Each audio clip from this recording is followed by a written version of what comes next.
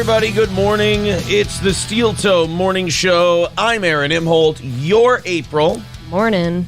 Future Zumach fuck victim. Ooh. Is it my birthday? Well, it must be. He's moved on from credit card theft to bodily theft. Stealing hearts. Oh, what's the CVV code to your heart there, April? 911, actually. Yeah, please write that on your hand so you can remember it for when you need it. I'll get it tattooed. It's going to be very sweaty, though, because we're very runny from all the sweat and the stress and the... No, I thought it was just the sweaty sex. From all the fucking... We looked good together, you have to admit. Oh, yeah. You do know that was my body. No. So he was borrowing my body. What? Yeah, that's right. He Stealing everything. He works out. God damn it. Yeah, I guess I'm begging for a fight. Is that what I'm to understand? And to lose your girl. I had to lose. I'm going to lose the fight and my girl. Oh shit. Can you imagine the babies we'd have? Oh man, the little Zumachian children. Little no-lipped felons. Oh. God damn, there's no lip to bite. Little kid. I mean, Chad Zumach's lip, if you zoomed in on it and you said, "Who is this?" You know, like at baseball games and stuff in between innings, they have those fun little games on the big screen. What you'll have with Chad Zumach is you'll zoom in to the no top lip and people they go, "All right, who is it?" And as they zoom out to just the lip, they'd go, "Mason Verger from Hannibal." Oh, that's it. And they'd go, "Nope, sorry, it's Chad Zumach." We zoomed out the rest of the way. And they're like, "Oh, shit. I wish it was Gary Oldman. It would be a little more pleasant to look at." Can I get the Hannibal guy? Yeah, can I get Mason Verger instead? You have to get finger popped by Chad Zumach or Mason Verger. What's the better story? Probably Mason Verger. Mason Verger, not only that, billionaire Mason Verger. Ooh. Yeah. And everyone knows I'm a gold digger. And if you can get him to marry you after Hannibal feeds him to the wild hogs, you get all the money. I'm in. You can push him in, Caudell. You can just say it was me. But I was kind of doing Mason Verger and Hannibal together there. I couldn't really... It was a mixed. Yeah, that sucked. You know what? Let's make a note today. No more Hannibal impressions. Okay. For this guy. We do have a very fun show for you today. I know that most of you don't know what the hell we were just talking about. We're going to update you on it in a little bit. It's very funny. Well, not for April. Not to my loins. Very, very funny for me. I'm scared. Not funny for April. Boy, I don't even know where to start. A lot of tweets overnight about this whole thing. Somebody put it perfectly to me on Twitter. They said, this is like radio beef, only like with a fast forward button. Like it just, there's so many more. I remember in radio when we had beefs with people, you had to wait like 2-3 days. To get it out? For anything to, transpire. Like they had to do all their wacky car drive promos or canned food drive promos or all this stupid radio shit you had to do. I hear you. And then maybe they would pop off about you once in a week. Not even that. Really, there were like radio is so corporate now that, we would come in and we would talk shit about somebody and then their management would be like, well, just don't respond. That's not what we do here. We got a community to serve. Be the better person. Right. And like our show never really gave a shit about our community. So we were just like, well, no, we just wanted to come on here and make fun of people. Right. And then bully people and things like that. I have a microphone. Let me use it. Right. And they're like, well, what are you going to do for the community? I'm like, who gives a shit about that? I mean, honestly, it's the internet age. The community doesn't care about the community. I mean, if there's a kid, with his hair all falling out from leukemia or something, like I'll plug a spaghetti dinner for the guy. But in terms of like, I'm not going to have the stupid fuck on and, depress the shit out of everybody. Oh, what? What if that was his Make-A-Wish? But no, your Make-A-Wish is always to meet John Cena. So it probably wouldn't have been go on with the misogynistic radio bully. You don't want to do that. You don't know. Are you guys going to shit on Speed? No, he's funny as fuck. You mean the Speed, like, okay, if you're talking about the streamer guy who made the Chinese guy joke at the World Cup, yeah, we're going to make fun of him a little bit today. But in fairness, I'd never heard of the guy, like Need for Speed or whatever the hell his name is. There's some like TikTok or Twitch kid, and he was at the World Cup, and he just started talking ching chong tong to some Chinese kid in the crowd. It was so funny. Oh, no. It was so funny. Like, there's something about unfunny people just leaning on ching chong tong ting tong. That's like, it's a get out of unfunny free card. It kind of is. Because it's so cringe to go to a Chinese guy and go tong tong ting tong ting tong. I haven't heard that for years. You're just sitting there, you're watching it, and you're like, there's no fucking way this is happening right now. That's a very Litchfield thing to happen. Well, he's black, so that's a very un-Litchfield thing. Is that really? Yeah. Oh. It's a black guy. Well, then he gets out of everything, right? I'll be honest, if there's one thing we do in this country, well, except in like New York and Chicago where they just let him go bail free, it's get caught and punished for things. Oh, shit. Curly Adam with $10 says, for the big tit blonde, happy to see April as well. Hey, I'm not blonde. I wish. You know who is blonde? Who? Zumach. Is he? I think he's a dirty blonde, yeah. Oh, is he a dirty blonde? I know he's a dirty blonde. I know he's a dirty credit card thief. That means he can buy me things. April, that is now, that Curly Adam Super Chat has to go towards Monday evening. Okay. As we knocked out Monday morning yesterday. Thank you guys very much. Very, very sweet of you. Thank you, nice to be people. so far ahead for this stupid show. All right, so let's update you on what we're talking about. First off, I do have to ask April, did I get low-key drunk last night? I didn't feel intoxicated. I think so, but it was kind of a weird drunk for you. You usually are a little more obvious about it. Yeah, I mean, I didn't feel super drunk. You had a lot of moonshine, though. I did, but I didn't feel really drunk. But I woke up this morning, I had the dry mouth. I feel a little sluggish. I have all the telltale signs that I drank, but I didn't feel like super fucked up last night. Oh, well. I don't know. Let's... Your misogyny went for a walk. Like, big time. Last night. Oh, yeah, the breastfeeding story. That was good. Hey. I think we attacked the handicap, too. I will say, for anyone who didn't catch it live, last night, to me, was one of the best evening shows in a long time. April really enjoyed last night's evening show. So, if you have time, check it out however you'd like to. King of Cali says, Aaron woke up with his butt hurting again. Just the hole. Just the hole? Yeah, like not my glutes, not my whole butt. Maybe you let the dog in there again. The dog has this weird thing where it wants to... I don't know if I should even be telling you this. Probably not, but you started now. Like the dog wants to, like, when I'm laying down on the bed and I'm watching something or I'm playing Madden or something, the dog will come by and the dog will lick my ass. Like over my clothes. Like, let's not get, like, gay about this. But he'll lick my ass and I don't, like, it takes me a second. Like, April notices it right away. It takes me a minute and then I go, get out of there, Gord. He starts licking my ass. And it's like my brain goes, there's no way there's a dog licking my ass at the moment. Last night, I'm combing my hair for the evening show, and he's laying on his stomach on the bed playing PlayStation. And I look over because I hear licking. The dog's fucking licking his ass. And I just looked at him, and I literally said, I'm like, really? You're just going to allow this? And he's like, what? And then he's back there. Yeah, he's licking my ass.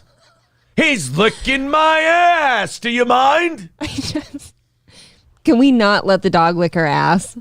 I mean, I can work on it, but must be something about my asshole. Sean says, did you put the peanut butter in the wrong spot? Never again. Never again. I don't know if that thing like smells or something. You gotta clean up. Fuck you, dude, with $2 says, love your guys' shirts today. Yeah, we kind of got a weird like quasi Beavis and Butthead thing going on, you and I. Do you want to know like the problems I had upstairs? No, you're wearing not really. Oh. No, go ahead. You're wearing such like an awesome new like bright shirt. I had no idea what the fuck to wear next to that. I got my new... Nothing matches that. I got my new Hulkamania shirt. This came from Max Hand. From Canada. From the Great White North, as they call it. King of Cali says, holy shit, that comment started a weird story. Yeah, it was... you kind of set that off, didn't you? And you had no idea. People are saying in the chat that letting the dog lick your ass... Beta! Yeah. I think Jesse would. It's, it'd be one thing if it was like a big menacing dog. You've got a Chiweenie. Wait, how does a big menacing dog go? Just like that? That's what big menacing dogs do? All right.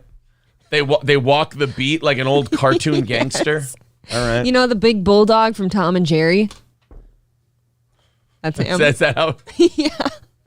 All right. Look, I'll take it. I didn't have a better idea. All right, so let's go into first off, Victor sent me a new drop. No, from last, he didn't. Yeah. Nope. Victor sent me. I bet he didn't. Victor sent me a new drop from last night's evening show. If you don't know this, April talked to us about her first time last night. And her first time was in a barley field with a 16-year-old when April was 18. And we got to hear that story. Lovely story, romantic story. And, there was something in there that I think a lot of the audience deemed clippable. I didn't think so. Well, I think you should scrap it. Look, some are saying that it was clippable. Is that fair? No. Some are saying. I think that's actually a fact. I think it's opposite day. Gray Duckling says, I thought it was a cornfield. Hey, look, man, if you're going to be born in a farm town, you know your goddamn difference between corn and barley. The corn came after. So did he. Cornfields are a good sneaky way to not get caught. Every time I pass a wheat field or a preschool nursery. That is so unfair. This is not how that went. Adam said that kid was like, I got me a senior, bro. What did he get first? Did. What did he get first? Your pussy or his driver's license? His driver's license. Oh, but it was right there. Neck and neck. Neck and neck. Neck and pussy. He was a year and a half younger than me. Yeah. Come on. Even though it isn't real, she just can't help but feel his learner's permit again. Sorry. Did you fuck him and then help him with his calculus homework? Obviously. Did you fuck him and then tell him he's late for AP bio class? I'm sorry. You're so evil. I just thought that, you get a little fun out of your situation. He was lucky though. That was a weird year where like a lot of us seniors had sophomore like relationships, like guys and girls. It was very weird. There was like you weren't a senior. You said you were out of high school. No, I was dating him when I was a senior. But you said the barley fucking field never happened till after high school, but we were dating for a long time. It didn't matter. Okay. You better get your story straight. This is so bad. Or they're going to deny your NAMBLA application. Wait, you'd be NAFBLA. Whatever. Jesse going on Dr. Phil saying America needs more white babies was the funniest thing ever. What? Link, please. I need to see this. Dusty Rhodes says, yeah, she could blame her yeast infections on the barley. Don't forget that, if you will. Dusty Rhodes always has a way of explaining things so I can understand them. At least he had an explanation for the infection. King of Cali says it was a great year for that kid. Yeah, right? I mean, he got his driver's license. He fucked a college freshman. Whole deal. Loaded Wrench says April had a car seat before they were cool. Gene Malaprop says, got the Hulkamania shirt on. You will go with me to chiropractor. I will call you George. Thanks, buddy. That's helping. Biden's Bush says it was the summer of 99 for that guy. Gravy Show says, I lost my virginity to a senior when I was a freshman. She also died in a car accident a year later. Okay, but see, that's a bigger distance than mine. So did he fuck you first or pay you for the babysitting? Which one? I will have you know, he had a job. He was like an advanced student. Really? He was taking college courses. Wow, as a freshman, that's wild. He wasn't a freshman. I know. Whoa. I would never go that far. That's just disgusting. You've got standards. I do. Right? He was one of the hotter guys I'd ever fucked, that's for sure. Second hottest. What up? Yeah. What up? Kind of went the other way on the whole fucking thing, didn't you? From cradle robbing to daddy issues. Even though it isn't real, I just can't help but feel it. Mike Durham says, so April fucked a nerd. Well, it's better than something else that starts with a similar... I will have you know he's a doctor now in like the Navy.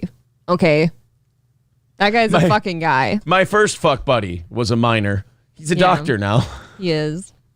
I think my exes are like, at least one of them's a lawyer and one's a doctor and one's a fucking podcaster. Take your pick. I'm not an ex.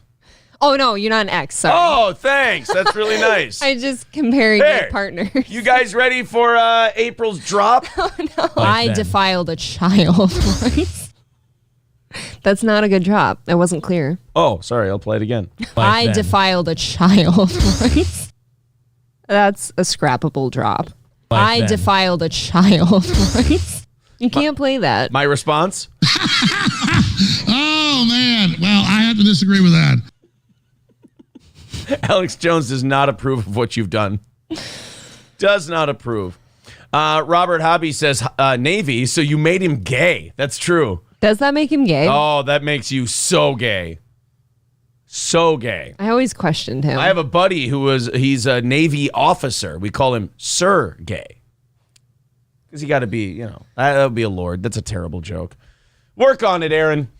Aaron, I'm sure you're in the top 20 of hotness for people April has fucked. Oh, that makes me You do make the top 20. Thanks, I appreciate that. Glitch One says, I just switched from the night show to this one, and it seems like it's the same show. I love it. It's a continuous thing. It's fluid, okay? Yeah. Stavi says, slips. Yeah, you slipped up. I slipped up? Fucking calling me an ex.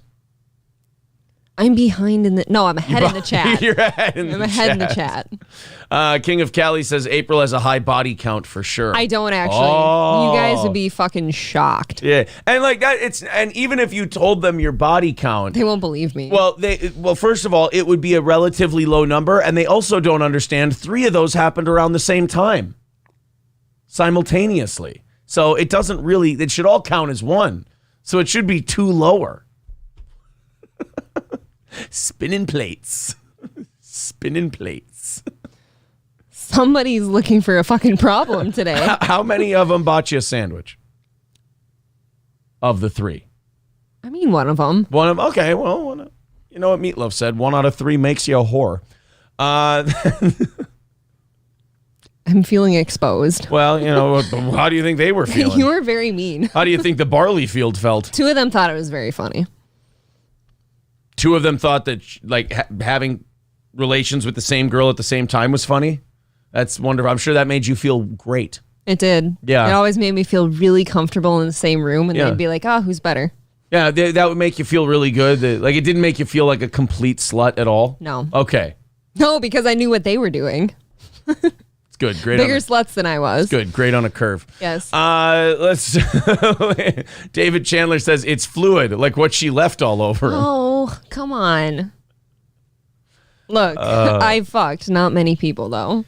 Veldrain says Litchfield body counts are strange. They can't count very high to begin with, so I don't know how valid they are. That's a good point. I just realized, you got to keep your body count on your 2 hands, lest you get too far ahead and can't count anymore. Exactly. Do I use my toes now? Brandon Quay is back, and he is going to expose me. Holy cow! Holy cow! Can't believe it. I defiled a child. Fuck you. Raz of Chaz, yes, the new name of the show, The Hack and the Hick. Hi, everybody. I do have a nice buckle on today. I haven't pulled this out in a while. Yeah. Yeah. That's good. I'll pull out a pocket protector and we can keep the gimmick going. No, not the nerd in the hick. It's the hack in the hick. What is wrong with you? Fuck, man. I am off today. Gray Duckling says, Aaron, is it a good idea to make fun of the person who makes your food and sleeps in the same room as you?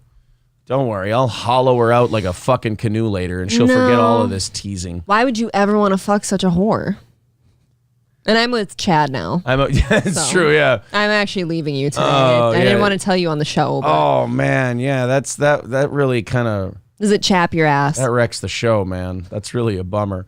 I was speaking with the Night Daddy Mersh, of course, or Night Daddy. Yeah, the Night Daddy Mersh. Otherwise, as he describes himself, a potato N. And he was really enjoying the Chad Zumach drunken spiraling from yesterday, I believe. Now, I am blocked by Chad on Twitter. I'm not. Because, and I'll tell you, can I tell you why Chad blocked me on Twitter? Why? Because he doesn't care. Well, he also doesn't want you to see that we're together.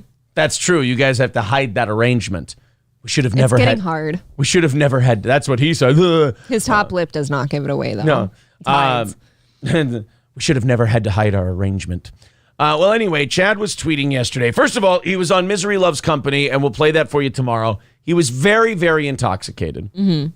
And I guess the drinking must have continued after MLC. It spilled. Bob and Kevin were mercilessly fucking with Chad and trying to. So they asked him about who are these podcasts, and he just shit on Carl and hammered on our buddy Carl. He's a nerd. He sucks. His show is terrible. I fucking hate it. Now, the reason Chad hates Carl's show is because Chad went on there and made an ass of himself. And then when Carl kicked him off his show and people said, you made an ass of yourself, he went, I was trolling. He wasn't trolling. Good cover. He sucked ass on who are these podcasts, and he's been bitter about it ever since. So we started making fun of Chad this summer, and we kept going because we noticed right away how much it made Chad upset. He does react a lot. Again, you tease someone and you taunt someone, and then they go, "Oh, why you, why oughta?" And you're like, you turn into Bugs Bunny, and you're just like, I want to keep fucking with this guy. Is he Elmer Fudd? Is he Yosemite Sam? Yosemite Sam. Is he Yosemite Sam? Yeah, that's what I was gonna say. And so you just want to Bugs Bunny the shit out of it. You're like, with Bugs Bunny, it was never personal. He was just having a good time. You know? Yeah, and that's all us. for goofs. We're just having a good time. Well, and I love this Twitch account. You should go check it out if you'd like. Misery Loves Clips. Misery Loves Clips is a Twitter guy who he likes to stir shit. Like, I don't think this guy loves us. I don't think this guy hates us. I think this guy just wants to do a little shit stirring. That's all. I like that kind of shit. Well, on Misery Loves Company, Kevin Brennan and Bob Levy were talking about who are these podcasts, and Chad was, fuck these guys, they suck, I hate them. And then Kevin goes, how about Steel Toe? Would you go on Steel Toe? Chad instantly changes the subject. This one time at the gym. Yeah, this one time at the gym, and then there was another time he was at a comedy club, and they brought up Steel Toe like 3 times to Chad. And each time, he would just completely pretend they never said anything and completely change the subject. He did try to defend himself one time and say, no, why would I go on a smaller show? It's like, smaller show? Chad, you have nothing. Didn't he say, like, yeah, why would I lower myself? Why would I lower myself? Chad, more people are going to see you on this program than have ever seen you before. It would be the biggest audience you've ever performed in front of. Uh-oh. Problem is, he doesn't perform. Well, he just gets upset. Well, Misery Loves Clips then after the show decided to tweet out a poll that said, should Chad Zumock go on Aaron Imholt's show like Bob Levy and Kevin Brennan suggested? $100 plus the super chats. so we're paying him now. Here's the problem. I have never said I want this stupid fuck on. Nope. In fact, the only thing I've said is, he is my lol cow. I am the farmer. The farmer does not invite the cow to the dinner table. He waits in pasture for milking. He waits in pasture and we milk him. That's it. I'm kind of conflicted here because I think that people want it, and I do want to give the people what they want. I also think dangling $100 and super chats in front of Chad, if he can make it 1 hour, is a really interesting concept because you can taunt him, you can beat the shit out of him, you can bring up his past, you can do all this dirty shit, and if he rage quits, he doesn't get the money. I agree, yeah. I think it has that to be there could be something fun about that. the whole hour. Bring Gino and Chrissy on at the same time. And Carl. And Frank. Oh my God. Now I'm kind That's of... almost evil, though. I almost can't be here for You're that. right. It is almost evil. That's mean. And you can be a part of it if you'd like to. Or you cannot be a It part just of can't turn into the Jim Grindle ski mask thing from the other night. Jim Grindle likes our show. Yes, he does. But Jim Grindle is insane. That got out of hand. That was too much for me. So Chad then responded to the Misery Loves clip tweeted out poll because it went like 80-20 or like 85-15 that Chad should go on Steel Toe. Mm-hmm. So Chad responded and wrote, and by the way, there was nothing about you in this poll. Nope, I wasn't mentioned. Was not mentioned at all. It wasn't like Aaron and April's show. It was just Aaron's show. I was the only one in there. And Chad then writes, I would fuck the shit out of her. Bad move from receding hairline douchebag who is begging me for a fight. And that was at 9:15 last night. So Chad was shit-faced hammered on Misery Loves Company. Thinking of me. Right. He got embarrassed on Misery Loves Company by Kevin and Bob bringing up Steel Toe. And so he decided that he would fight back on Twitter and why is it always with people we make fun of? They always go to, I'm going to fuck April. I don't know. You tell me. Hipstar, that was his go-to. That was his go-to. Yep. But in his thing wasn't even like, I'm going to fuck her. So no, we're fucking. She's in my bed right now. Oh, that's right. Yeah. Remember that? He's like, no, this happened already. Yeah, you guys were already fucking. So Chad tweets that out. And I have to say, it was a funny night in the Steel Toe house yesterday. I couldn't believe what I was reading. We were laughing our fucking balls off. So I retweeted it, and I've now retweeted it a couple times. Now, Chad has me blocked, so I can't see the actual tweet, but I had screenshots sent to me. So I then decided to have a little fun with it. I put the screenshot up, and I wrote back a couple of things. The first one was, he said I'm begging for a fight with him. So I want you to remember, Chad doesn't care. And what did he say on MLC yesterday? If he doesn't listen to it, he wins. Okay. I think a tweet like that is not exactly not listening to it. So I don't know if that's winning. It's a little exposing, yeah. Yeah, the way Chad thinks it is. But he says, bad move for receding hairline douchebag who is begging me for a fight. Now, Chad, I am not begging you for a fight in any way. I'm being funny. I know how that's such a foreign concept to you. You would see it as a sign of aggression because it looks like I'm bragging. Like, you know, it's like if I can juggle and you can't, and I juggle in front of you, you might take that as a flex. It's not, Chad. I have an audience to entertain. I know, again, that's foreign to you, so it looks like me challenging you to a fight. But let your insecurity rest easy, son. I'm not looking to fight you. However, it would not be a long fight. I have a feeling that if you put the gear on Chad and we got old Chad in the ring, I don't think that would last very long. You can't bust lips. That's true. I can't bust his lip. He could bust yours. That's true. Okay, so he does have an advantage there. He does. Does he have a chin? Not much of one. Oh, boy. Maybe you're right. Maybe his lack of lip and chin make him a small target. Look, we're playing hurt. Look, Chad, I got to tell you, buddy, this is a bad look for you no matter how you slice it. But what was really funny about it was the responses and April's responses and other people's responses. My retweets were good, too. I wrote, begging for a fight, Chad. Don't humiliate yourself. You'd lose that faster than we've made you lose your mind. And then I went with the tombstone line, maybe comedy's just not your game.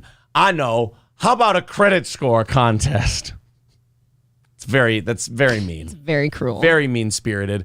And then this morning I retweeted it again, and I felt like doing a little really? I felt like doing a little Con Air this time. I wrote, "Sorry, Chad. There's only 2 men that get to fuck my wife. One of them's me. The other's not you." I like that. I didn't see that yet. That's a fun one. So a lot of people had a little fun with Chad and his little outburst on Twitter yesterday, including the one and only Mike Sheely of Revenge of the Sis and Nightwave fame, Mersh, decided, he said, "It's strange watching dudes flailing desperately in the internet waters. They grew up with a blueprint that doesn't exist anymore. You can't do a bunch of club spots and make a career anymore. And the ones who dabble in streaming get eaten alive." And that's, you know what? Pretty accurate. It is. I mean, the guy doesn't, like, what, he goes live for a few minutes here and there, just... And then privates it right away. Privates it. Yeah. That won't do anything. Jay Bird Wisco says, "Congrats to the Z-Man for being the top salesman at Bayside Kia Motors." Well, I mean, look, that's an accomplishment. I played along. I told him I think we'd make a very sexy couple. Yes. Because, you didn't show the picture yet. Well, let's, there's a lot of, oh, yeah, here's the picture. Why don't we just go to, let's go to Misery Loves Clips and get the whole. Oh, that's good. The whole range of what happened here. Yeah, he retweeted you a couple of times. That's an old picture, too. Oh, retweeted me, too. Look at that. We'll get to that whole thing.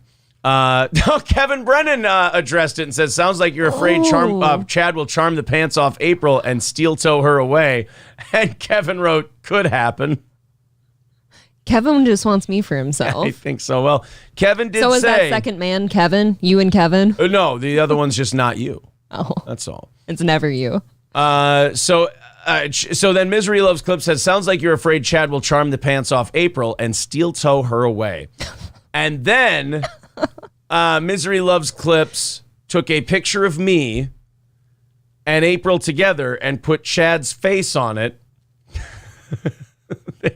Look, I think that's a cute couple. Last night it seemed like that creeped the living shit out of you.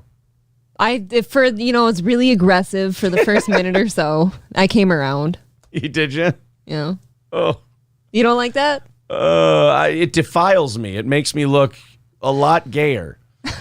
And then looks like I'm with like a thick Bradley Cooper. Really? Oh yeah. God, I think we'd be hot. I think the most insulting thing to Chad is the way you're being so sarcastic about it. I think that's Stop giving this away. That's the most insulting thing about this whole thing is the way you're condescending to him like he's a retard who gave you a corsage. I don't want this to end. Stop putting me out there. Oh boy. So it was a lot of fun, and then we were all retweeting the thing, and we were all having some fun with it, and I was honored, really. Yeah, it was. Look, that's the thing about Chad is that every time he tries to play, he gets way too serious, and then all of us get to make fun of him some more because he does like the old school, like, oh yeah, I'm gonna fuck your girl, and then we're like.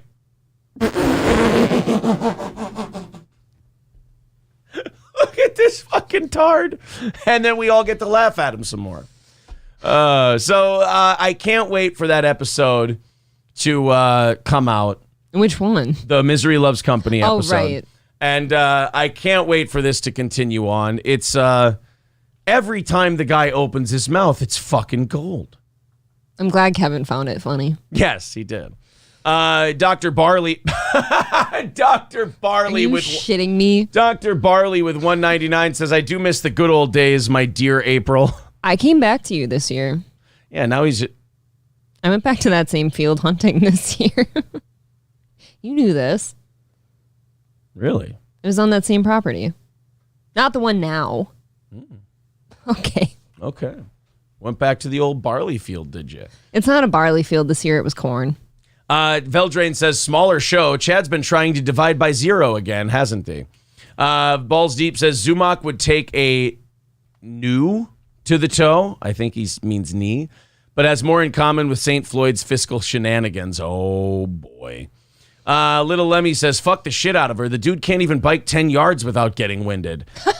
That's true. It would be a horrifying experience. In fairness, for me, then it would probably be short. So it'd be over quickly at least. What would you have to think about during it to take yourself out of that place? What would I think about? Well, fucking Chad to make it better. Genocide? The Holocaust? Like something less ugly than what's going on? Maybe I'll visit that Vikings locker room. Oh, boy. Dinosaur Fuel says, but does April follow through with the fuck? Because if so, I want to be next in line. Oh, see, now you're degrading yourself. Turning into a circus seal. What the fuck is wrong with you? What did I do? Citizen M says, Chad's creepy. At least when I talk about jerking off to April, she knows I'm kidding because I'm gay IRL. It's in real life. And I know, but it's funnier to... Boy, you are just not hip, I tell you. Oh, man. Adam says, not even a put down is, I wouldn't fuck her better. Yeah, No, you think if you're shitting on people, you're going to say, I wouldn't fuck her. But... I really... No... He's trying to strong arm you. I think this is very funny, and I hope it doesn't stop. Guinness says, but Aaron, he was popular in high school. He is unbeatable. Well, that's funny, because as we established on yesterday's show, April only fucks middle schoolers. So he loses. Why are you putting that out there? I've never fucked a middle schooler. That's true. I've literally never done that. Neither of us have ever fucked a middle schooler. Hey. Congrats. I'm not knocking you for that. Well, even when we were in middle school, we didn't fuck it. I was a prude and I didn't have sex. We stayed pure for Christ. Come on. God, you were embarrassing. Don't tell people I fucked a middle schooler. Veldrain says Aaron Chad is older, so he has more experience. Oh, whoa. First of all, you can take one look at Chad and know that that's not true. I'm in for a rodeo.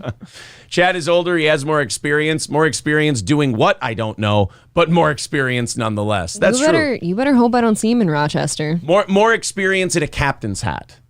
I hope fair. He only wears that captain's hat for me.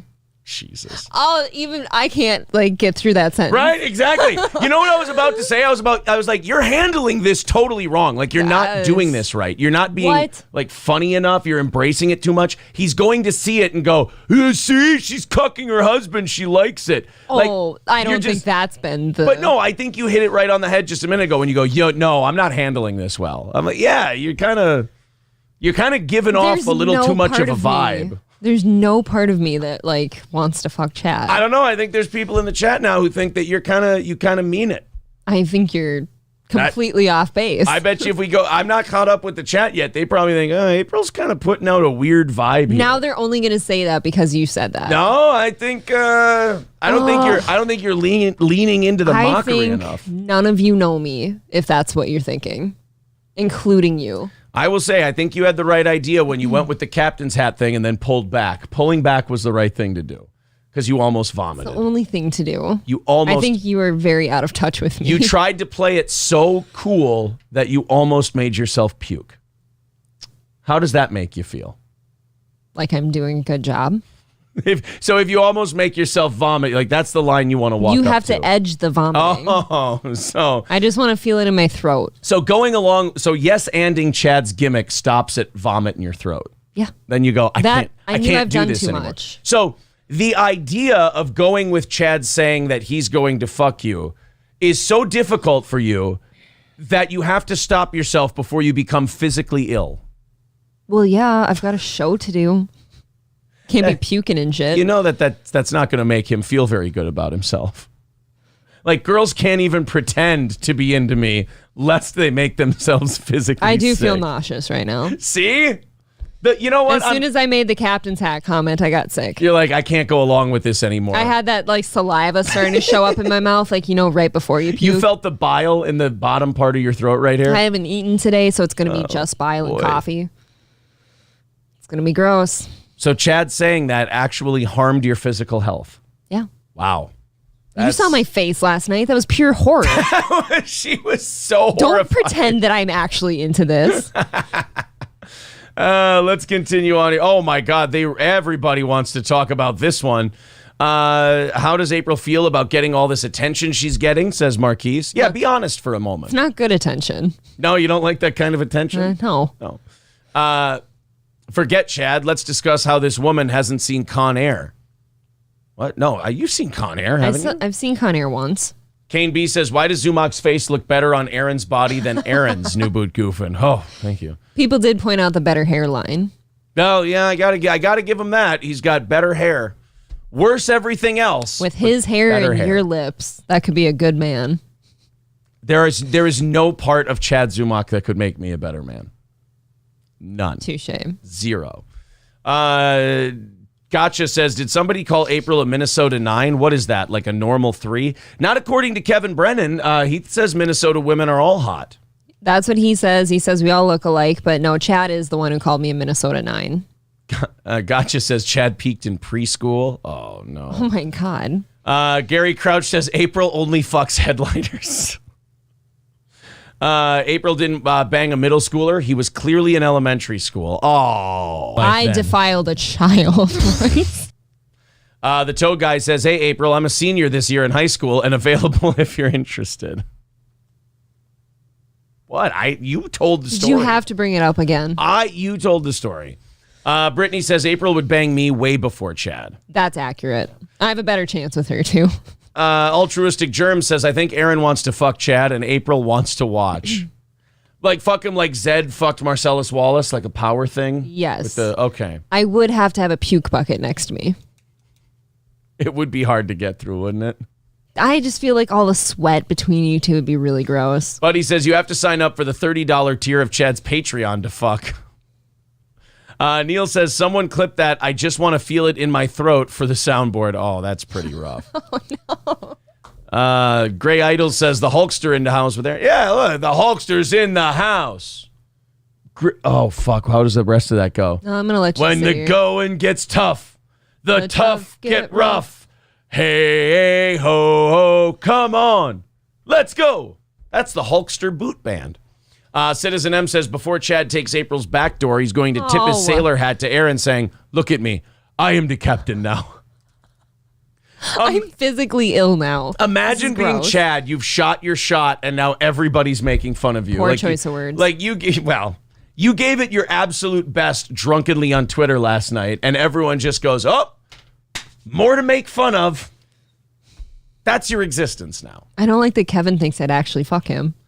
Look, Kevin just, in fairness to Kevin Brennan, he's just trying to keep the ball up in the air. Oh, yeah. That's all. He's a comic. He's just trying to keep the ball up in the air. Let's go on. I just want to see. My stomach hurts after that bit. I'm not going to lie. I did categorize, or I did document April's response to Chad's tweet. Great. Now April is in the bathroom crying. I'm trying to convince her this was just a Photoshop. I hope you're happy. She's traumatized.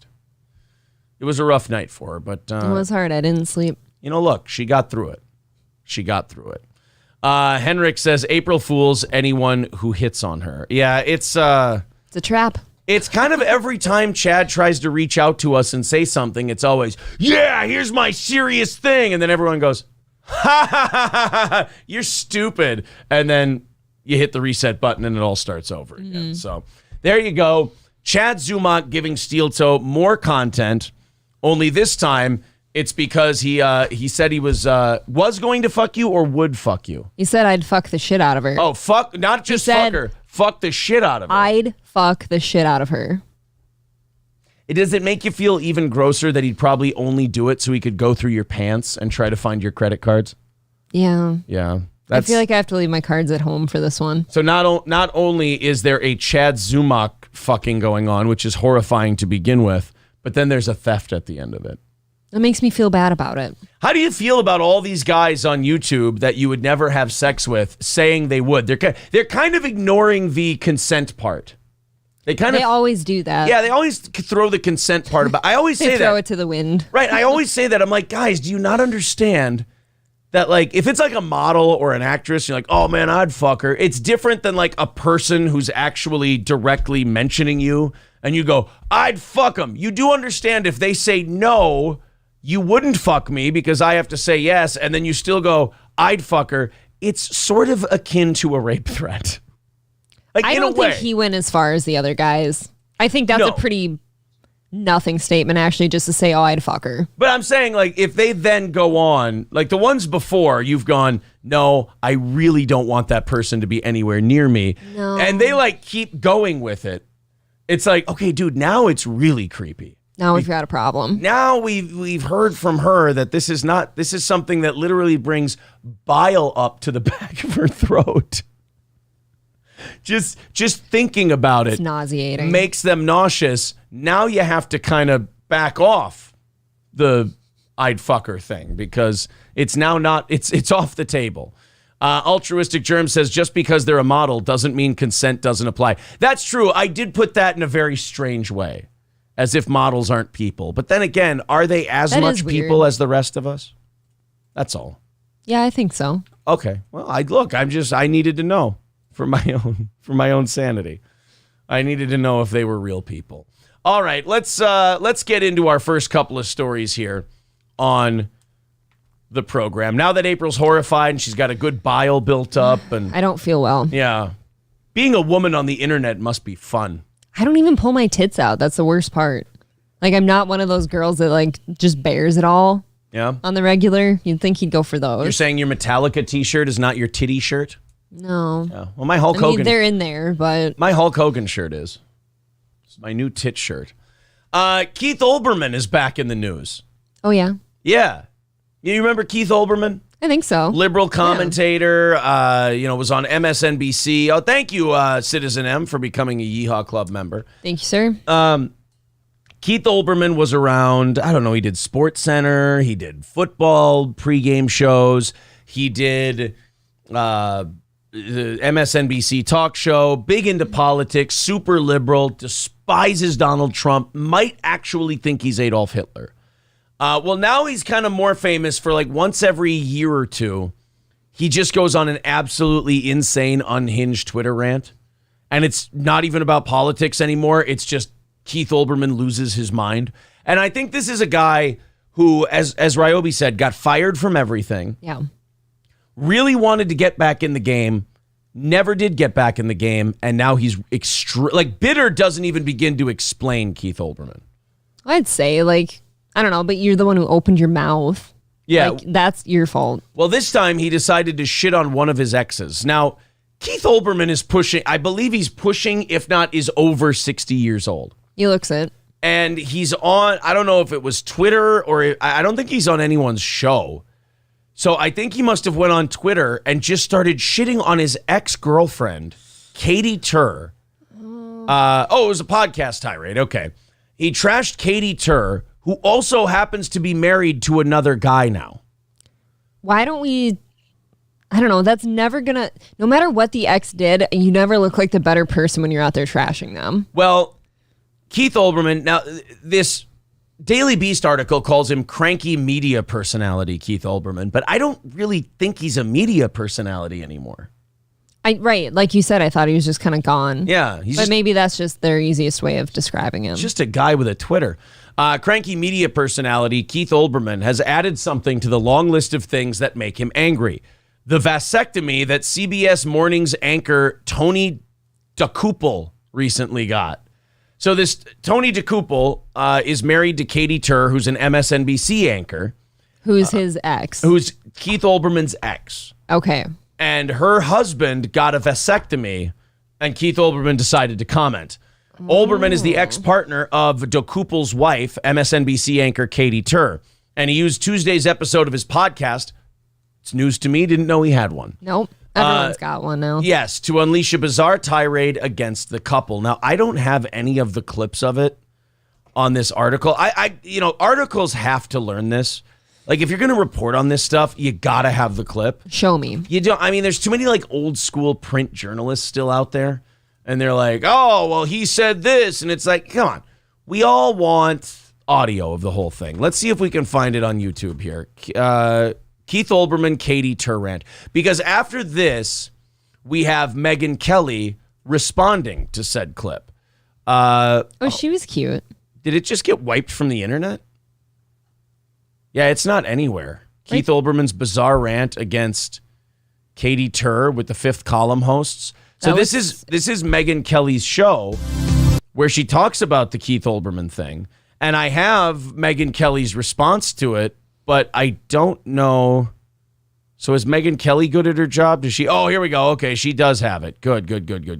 This is Keith Olbermann talking about his ex-girlfriend's husband getting a vasectomy. I guess he must not have had a good Trump rant handy that day. I'm going to guess that he's mad about that because now she can just fucking take the cream pies all the time. Oh, she can just take it right in the old... No worries. There's something weird about seeing a woman in a power position, like news anchor or something like that, and then realizing, oh, there's a guy who just sweats and comes inside of her. Do you think that a lot when you see women anchors? Fires off batches. You got to admit, throwing a batch in a woman is kind of a power move. It kind of establishes a hierarchy. I guess so. Throwing your goo into someone else's body does establish a form of dominance, I feel. I guess in that sense, you're the one who's throwing anything in a body. Your whole dick is you're putting something in someone. Taking your dick and putting it in someone's body is kind of a power move. As far as the goo, I feel like if it's not live, it doesn't matter. It's as long as it's not That's live the ammo. line I drew. Yeah, you know what? It doesn't matter anymore. That's what they told Alec Baldwin on Rust. If it's not live, it doesn't count. Yeah, well then it's fine, Keith. He was just testing it. Alec, yeah. On January 22nd, 2017. So even when he's talking about the vasectomy that his ex's husband got, he's still doing news guy voice. And then Katie Tur's husband had his testicles snipped at the bottom and his vas deferens severed in half and soldered back together. Or not soldered back together, rather. It was cauterized and then left separate. And now, my ex-girlfriend, Katie Tur, can take anchor loads from that man anytime she wants. Is this the kind of responsible behavior we need to be preaching to this country's youth? That some girl can just take dirty cream pies the entire time and be a complete cock cum slut? This will not be acceptable. I just imagine Keith Olbermann making it as dignified as he can. Yeah. Katie Tur of MSNBC asked me to write her Trump book for her. She was serious, and there are receipts. So all this time I have remained... I'm guessing he's not over the breakup. No, I don't like anyone who always says, like, oh, I have receipts. That was what Jim Grindle kept saying. And then he kept sending us stuff, and we were like, these aren't receipts, Jim. I feel like if you have to tell everyone you have receipts, your story's kind of shaky. Jim was saying, yeah, I have receipts, that it was just a bit on the wet spot on Monday. And then he kept sending me receipts. It was like the equivalent of him saying, no, I didn't steal that pork shoulder. I have a receipt. And he kept giving me bubblegum receipts and... well, it's from the same store. Electronics receipts from 6 months ago, and I'm like, that's evidence that I was planning to buy. Yeah, exactly. This establishes a track record of buying things. So all this time I have remained silent about the nearly 3 years she and I lived together, and the 8 years after that during which I remained her good and loyal friend, and I... What a piece of shit. Don't... What? If you're with somebody, don't be their good and loyal friend after, I feel. Well, not only that, I just hate people who, you can tell that he's a piece of shit who only has relationships for leverage. Yes. Because this is a guy who goes, well, I was nice to you, so I'm owed this, this, and that. And if I don't get the things I feel like I'm entitled to, I'm going to bury you. He's keeping score. He's keeping score. This, we've talked about it on the show before. This kind of happened with my family when we got engaged. Was like, well, we're your family. It's like, yeah, but that doesn't mean you get to be evil. You don't, just because I don't do something or I do something that you don't want me to do, doesn't mean you then get to be evil at me. And then in response, when I decide, well, I'm not going to lay here and take this, I'm going to knock your fucking teeth out for it. That doesn't make me the bad guy either. But do you know what you've put us through? Put you through.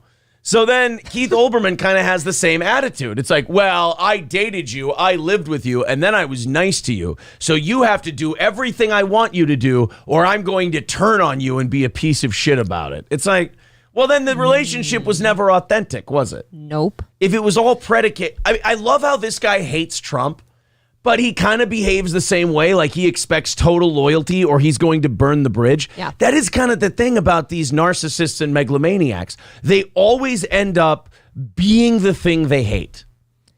How does the saying go? You live long enough to become the villain. This is more, he calls other people out for being villains and then does the same shit. Yes. I have remained silent, even though the day she moved into my place in New York, she expected a New York TV station would hire her with no experience and no audition tape. And I have remained silent about how her father, whom she has never stopped trashing... Don't you bring the father into this? Well, her father is a reporter. It was actually the reporter who was covering the OJ Bronco from the helicopter. Oh, that was him. Her father, okay. But her father's now a female named Zoe Tur.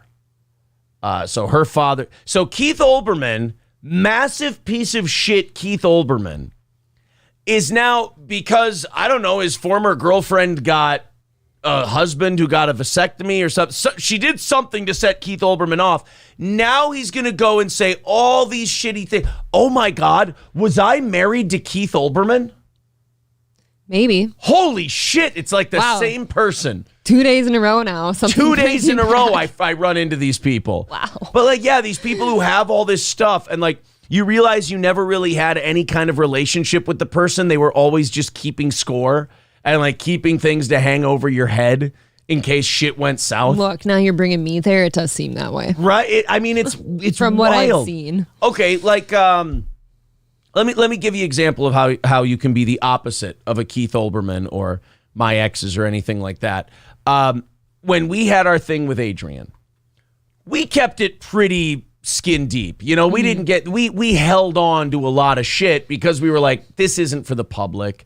This is between he and I, this and that. We kind of kept it to, what the public needed to know about us shitting on each other. Yes.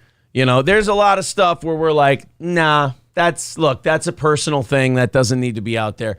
But like, for you to go, let me tell all of your secrets because I don't like what you're doing. Now, if she would have done something to him, if she would have done something very public and personal to him, burn it the fuck down. Yeah. I get it. That's okay.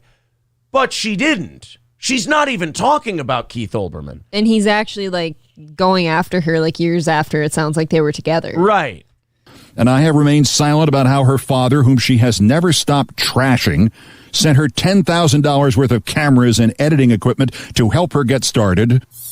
And I have remained silent even though she sent me nearly all of her scripts for her NBC News stories, including her Trump campaign coverage in 2016, and I edited nearly every one of them. To just write, Trump is a gay F word, Trump is a gay F word, Trump is a gay F word. And she was like, Keith, I can't use this. This is not kosher for Keith, the airwaves. I can't say this on NBC News. I can't. He's like, all right, well, if you don't want my help, I'm going to expose you as a phony. Uh-oh. What a dick. And several times I had to completely rewrite them for her. And I have remained silent even though 6 days after my emergency appendectomy in 2007, she started punching and slapping me with real intent to do harm because the living room wasn't clean enough in our place. What a fucking bitch Keith Olbermann is. Look, that is a bitchy thing to bring up, but it doesn't sound like she's been very nice either. Yeah, but it doesn't sound like Katie Tur went public and said anything shitty about him. Maybe he didn't do anything shitty to her. Like, I will cop to this. If somebody does humiliate me, like attack me, anything like that, I'll do whatever I got to do to take them out. Mm-hmm. Like verbally, not like I'm not saying physically. I will do anything. I will do what I need to do to make them regret. Because like treating someone like shit and thinking that you can pull like an alpha boss move on them when they haven't done anything to you, that to me does deserve the I will do what I will make sure that you never do that to me or anyone else again. I don't really care about the anyone else part, but you're sure as fuck not going to do that to me. I'm not that guy. I don't like people getting away with that. Right. But to just come out and air this dirty laundry out of nowhere, that's psychotic. Yep. That's psychotic. Well, it's the difference between throwing the first punch and throwing the second punch. Well, and let's not forget what started this. Her new husband got a vasectomy. And how exactly do you even try to defend yourself against a woman 125 pounds lighter and a foot shorter than you? Let me show you. Come here. That was an honest response. I was like, oh shit, it's over. Are you like Chrissy, where you like have some deep trauma from earlier in like being beaten, where if I come and do that, you're like, ah! There is a thing that happens to me when like, let's say you're the man next to me right now. Like if you were to start really angrily yelling, like truly angry, you get that like feeling in the weird pit of your stomach, like you're going to piss yourself a little bit. Like I do get that. Is weird. Well, Chrissy gets that too. That's probably a woman thing because men are big and loud and whatever. No, it's definitely from some things I've seen before. But like also guys in their everyone yells sometimes. Like guys are used to like yelling with each other, yelling and fighting over something as stupid as sports. Mm-hmm. And then 5 minutes later going, that was fun. I get that. Like I never piss myself, of course, but I get that. Not like, even once? Weird. I get that weird feeling like I'm going to piss myself because of things I've seen before. Okay, so that was the end of it. What? Oh. Now that was all over the vasectomy? He didn't even mention that. Yeah, he didn't mention the vasectomy. I got to go back to the article here. What does the vasectomy have to do with it? The 63-year-old bachelor spent the better part of 20 minutes. Oh, so that was just a clip of like a 20-minute thing. Just a taste. It sounds like he was like winding up right there. So no wonder these articles aren't putting clips in it. Keith Olbermann is such a wordy fuck all the time. It took him a while. That it took him forever to get to it. Unpacking a laundry list of grievances with Tur, saying he'd been pushed over the edge by news that De Koopel, who has been married to Tur since 2017, got snipped. That's it? Like, again, I would defend Keith Olbermann if Katie Tur did this public thing where she said he's a piece of shit, you know, Keith Olbermann's a tool, I hate him. All right, then burn her to the ground, Keith. I may dislike Keith Olbermann a lot, but if she went after you, burn her to the ground. Maybe the vasectomy was like a touchy subject. Maybe he would never get one for her or something. I don't know, but like to just hear that her new husband got a vasectomy and then that caused you to just fly off the handle and she's abusive and she does the... Do you see how I'm getting flashbacks from Keith Olbermann talking I get this it. way? Like, I mean, it sounds like she's been married to this guy for 5 years now. Yeah. So she's definitely been split from Olbermann Like, for Keith, a long time. let it go. I almost called Keith the wrong name. This is so familiar to me. Calling the pair insufferable publicity addicts, Olbermann accused her of turning a vasectomy into a photo op, adding that he'd finally run out of the energy required to cover for her. Nobody's asking you to cover for her. Maybe just forget, buddy. Just move on, Keith. He's Fuck something else. Yeah, well, maybe the sleeve of your favorite jacket. I mean, he's 63 years old. Anything. You know? Olbermann seemed tweaked by the fact that the vasectomy announcement posted by DeKuppel on his Instagram page on Sunday did not mention him. What kind of fucking... You want the guy who's married to the woman you were fucking to shout you out in his vasectomy announcement? Maybe they were bros before. Well, they're tunnel bros, but I mean, other than that, do we really... That does seem a little self-absorbed. Yo, I got my balls snipped so I can't have babies. Shout out Keith Olbermann. You hear me, boy? It's like, what? That's really strange. Despite acknowledging the fact that it doesn't even have anything to do with me, Olbermann said he went looking for his name in the coverage of DeKuppel's decision. Okay, so Olbermann's a mental case. What a narcissist. That's a nut. Oh my God. I cannot imagine like looking to any of my exes for like any of their posts or anything ever, but then especially something like that and like make sure you mention me. I'm reading stories about her husband getting a vasectomy, and I'm sitting there waiting to see how she managed to make this one my fault. Oh, 5 years later, can't let it go. Holy shit! I need to check my settlement. Was I married to? I might have been married to Keith Olbermann. You should be entitled to some more money in that Holy case. shit! Yeah, why am I you paying? Why am I paying Keith Olbermann? Why are we paying? Ter's failure to include Olbermann seemed to pick at an old wound. You think? Yeah, it's super old. When Katie's first book came out, she reduced our entire history to a throwaway anecdote defending Kellyanne Conway. Oh, he's mad that her 2017 book, he's not mad about what she said about him. He's mad that she didn't mention him enough. That is, I don't know if that's beyond like scorned lover at this point. He just needed to hear about himself. Well, and Keith seems like the kind of guy where he's like, I don't care what you say about me, just spell my name right. Mm-hmm. And he's mad that he didn't get more coverage. He didn't get his fame. Most of us are like, I'll fucking bury this bitch if she shits on me in her book. Keith Olbermann's like, I'll fucking bury this bitch if she totally leaves me alone in her book. Dude, if one of my exes wrote a book and I looked through it and my name wasn't in it, I go, whew. Dodged a bullet. I was like, that sounds great. Now I can go on living my life. There's nothing in there that I have to address. Even if they did write about you. Right. Even if they did write about me, I feel like you're the kind of guy like, fuck that. I don't care. The only thing that would make me respond is if you like accused me of something I didn't do. That's a good point. Like then I would have to be like, all right, you know what? Is your book coming out now? Yeah. My book's coming out. Yeah. We're having a book swinging contest.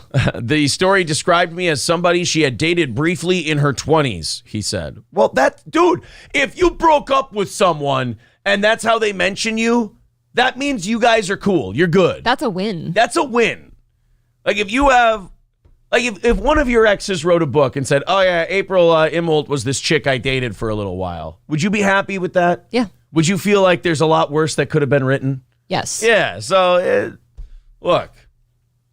Yeah. As soon as you break up with somebody, like it could either go that route where you don't care about them anymore, which is good. That's good news. Right. Or it can go like the slanderous, like shitty, backstabbing, exposing. Right.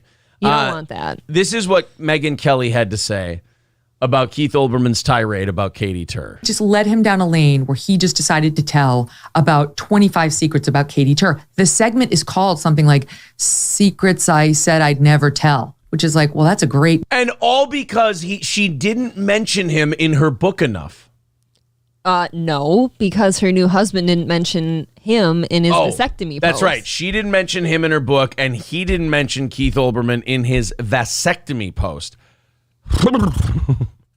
Name for a segment, but it really makes you a terrible person. Okay. Ew, what is this music? I hate that the New York Post does this shit. But she blasted Keith Olbermann for it. I think the story is more Keith Olbermann than Megyn Kelly here, so I don't really care if we find that audio. But Jesus Christ, man. I have to say, Keith, I don't even like Keith Olbermann, but at the same time, dude, get a hold of yourself. I mean, Jesus Christ, like, are you looking to any of your exes for their new men to post about their vasectomies and shout out to you in it? Right? I mean, I guess. That seems a bit weird. Yeah, and Jake nails it. He did it in 60 Minutes voice. Yeah, he did. And then I said, after he didn't admit that he got his balls snipped and I was part of the decision, that her trans dad is a piece of shit. It's like, whoa, what the fuck, dude? Shout out to Keith. I can cream pie your wife anytime I want. Shout out to Keith. I can blow my load in your ex's snatch whenever I feel like it. Well, thank you for mentioning me. I appreciate that. Dude, he would do. That's what he wants. He just wants his name out there. Is that like some kind of cuck fetish sort of thing? I don't know if it's that. It's very narcissistic. You just want to hear about yourself. Yeah. I don't know. Maybe there's some kind of cuck fetish in there. Yeah, balls deep. Keith Olbermann described himself as, I was a good and loyal friend. But Seems that way. He didn't mention me in his vasectomy post with his wife. So fuck that bitch. Jesus. Omega Dreads Gaming Channel says those are punk-ass weak people that are narcissistic. I like people like that because as a guy who does his own show and is very, very impressed with the job he does, I like to have people like Keith Olbermann so I can go, oh, that's what a narcissist is, huh? Oh, thank you. I move farther down the spectrum. I'm even more, like I see enough Keith Olbermanns, I go, not only am I a narcissist, I think I might not have enough self-confidence. Yeah, I don't know. You're just more of like an egomaniac, I feel. Right, I'm an egotist. That's innocent and fun, right? Sure. Egotists we'll go with that. We're just silly and frolicking. Narcissists are frightening. You've just got a real big head. An egotist is a guy who plays for fun. A narcissist is a guy who plays for keeps. Yeah, keeping score. Here's what an egotist does. You don't think I'm the greatest? The fuck is wrong with you? Here's what a narcissist does. You don't think I'm the greatest? Prepare to be destroyed. You've said that before, though. You've definitely done that. Here's what it is for an egotist. Like a radio war or something. Radio war is different. Radio war is very that's funny. performance. Yeah. That's performance. But that's the difference between an egotist and a narcissist. Who do you think you are? I am. Yeah, an egotist. Right. Pete Weber is an egotist. Yeah. Keith Olbermann is a narcissist. Mm-hmm. I love how people watch these segments and they go, is Aaron trying to convince us or himself? Yeah. Thank you. I was kind of just thinking that. I'm like, it is a fine line to be walking. Right. You could go either way. If you want to know the difference between an egotist and a narcissist, that instant moment of self-awareness, that's the difference. As he laughs about it. Aaron, what kind of fine line are you walking? That one. That's the fine line. Marquise writes, where is the journalistic integrity here? If you're talking about Keith Olbermann, I think it left when he went away from SportsCenter. I think a lot of journalistic integrity went out the door a long time ago. Yeah. Like across the board. I'll tell you what went out the door for Katie Tur, pulling out. Wally World says, when they started dating, she was 23 and he was 47. Whoa. Ew. And he's not even like hot or anything. That doesn't make sense. Oh, and he's gay. He seems that way.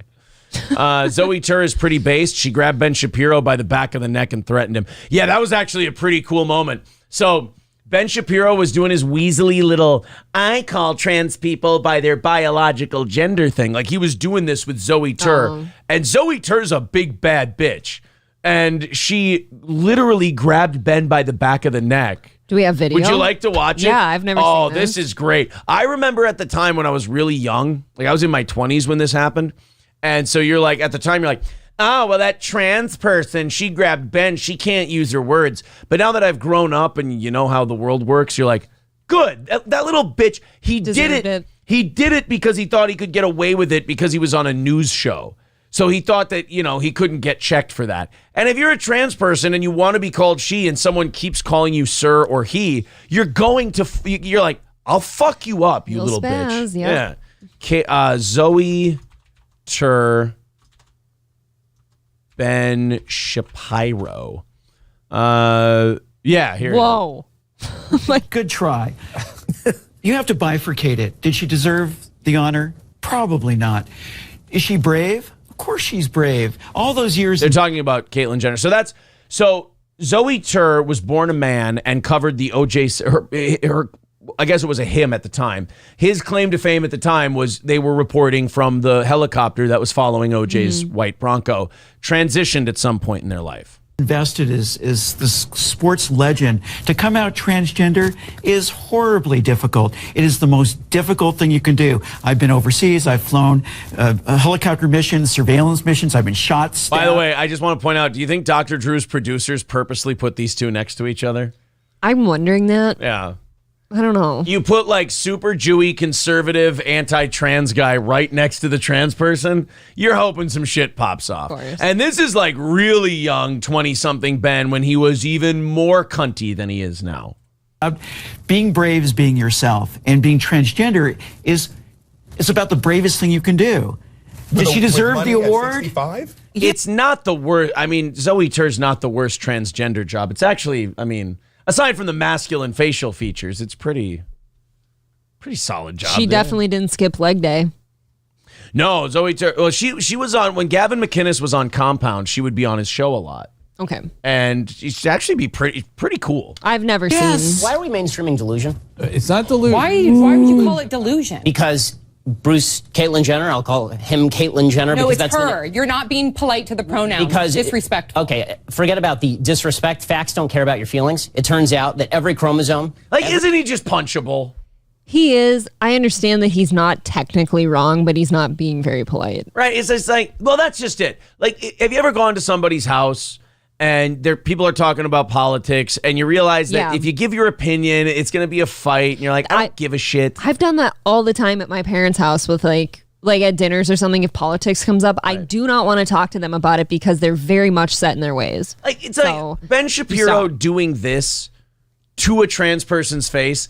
It, to me, and people might think this is a bitch thing to say, it's like calling a mentally challenged person a retard to their face. Everyone can see. Right. Like, you don't need to be the hero that called it out. Right. Oh, look what it's like, Ben he's still pretty cringe, but this is like this was like his prime edgy boy days. Mm-hmm. Every cell in Caitlyn Jenner's body is male with the exception of some of his sperm cells. It turns out that his brain structure is male. It turns out that he still has all of his male appendages. How he feels on the inside is irrelevant to the question of his biological sex. I don't agree with that. I'm not on that train. I'm not on that train. She wants to be called she. I'm going to call her she. I just have a problem with the message and the messenger. So let's I love how that guy's immediately like, yo, I ain't with that Jew. Yo, that's some fucked up repugnant shit. I don't know him. How long ago was this? Oh, boy. Caitlyn Jenner. That was probably 2014, 2015. Wow, that was a long time ago. Yeah. I'm going to do two things. I want to reiterate what Zoe said, which is the bifurcation of the courage to come forward after a lifetime as a male and a certain kind of a male versus did she deserve this award? Listen, the awards, what are award ceremonies except an opportunity to catch some eyes? Especially the ESPN. So, yeah. It's like ESPN, well done, ABC. Yeah. They did exactly what their job was, to attract eyes. They did it. That's what award ceremonies are for. But in terms of the science behind gender dysphoria, you're very familiar with that, Zoe. Very familiar. It's not about the the chromosomes within our both know nuclei. Yeah, go ahead. Chromosomes don't necessarily mean you're male or female. Gender. With gender identity. Go ahead. No, but even so, you have a thing like Klinefelter's syndrome. So you don't know what you're talking about. You're not educated on genetics. Would you like to discuss the genetics? Or no, what are your genetics? Stop touching him. Yeah, that's a little shitty. That's shitty. We don't need to be I wish he wouldn't do that. Yeah. I don't care who I'm sitting next to. If I'm starting to lecture them on something, I'm not doing this to them. Right, like you just feels like you're strong-arming you just doing that. If you were doing that while you were explaining something to me, I'd lose my mind. I would too. Yeah. It's not comfortable. Like, I don't want somebody touching me. There's a difference between, like, if you're having a conversation and you're like, hey, man, everything's going to be okay. You're all right. Like, that's okay. Like, hey, you're going to be fine. Don't worry about it. We'll take care of it. Or, like, listen, here's where you're wrong, you piece of shit. I hate You this. don't know what the fuck you're... Like, that's... It's inappropriate. Yeah, that ain't okay. You can't be putting hands on people. Like, there's a difference between putting hands on people in a comforting way and putting hands on people in a confrontational You're way. now violating their personal space. I gotta be honest, kind of a masculine move. That's all I'm saying. It is a little bit, though. It really is. So I'd stay away from the genetics and back to the brain scans. You cut that out now, or you'll go home in an ambulance. Yeah, that seems mildly inappropriate for a political discussion. No, I know. Well, but wait, to be fair, Ben brought whatever. It's like bringing out whatever was left of Anakin out of Darth Vader. Ben brought out whatever guy was still left in Zoe Tur.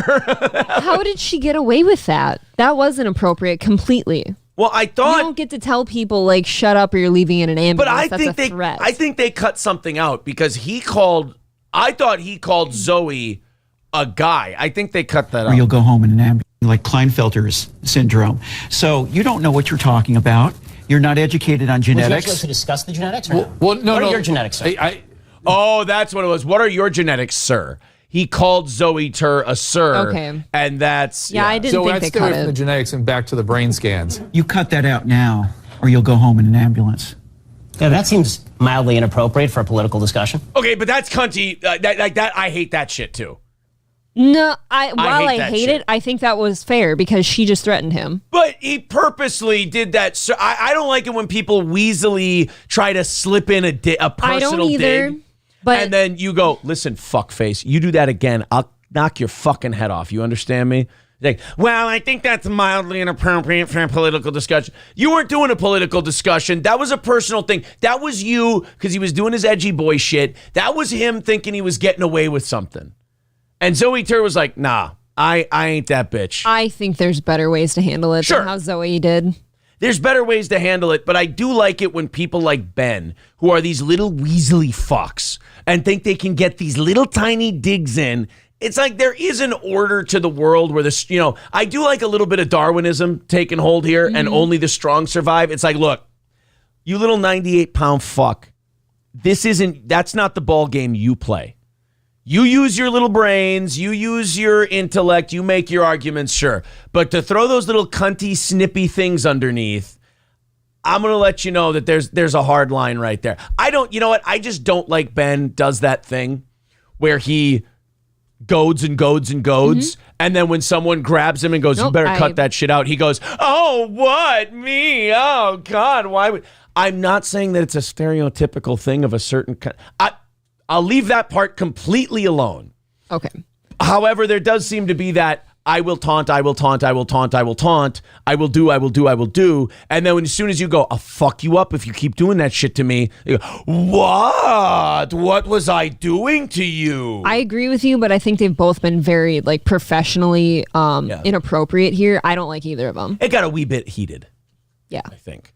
Although Gavin McInnes did point something out when this the day after this happened. He goes, anybody want to point out the obvious thing here? And they were like, what? He goes, you don't go home in an ambulance.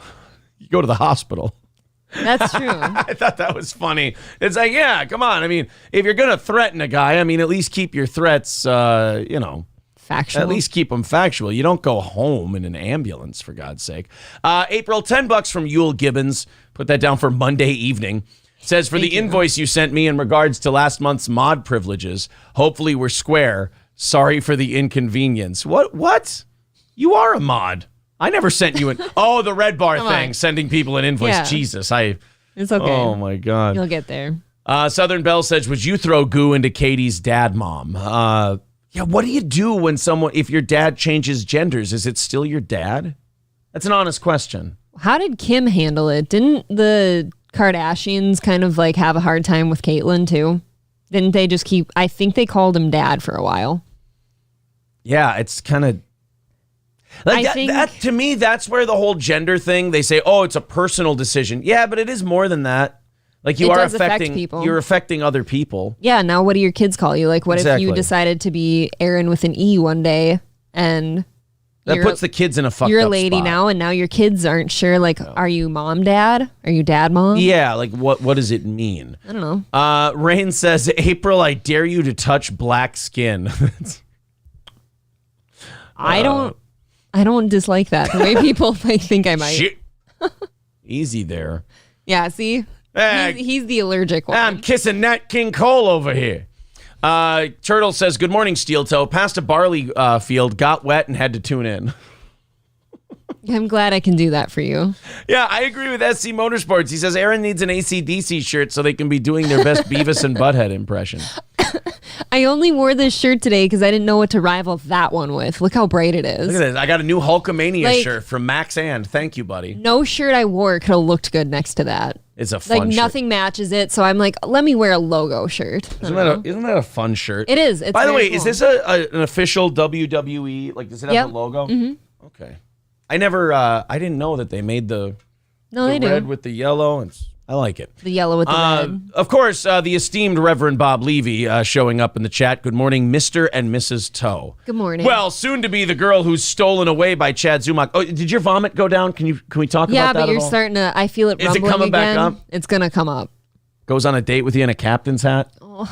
Sorry. Sorry. See, she can only take so much. If he took me on a date and he had the fucking nerve to show up in a captain's hat, I'm fucking throwing it. I'm gonna piss in it and then throw it. Southern Belle. You know what Chad is? Chad's that guy who his whole life, when a girl breaks up with a guy, he thinks that instantly means he's in. You know what? He's like, oh, now that she's single, why would she say no? But he doesn't understand that girls would much rather just stay single than go out with like him. if I ever like split from Aaron, like suddenly he's like, here's my chance. Yeah, she's like, no. Just because I hate that guy doesn't mean I like you. I've kind of pictured Chad as like when he goes on a date with a girl, if he does, you know, like he turns into that like emotional, like sensitive, like cryy guy. Ugh. Like That's what I see. Kind of a gay. Sure. Marquise says Ben is just asking for his ass to be kicked. That's what I thought. I understand what you're saying. That like, look, you don't beat people up for saying that. Sure, I get that. You don't look like the better person now. You don't get to physically put hands on someone, but he's being so cunty. I see both sides, but wow, do you not look like the better person? I think when someone does that to you, you're like, okay, better person goes out the window. Like that's taking it to street level and especially for a trans person. I bet you that's like taking it to street level where you're like, oh, we're not doing good guy, bad guy. This is a heel on heel program now. You're also on a program though. God, I hate to use this. God, it would make for good TV, wouldn't it? It would. Ooh. Just watch Zoe Tur just smash Ben's head like in a Planet of the Apes movie, just go double fist thrust on his chest. But do you understand now that your career's over after that? Oh, yeah. Like you just totally threw it in the garbage. Well, actually, no, there's a lot of liberal media people who would hire you more because you killed Ben Shapiro on a television show. KF says, breaking, Brittany Griner released by Russia for one-on-one prisoner swap for arms dealer Victor Bout. We really made that deal? We let that arms dealer go for a fucking basketball player? You're kidding me. Oh, no. A basketball player who knew that bringing weed into Russia was illegal and they're gunning for Americans. Just look at what we prioritize. It's sick. This is like when Obama, remember that guy who deserted the U.S. military and got captured by the Taliban? Mm-hmm. And we gave up like a bunch of high-level al-Qaeda terrorists to get, Bo Bergdahl, that was his name. And we paid a huge price to get him back. God, that's embarrassing. It is. We look like a fucking joke. That's the kind of shit where like I look at it and I go, look, I hate Trump. I don't like him, but God, he wouldn't have done this. I've said that so many times during the Biden administration. Where you're like, I'm exhausted by this fucking guy, but I'd take him over this. I'm exhausted by his mouth. That's Yeah. what I'm exhausted by. Exactly. The rest of it, I mean, the meeting with Nick Fuentes, that's fucking based. He didn't ask to meet with Nick Fuentes. He did not. He asked for Kanye. That's the funniest thing about this whole Ye thing is like, Trump met with a white supremacist. And Trump's like, I don't even know who this stupid fucking kid is. Right. I thought it was Kanye's white Latino kid. I don't know. His adoptive child. Tiger Lily says, you're wrong, Aaron. Ben was brought there for that opinion under the understanding he was to give it. Right. Yes. But Zoe Tur didn't go on that show under the agreement of, oh, this guy's going to call you a dude. You don't know that. No, she did. TV's dirty. They do that. They put Ben Shapiro in there. They tell him one thing. They put Zoe Tur in there. They tell her another thing. This Tiger Lily, though, has kind of a point. Like, what do you think is going to happen when you're sitting next to Ben Shapiro? You know that's the opinion he's got. Yeah, but I don't know how well known in her defense, 7 years ago, I don't know how well known in those circles Ben Shapiro was. I'm not sure. If he's big enough to be on the show. Yeah, maybe. But you know how people on that side of things are. Sometimes they're in that bubble. And they don't really I doubt that she sees a lot. I doubt that a lot of Ben Shapiro clips were coming up in her YouTube. Put it that way. I mean, you've got a point. Oh, thank you, Jamie Finch. Says from Minnesota, still listening to you guys in Colorado. Thank you very much. Cool. Thank you. Didn't he mention he's Jewish, says Tongue Clit. Oh, no, not that time. God, Brittany Griner with the... That's embarrassing big time. That's really gross, man. That's really gross. Roachbait says, yeah, how do you know that he doesn't own the hospital? Oh, that's true. Ben might own the hospital, so he'll go home in the ambulance to the hospital. At least having stock in it, right? Maybe he'll get investigated by the government for turning the hospitals into apartments like Elon Musk. So I guess Elon Musk turned some offices into bedrooms at the Twitter offices. Okay. And the city of San Francisco now wants to investigate because it's a violation of residential zoning. Jesus Christ. Yeah, they're just trying to bust his balls. It's so... That is such small potatoes. Isn't it? It's so petty. Guys, you lost this one. You literally... San Francisco's political ideology literally wins every other thing that happens. You lost this one thing. Fucking deal with it. Twitter will be the one place where people can go and say whatever they want. Literally every other social media platform is going to allow you to censor people, be unfair, have a tilt. You get to do all that shit. Yep. You just can't have Twitter. That's it.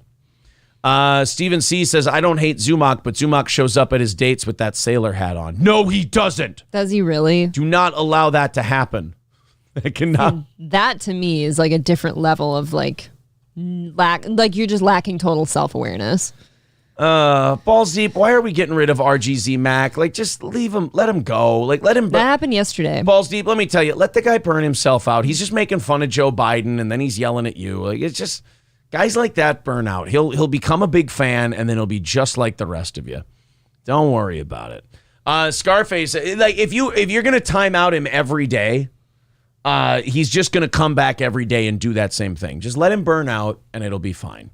Mick KM says Twitter HQ was like a holiday resort anyway. Why not? Right. That's what I thought. San Francisco didn't have a problem when there were pods and buffets and wine rooms and, they're fancy. Yeah, they were turning the place into a bar and grill, basically, or a bistro. A resort. Right, but Ben Shapiro, Elon Musk puts a few beds in a couple of rooms and, we got to investigate you for zoning. God forbid we have a couple napping locations. Yeah, what a piece of shit that Elon Musk is.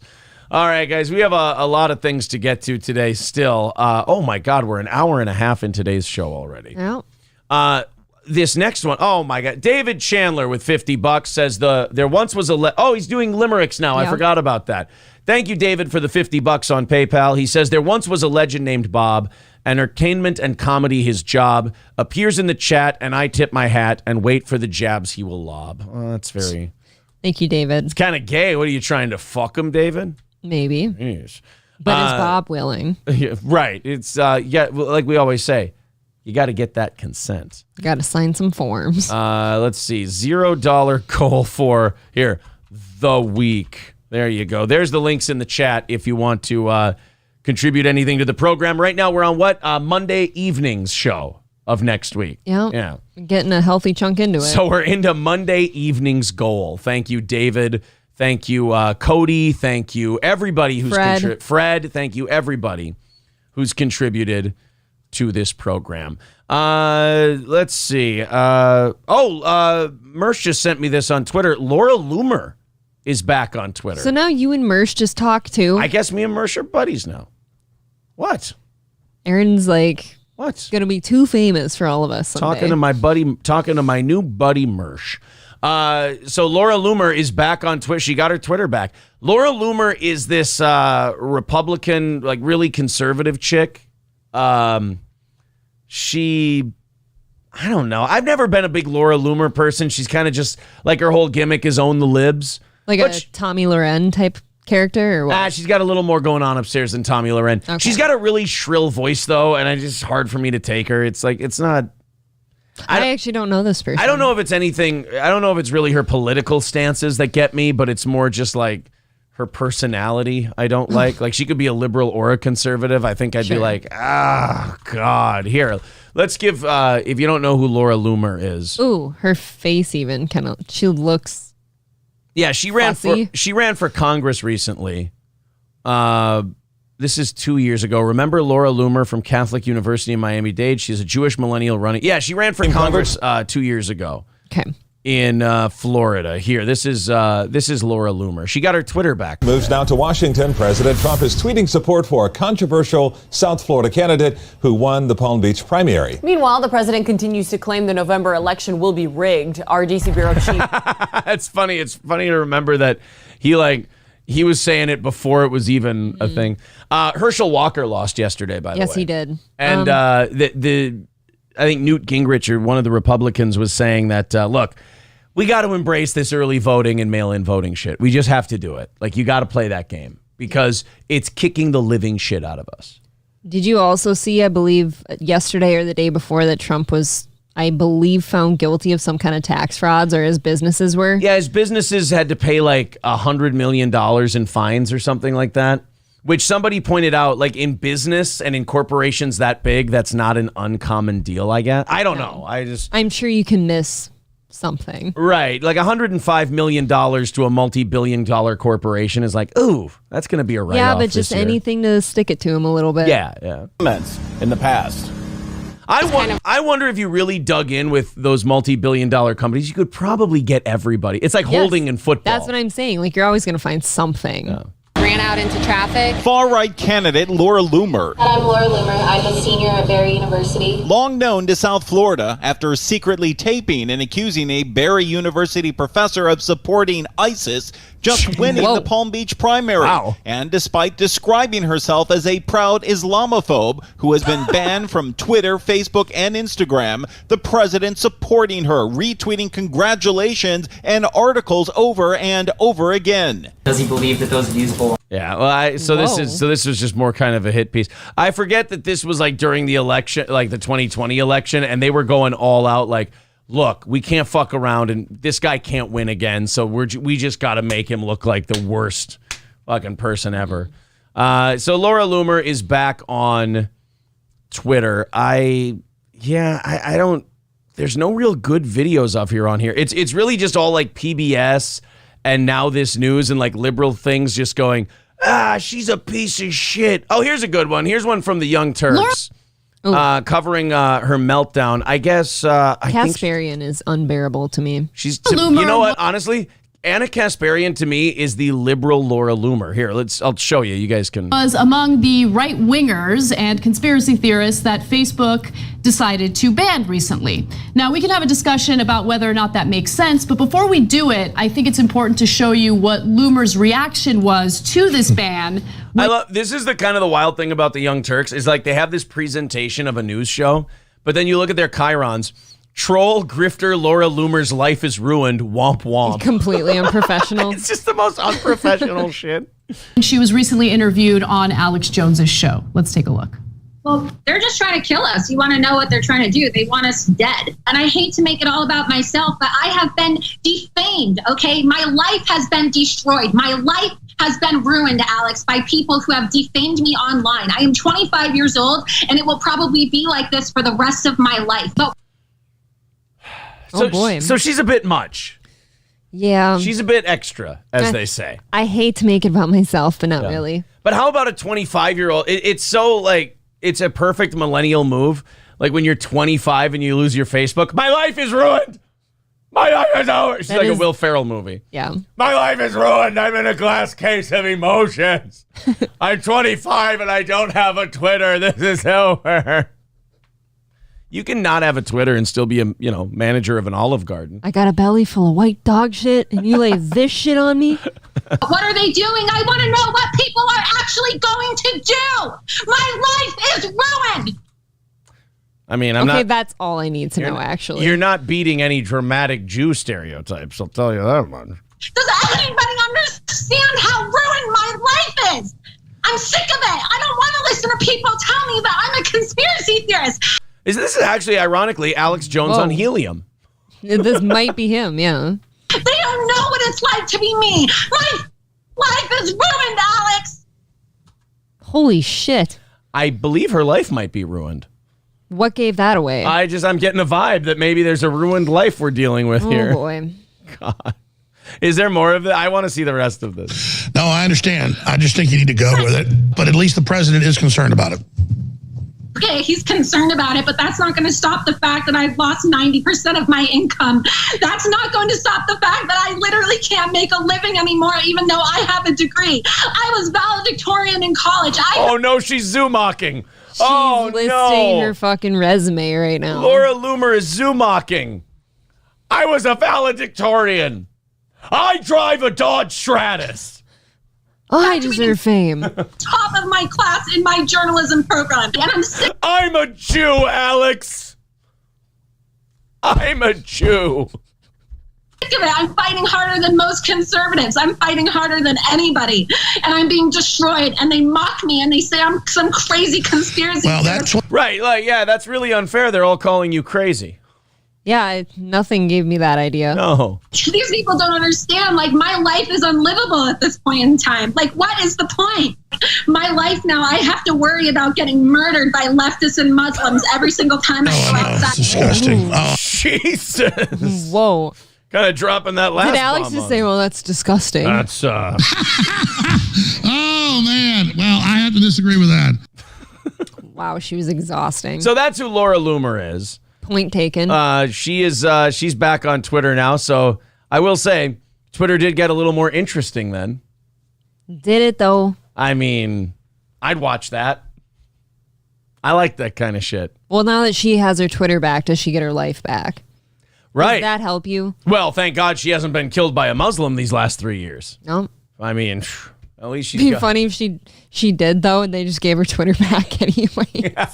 Can't even use it. They're like, oh boy, Muslims are gonna murder you. Well, here, have your Twitter back. Let's see, Laura Loomer. That tweet. Oh, that is very funny. I can't find. Is this the real? No, that's 206 followers. I don't know. Oh, you know what? It's in the DM that he sent me. Here we go. Laura Loomer is back. Oh, there she is. Has she tweeted again yet? Give her a follow. Oh, she hasn't tweeted, though. Maybe she doesn't even know she's got her Twitter back. No tweets since 2018. If she made it that much of her life, there's no way she doesn't know. I bet she's just planning it. What's the first one going to be? Muslims are trying to murder me. Your account has been banned for targeting. Like, she gets one new tweet in and then gone. It's over. Well, we tried to give it back to you. RGZ says, I watch this show at least 3 hours a day. Give me a break. I don't hate watch it, dumb tool. Yeah, just leave RGZ alone. It's fine. Just stop being testy with each other. Yeah, guys. How's that? Guys, interact with us, not these people. Guys, let's not be a bunch of Laura Loomers now. Speaking of Laura Loomers, the CEO of the ADL was on the Breakfast Club yesterday. Oh, yeah. And, I don't know if people give me shit about this. I don't think people really care when I have this opinion, so I'm not going to say that I catch shit for it. I like Charlemagne the God. Yes, you do. He doesn't really have... I know he probably has more, like, left beliefs than right beliefs, but he's not a guy who's got left beliefs because he's a lefty. Like that, he's just kind of situation to situation. He's one of these guys like Jon Stewart who will surprise you. He's fluid. Right. He'll say things and you'll be like, didn't see that coming from Charlemagne. He busted Biden's balls about the you ain't black thing. Mm-hmm. He busted Hillary's balls about the hot sauce thing. Like, you're good. Just pandering to black people. Knock it off. Like, he's one of those guys who's, and I mean this as a compliment, he's black before he's political. That's good though, right? I think too many people make their politics their identity. Right. So not that I guess being black should be your identity either, but he makes his identity his identity. Yeah. Like he makes his racial identity his identity. He doesn't take his racial identity and then force it to fit his politics. Like if there's something black that contradicts with something liberal. Charlemagne usually goes with the I'm a black man thing. And as a black man, I feel this way. Yeah, and he doesn't, like, there's so many people who, whether it's their race, their gender, their sexuality, whatever, they have to make it fit their, I'm a conservative, but I'm a liberal, and I got to make that fit. Charlemagne's more like, he'll go out on an island by himself and take an opinion against everyone else in his camp because he's like, fuck you. Well, he had the CEO of the Anti-Defamation League on to talk about Kanye, among other things. And boy, you talk about a quiet part out loud moment. Uh-oh. You know how before Kanye went off on the I love Hitler shit? Yes. Like, we were like, okay, one thing about Kanye is, like, he keeps saying this shit about Jewish people, and then Jewish people in power keep doing things to make people think, oh, well, maybe he has a point. Like, they're going to cut your fucking head off professionally if you crack whip. Well, Charlemagne decided to bring that up with the CEO of the ADL. And it's kind of one of those moments where you ask him that, like, you can tell Charlemagne's asking him the question because he wants the guy to tell him the opposite. You know that feeling where you think something, but you think you're crazy for thinking it? So you go to someone in the know and you go, hey, look, man, unburden me for a second here. I'm feeling crazy for this. Dispel it, and then the person confirms the thing you believe. You're like, oh, dude, I didn't need that shit. No, I won't sleep at night. No, I'm not going to sleep tonight. Well, he had that moment with the head of the ADL, the Anti-Defamation League, which is basically that's the group you go to if you're Jewish and you want to get someone in trouble for saying shit about Jews. You go to the ADL. Well, Charlemagne asked this question, and the CEO of the ADL gives him this answer. Y'all are proving somebody like Kanye right, because Kanye says, hey, Jewish people have all the power, and then he loses everything. Well, look, the insidious nature of anti-Semitism and these tropes about power is Kanye can say these things. Jews have all the power, they're controlling everything. And if we don't get him, if we don't deal with that, the myth spreads and it takes root. So he didn't even say that.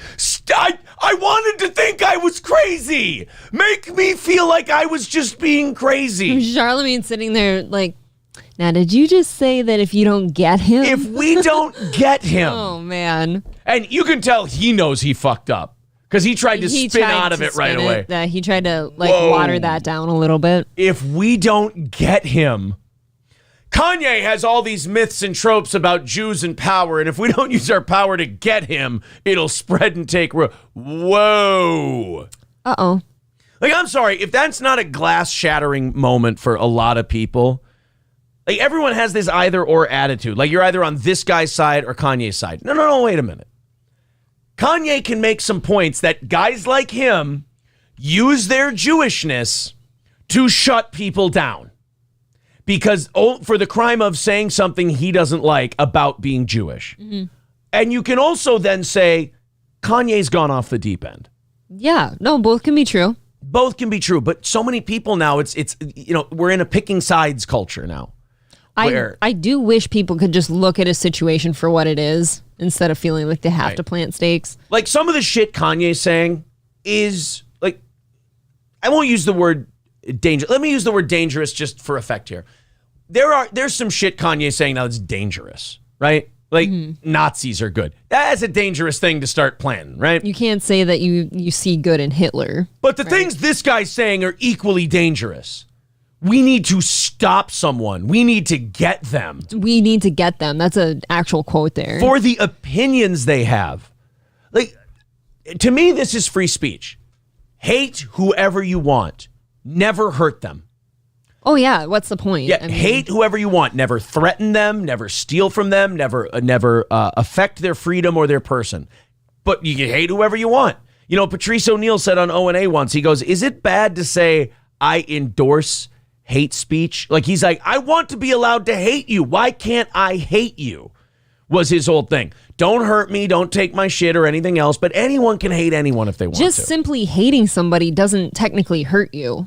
Right. You know what I mean? Like, that's the whole sticks and stones thing, I guess. But and I'm kind of more like what Gavin McInnes said to Kanye. I'm more like, whatever like people of the same group happen to do, like you may notice a pattern, but I don't hold an individual responsible for a pattern I notice. For example, if I notice that these Jewish people in the ADL have this guy's opinion and say it out loud, that doesn't mean when I meet a Jewish person, I think they're that guy. No, never. They get a clean slate with me. I very much take every person as they come to me. Right, exactly.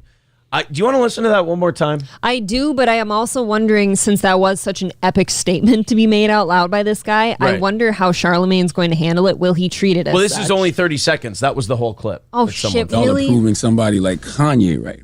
Because Kanye says, hey, Jewish people have all the power, and then he loses everything. Well, look, the insidious nature of anti-Semitism and these tropes about power is Kanye can say these things. Jews have all the power; they're controlling everything.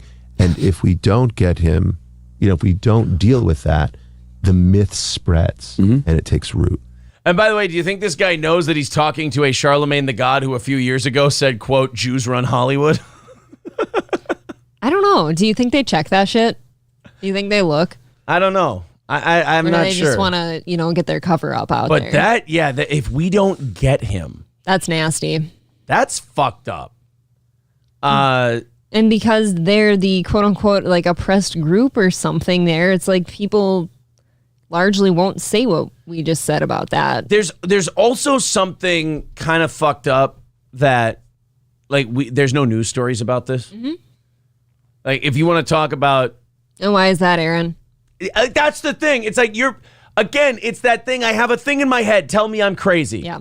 And then you tell me I'm not crazy and that you do want to get him. And they go, wow, the media's got to cover that. And then they don't. And you start going in your head, well, why aren't they covering Why it? isn't the media covering this? And then I go, okay, tell me I'm crazy that there's not. And they're like, well, no, we don't cover it because a Jewish guy said it. Like, stop it. It's kind of like when like all the stuff about COVID started coming out.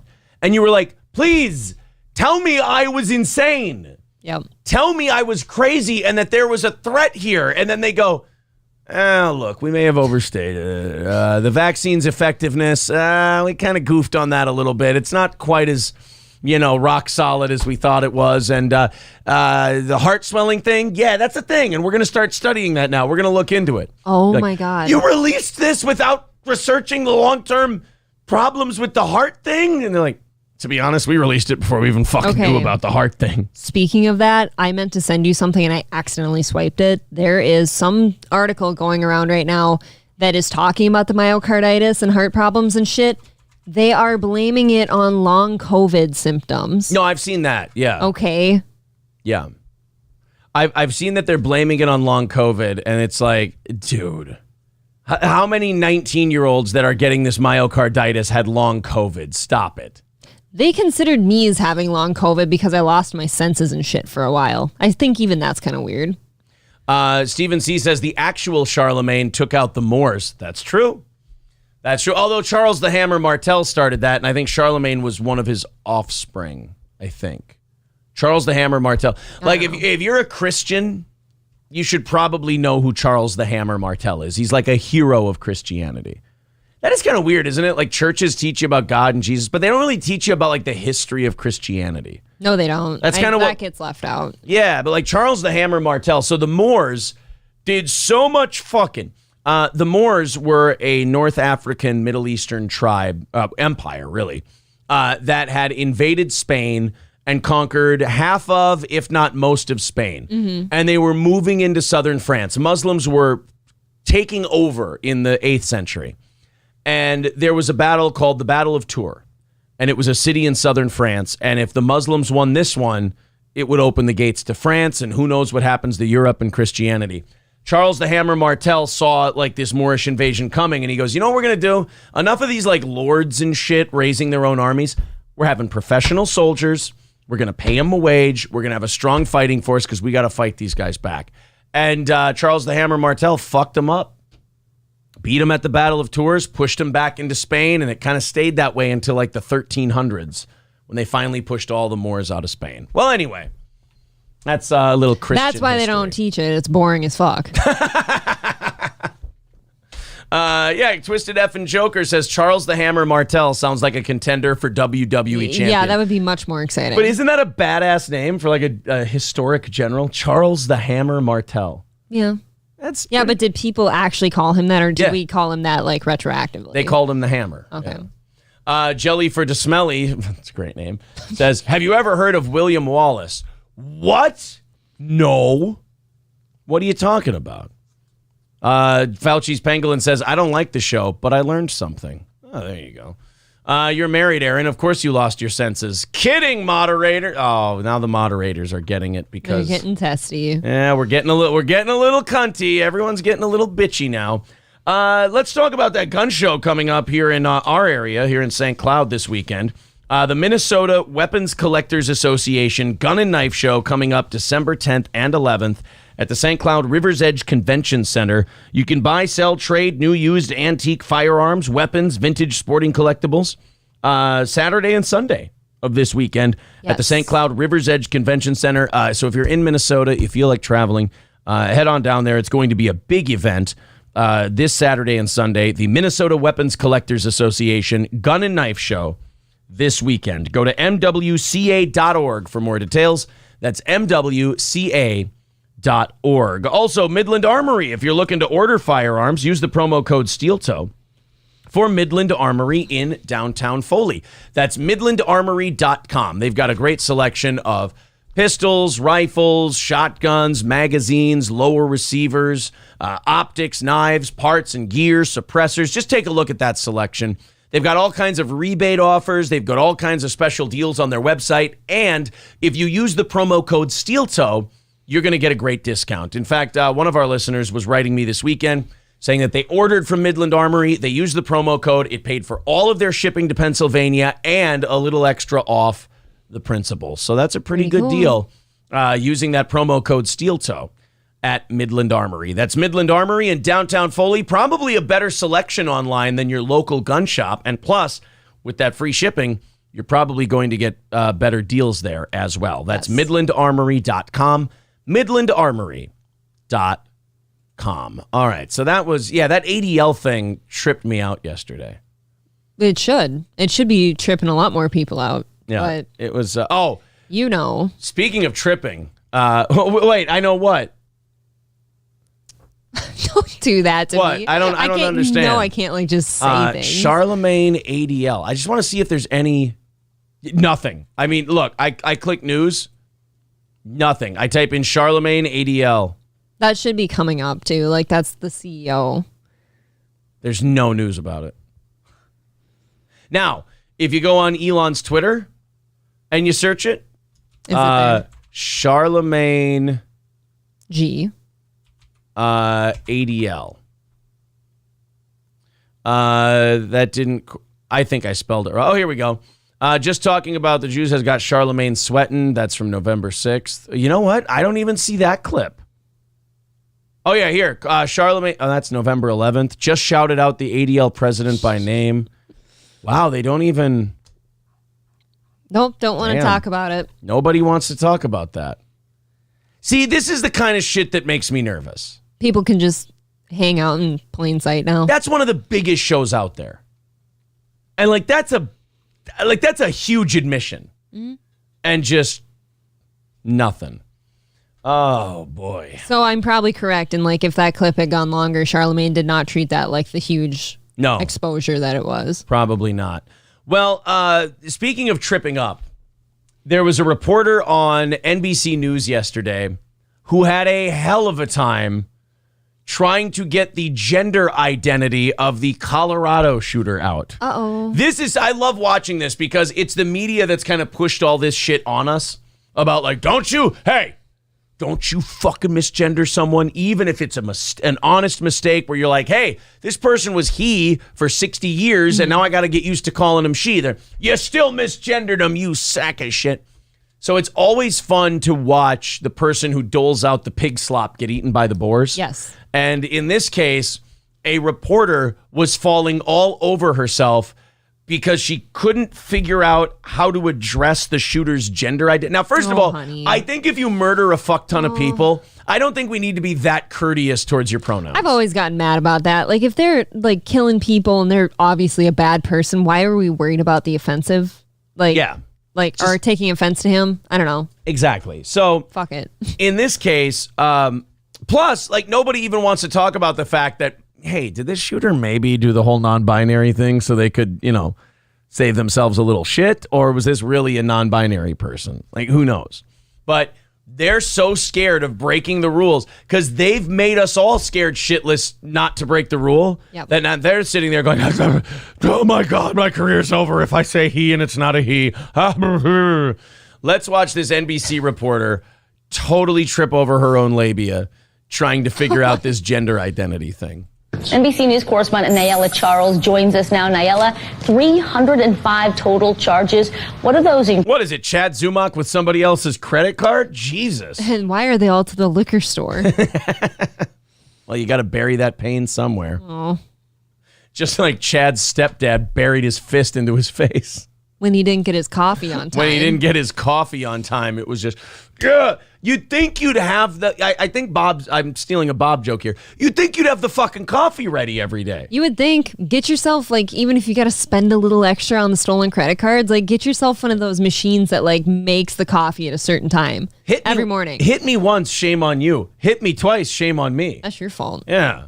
Make sure my fucking coffee's ready. I'm sure at some point the stepdad was like, I have the most retarded stepson ever. My knuckles are hurting. I have to punch this kid in the face every fucking day. Now it's work for him. Still doesn't know that if he just makes me the goddamn coffee, I won't have to punch him in the face. Like, at some point as the stepdad, you're like, I don't want to do this anymore. Can you imagine if I fucking hit somebody in the house because I didn't have coffee? I'd be dead. That seems like...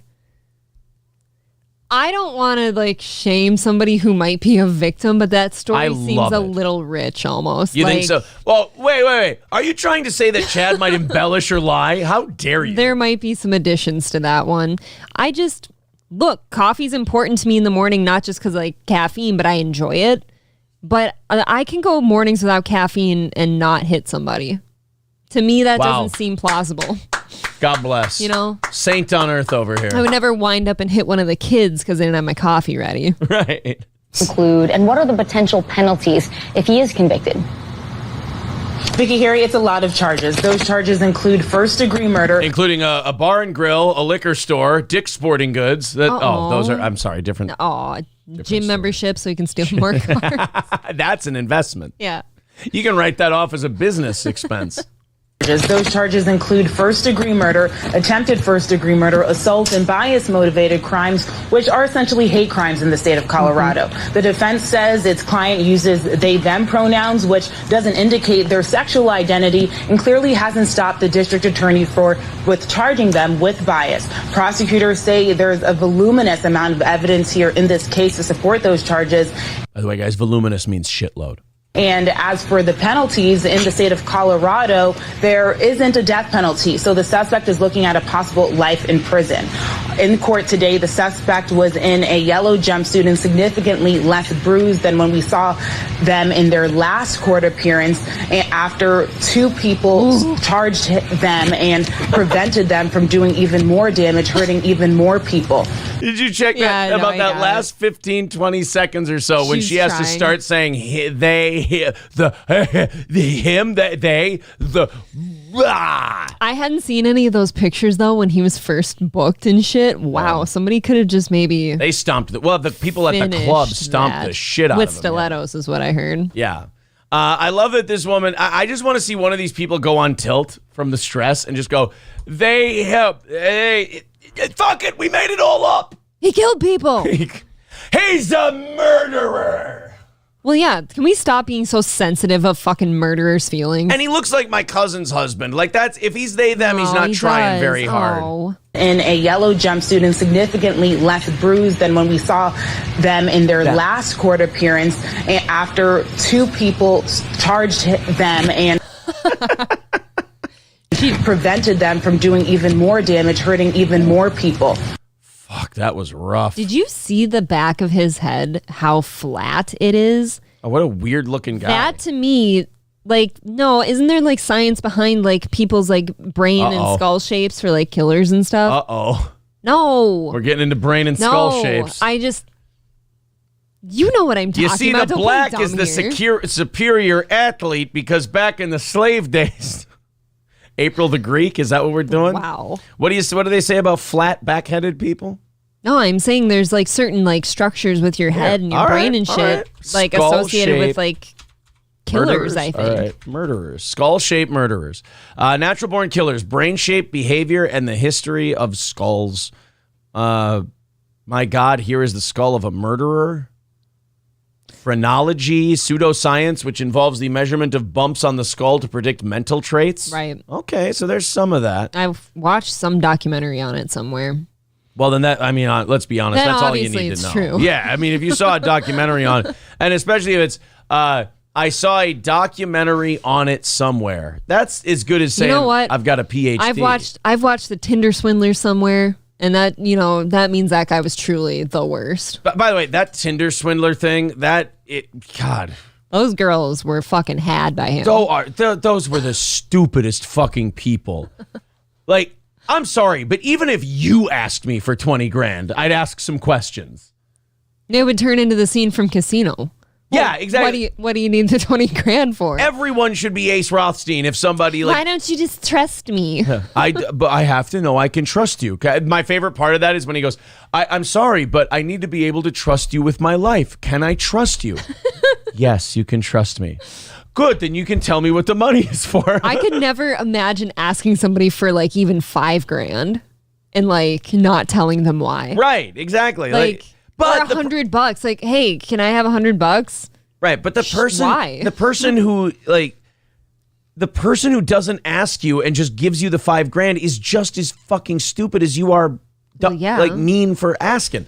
So like these Tinder Swindler people, they made this documentary. It's like, oh, I'll feel bad for these women. Okay, which is it? Are they standalone bad bitches or are they just poor dumb girls who got just aw shucks swindled by this guy who, by the way, didn't even have to twist their arm. He just asked them for 100 grand on a credit card and they fucking gave it to him. Not to mention from a woman's perspective, the number of red flags he dropped, even just about how, I can't come see you this weekend. Yeah. I've got people after me. Like, so stupid. Come on. I think it was Union Jack in the chat did mention we got a phrenology lesson in Django Unchained. Oh, that's right. Remember? Leo did the thing with the skulls, where he was old school Jimmy the Greek. Yeah. Yeah. That Tinder Swindler, though, like when the whole country, I kind of zagged when the rest of the country zigged on that whole thing. And I know I'm not the only one, but like when you sit there and you go, I'm an independent, strong woman and I'm strong for me. Oh, are you? This guy asked me for 25 grand and I just gave it to him like a fucking moron. He's the most evil guy in the world. You can't even say he's manipulative. He didn't have to manipulate you. Mm-hmm. He just brought you on a nice plane and then you dumb bitches gave him money. And again, not because they're bad bitches, not because they're all my women who independent, not because of that. It's because they liked the jets, the money made their pussy wet, and they wanted to be with the rich guy. These bad solo, all my single ladies, independent women, they wanted to be on the jets. They wanted to be on the guy with a shitload of money. Ugh. Skating over a big thing here, though. If some guy has jets of his own and all this shit, typically that says he's got money coming in from somewhere, right? So why is he asking you? Right. It's not that you got swindled. It's that you didn't even try to ask questions. You didn't even think about it. To me, if I were to get with a guy who had jets and all this like lavish lifestyle, to me that says that if he was that diamond mogul that he said he was, he's clearly got income. So he should never be asking me. To me, that's it. If I were the Tinder Swindler and these bitches were this dumb, When I said, hey, will you give me 25 grand on a credit card advance? And they said yes right away. I'd go, whoa, hold on. Don't send me that 25 grand. You know why? I think it was a sting operation. They're so goddamn eager to give me this money. The thing is, too, like, the guy's not even attractive at all. So you're right. They totally were just going after the money. The girls were. Yes. Because he's not attractive. I would not fuck. I mean, honestly, let's change the name of that documentary to I Got Caught Being a Money Grubbing Whore. AKA the Tinder Swindler. And then I got a little sad. Yeah, and then I got a little sad, and now I have to live with the consequences of my shitty decisions. I followed those two. There was like two main chicks from that. I followed them on Instagram after we watched that just to see what they're up to. And they got so much fucking fame off of this shit too. I know. For being fucking stupid. They're so fucking famous. They're making a living like going around to all these like different like conventions and shit about like awareness and all this stuff. And here's one of them's pregnant now. Great. Here's the raise awareness. Here's the awareness you need to raise. When someone asks you for 5 figures worth of money, ask some fucking questions. It never occurred to you like, oh, I understand, honey. Like, what? He has people coming after him. There's like 5 people in the world who have people coming after him. It does intrigue me though that they just kind of have you're right. They didn't have 25 grand to give him. They had to take out loans and shit. Cash advances on American Express cards. Yeah. That's really fucked. JJ says, see, guys would never fall for this shit.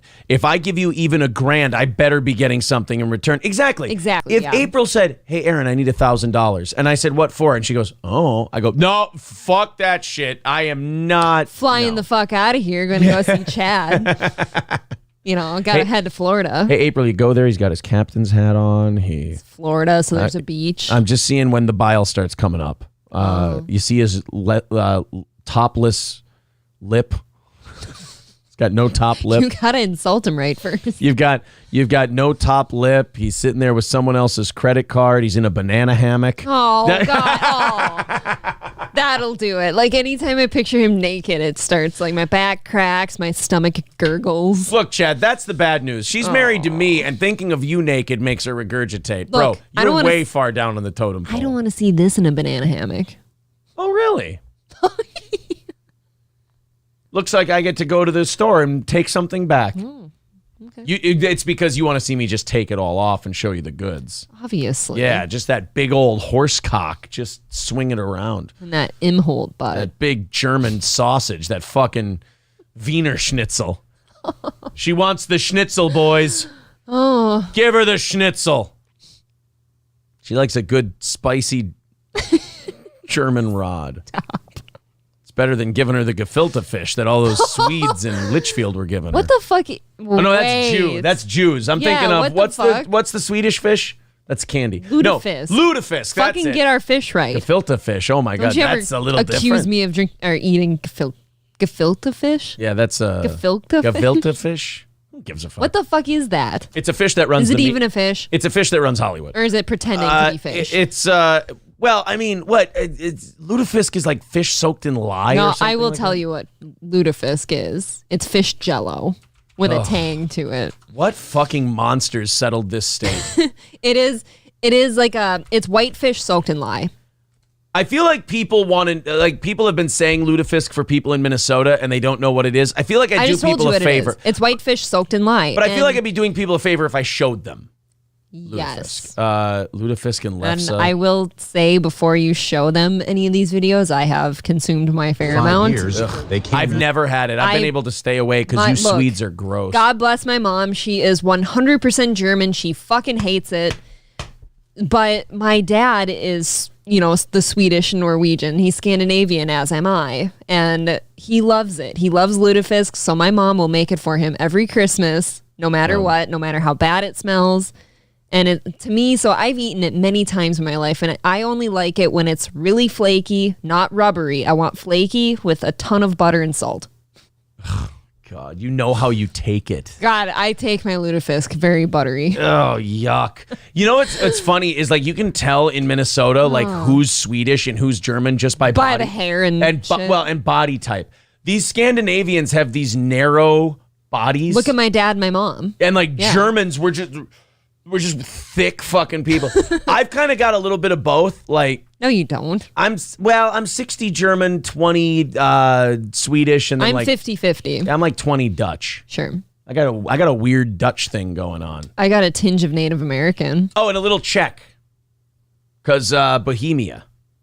My grandmother's people on my dad's side came from Bohemia. What are you, a hippie or something? I'm like a Central Northern European. You know what I am? I'm a Hun.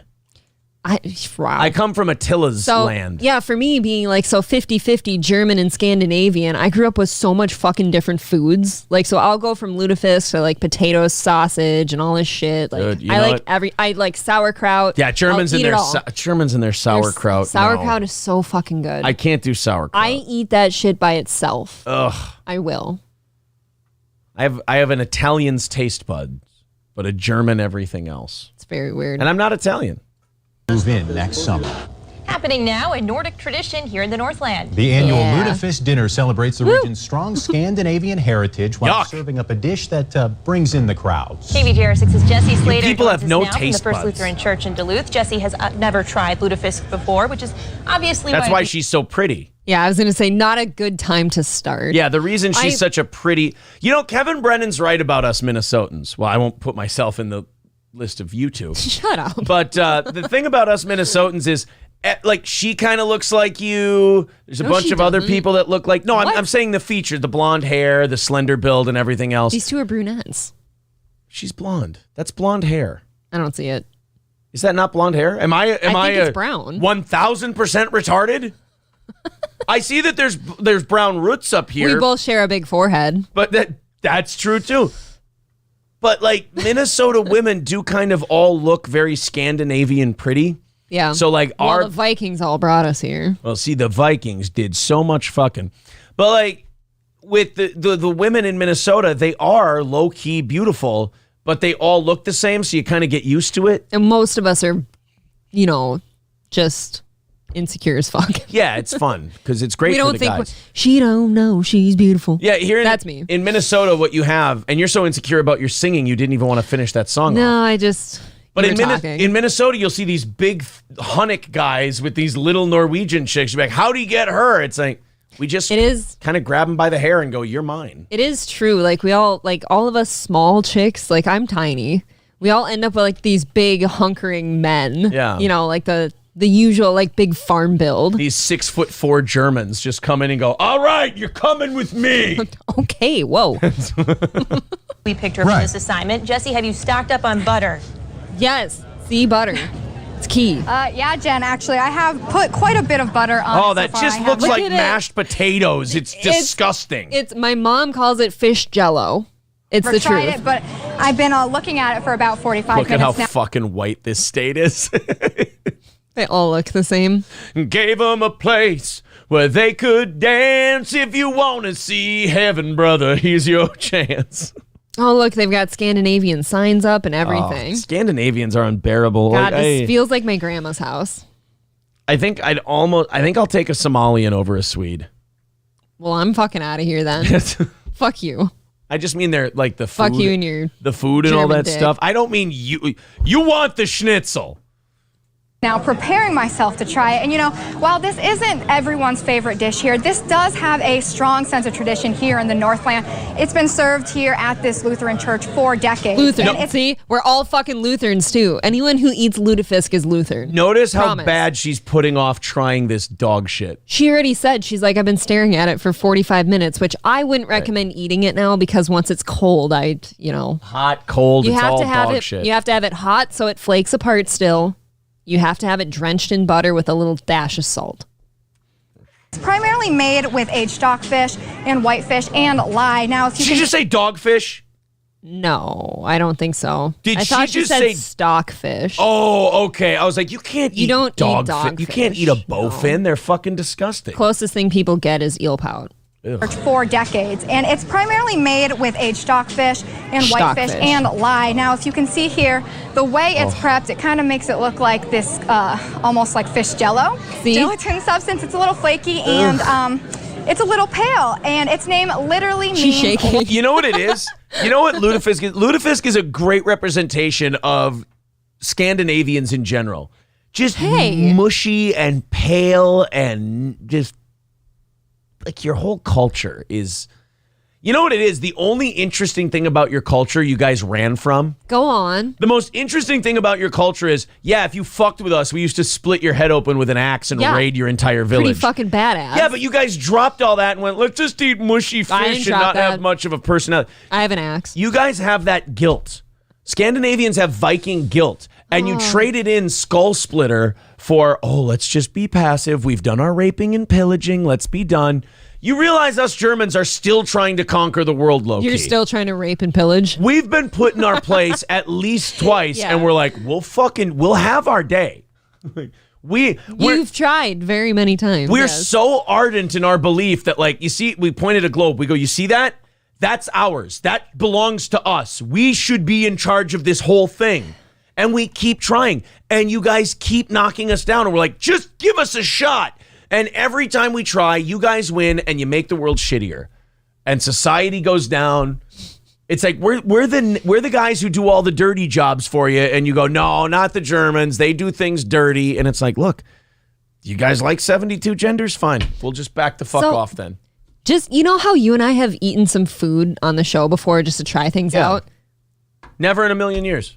Should I make this year for the holiday season? Should I make some lutefisk and we can eat it on the show? You make it, I smear it on the walls like it's feces in a mental institution. You want to know something? You'll fucking know I made that through the whole house. It doesn't smell good. And lye, by the way, if you fucking ate lye by itself, it fucking kills you. That shit. Yeah, isn't lye? Like in the old restaurant I worked in, we had a huge like metal tub of lye where we'd put like the cook hoods, you know, like the hoods.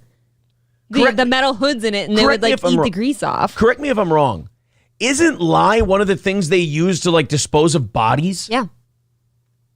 And yes, this fish is marinated in it. And you Viking retards put that shit in your food. Now, who used it first? Us. The Vikings probably to dispose of dead bodies. And then they put it on there, they sprinkled on their fish. And preserve our fish. They're insane. Now I kind of want some of my pickled herring upstairs. The Vikings murdered 600 people in a village, stole all their shit in one day, and then they went, oh shit, we can't just leave these bodies laying around. We'll all get sick. I have a problem. And they just sprinkled lye on it, and then they, like a Parmesan cheese shaker, they just shook it on their fish afterwards. I have a proposition for you then. What? We can make I'll make some lutefisk, but then I'll also counter it with some like good potato sausage, you know, with a little horseradish sauce. What do you think? Why don't we just keep the good German shit and cast out the Swedish Well, I just garbage? wanted to even out, you know, our heritage. You know what your best contribution to the world is? Swedish fish. There you go. The gummies. That is so fucked. The gummies. That is sugar and gelatin. Name one good food you guys have. Pickled herring. No. I said name a good one, not one that makes the rest of the world vomit in their mouths. Pickled watermelon rind. Exactly. Like, you guys are fucking disgusting. I have both in the fridge right now. You guys, your diet Can I go get some? Your diet is based on a winter wasteland, and you just so ate whatever hungry. you could find. Well, that should say that we are resourceful. I question the intelligence of a group of people who didn't know to move when it got icy. Fly fish. Now, I've been talking about it a lot here, so I guess I'm just gonna She's having a panic go attack. on and give it a try. She's shaking. Look at her Oh my God. She's shaking. so scared. She's shaking like Chad Zumach on a podcast. I guess I'll try it. Dude, Go on and give it a try. It's nerve-wracking. Here we go.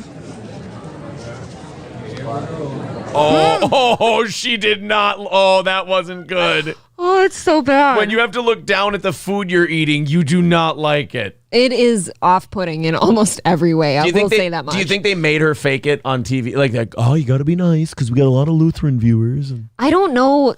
To be honest, I don't know why we ever started eating this. Like, it is off-putting. It doesn't look good. It doesn't smell good. It's jiggly. Like, it jiggles on the plate. I don't know. Go on and give it a try. Here we go. Oh, that deep breath. Oh, no. Mm-hmm. Oh, she hates it. She fucking hates it. Oh, it's held fine. Like, I don't take offense to this. That's like, I don't go out of my way to eat it. Just notice her. She holds it in her mouth. Like, she stops chewing it and she holds it there because she can't swallow Look it. at the face you stopped on. Mm. She's going to throw up. Mm-hmm. Oh, She's about to throw up. It's a little cold. Well, don't wait to eat it, bitch. It's not my favorite. But, oh, she's just. a lot of people She's gonna here go puke. are enjoying it. You know, and Oh, no. She needs to get out of here. Oh, Jesse, you did not maybe disappoint. if I was She's going to puke. She's on the verge of puking. Oh, no. Maybe if it was a little warmer, it might be a little better. But a lot of people here are enjoying it. So she hasn't even swallowed all of it. She won't swallow it. As soon as the camera's off, she's spitting it out. Wow. If you want to be one of those people, oh no, come on down until 7 o'clock, and maybe the key is not staring at it for 45 minutes. Do you She's think like, bitch, get me off the camera. I need to spit She this needs out. to vomit. that would have made a difference, Jesse? She won't I think swallow if it was warmer, it would have made the difference. Maybe. Don't wait to eat it. Yeah. I don't think Jesse We'll send understands. it back. You need to eat it all right She now. said we'll send it back. She's like, get me off the fucking camera. Oh. Aaron's so mad he's throwing things. Let's continue. I like her. No, they gave me a nice big piece here. So yeah. And you're gonna eat every And it last blends bit, in with the aren't you? plate. I'm gonna. Yeah. She still hasn't swallowed it. Oh, Oh, she spit that out immediately. Oh yeah, there was no swallowing in her future. Oh, that is just dreadful. No, I don't take offense. It is absolutely disgusting. I only ate it out of obligation sometimes because my dad loved it so much. You didn't want to disappoint your dad. I did not want to disappoint my dad. Aww. But then again, like, we'll go to a fucking German smelt fry at the Darwin Rod and Gun Club every year. So it April, helps, doesn't it? 2 $5 contributions from Jasper. He says, what's meaner than a pit bull with an LDS? The guy that pegged him. I don't know what I think he meant to say something else other than LDS. Thank you. Omega says, you swallow it, damn it, like sex. Everyone knows once it's in your mouth, the taste goes away when you swallow it. You gotta get rid of it. It might stick down the throat, but it'll taste better. Squirrel Boy Q says, what Edward Norton put on his hand that burned him in Fight Club. Oh yeah, that was a lie. Yep. Oh, yeah, I'm telling you. Are fucking I'm gross. telling you, like, I don't. Help me with what I'm trying to say from the restaurant. The hoods that are over the grills and shit. What are That's those the hood. called? Okay. That's the hood. Yeah, the fucking metal hoods. You know how they get grease caked all over them and it sticks? Yeah. Yeah, we used to have a humongous tray just full of lye that we'd pull out of under this dungeon thing, and we'd fucking put the hoods in there and it'll eat the grease off of it. And you dipshit Swedes put that on your food. And he always told us too, he's like, don't you get that on your hands. I'm not dealing with a fucking taking you to the hospital for that shit. That's very compassionate. So he poked my tits with a spatula. I don't think he cares. And then his wife hated you. Yeah, I understand.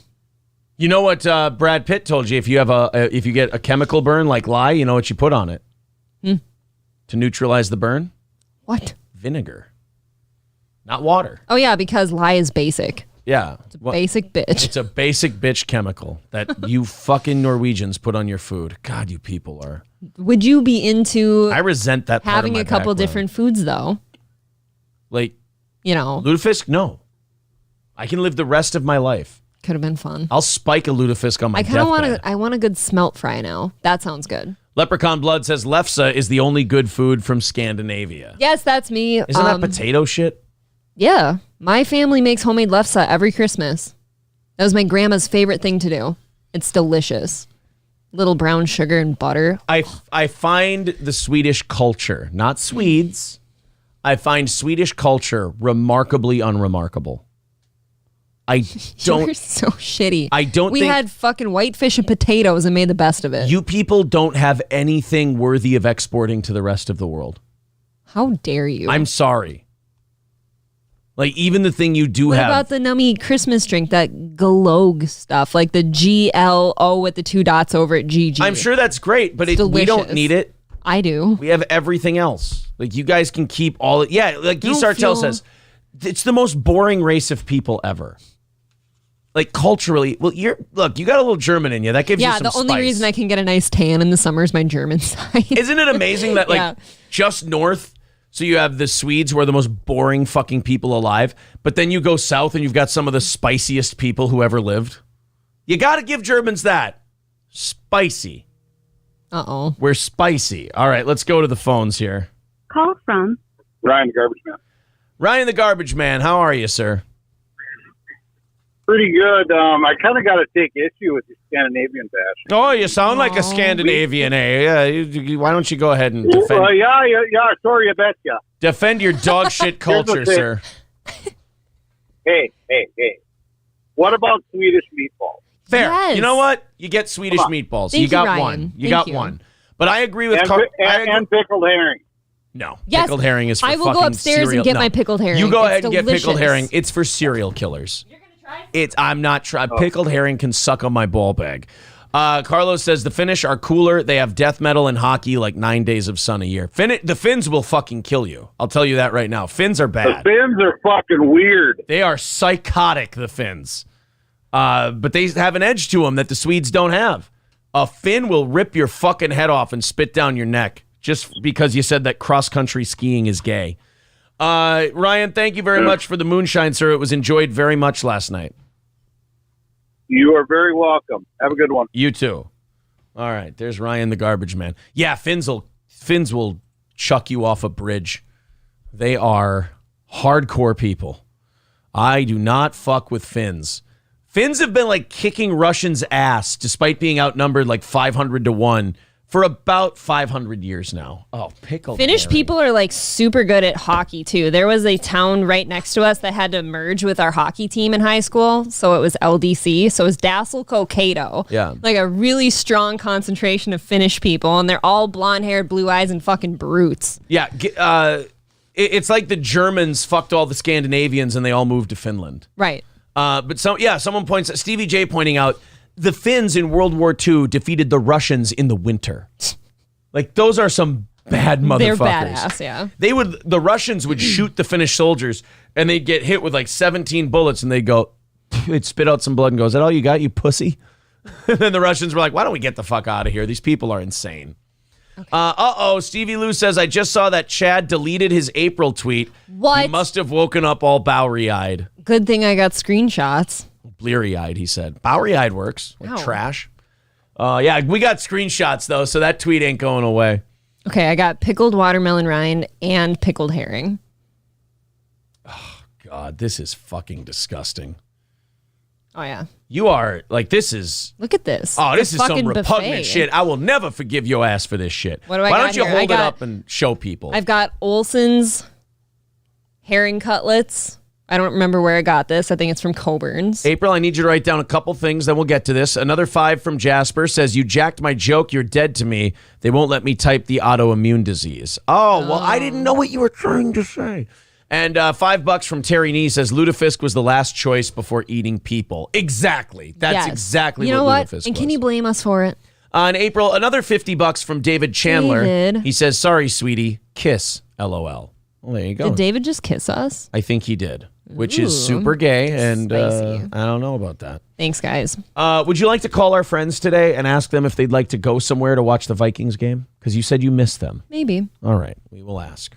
We will check out the situation. All right. Do you want me to find you a good And cutlet in here? You or I will get drunk on a Sunday. You got to get a little onion with it, too. It's delicious. I don't want to try this shit. It's in a weird juice. It's a vinegar sauce. Yeah, it's a weird juice. Trying to get onion with it. Oh, God. Am I really eating this shit? I think you should. Look. If I like this, I'm going to go German and kill somebody. Ready? Oh, you're dripping. Yeah. Oh, yeah. I'm so wet. from this Dripping my experience. vinegar sauce. It's so pale. Look at how shitty that is. I'll eat a piece with you. That's pickled herring. I can smell this shit. It's delicious. Oh, Shut your God. whore mouth. I want. Okay, I'm spitting this Ready? out if I don't like it.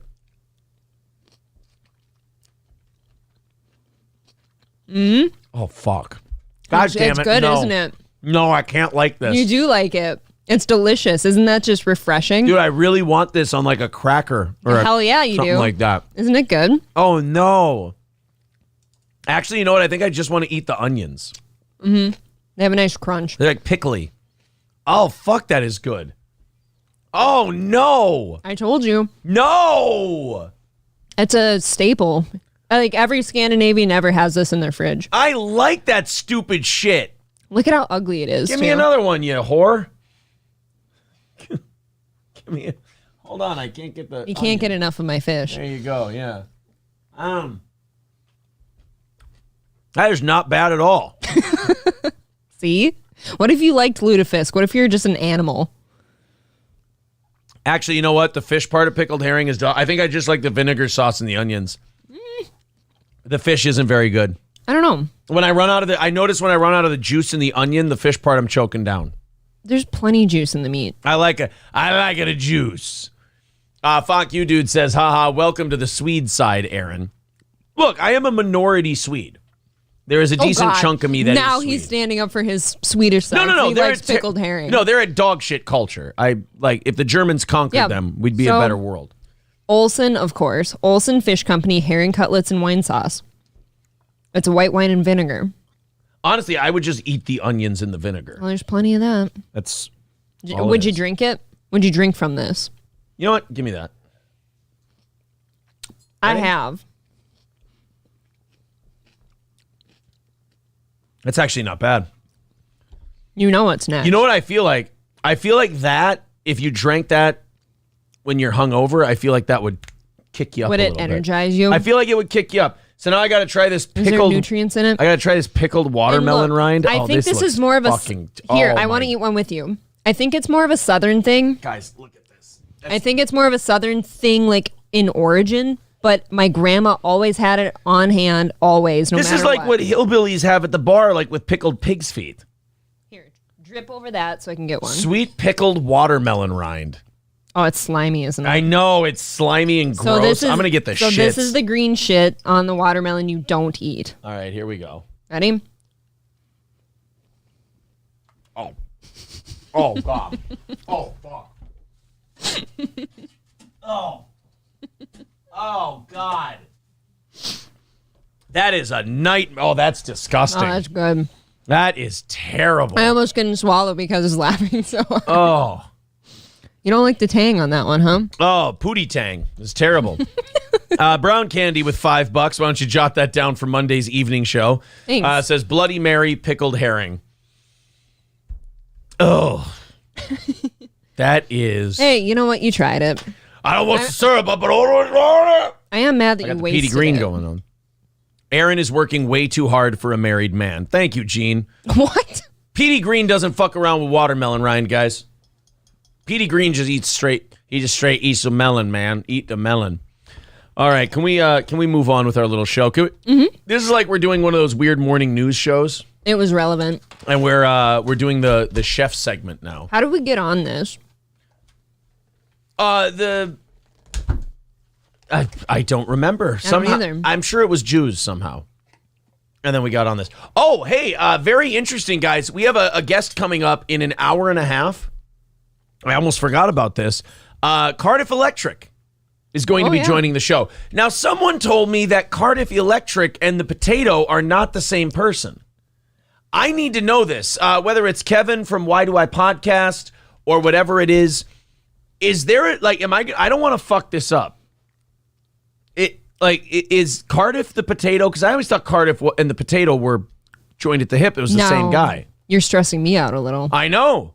Someone wrote to me on Twitter and said, oh, no, there's Cardiff and then there's the potato. I'm like, no, I think Cardiff is the potato. Yeah, okay, thank you. Why Do I Podcast says Cardiff Electric is the potato. Now, I don't know if he let you know, but I think he wants to do Streamlabs for that.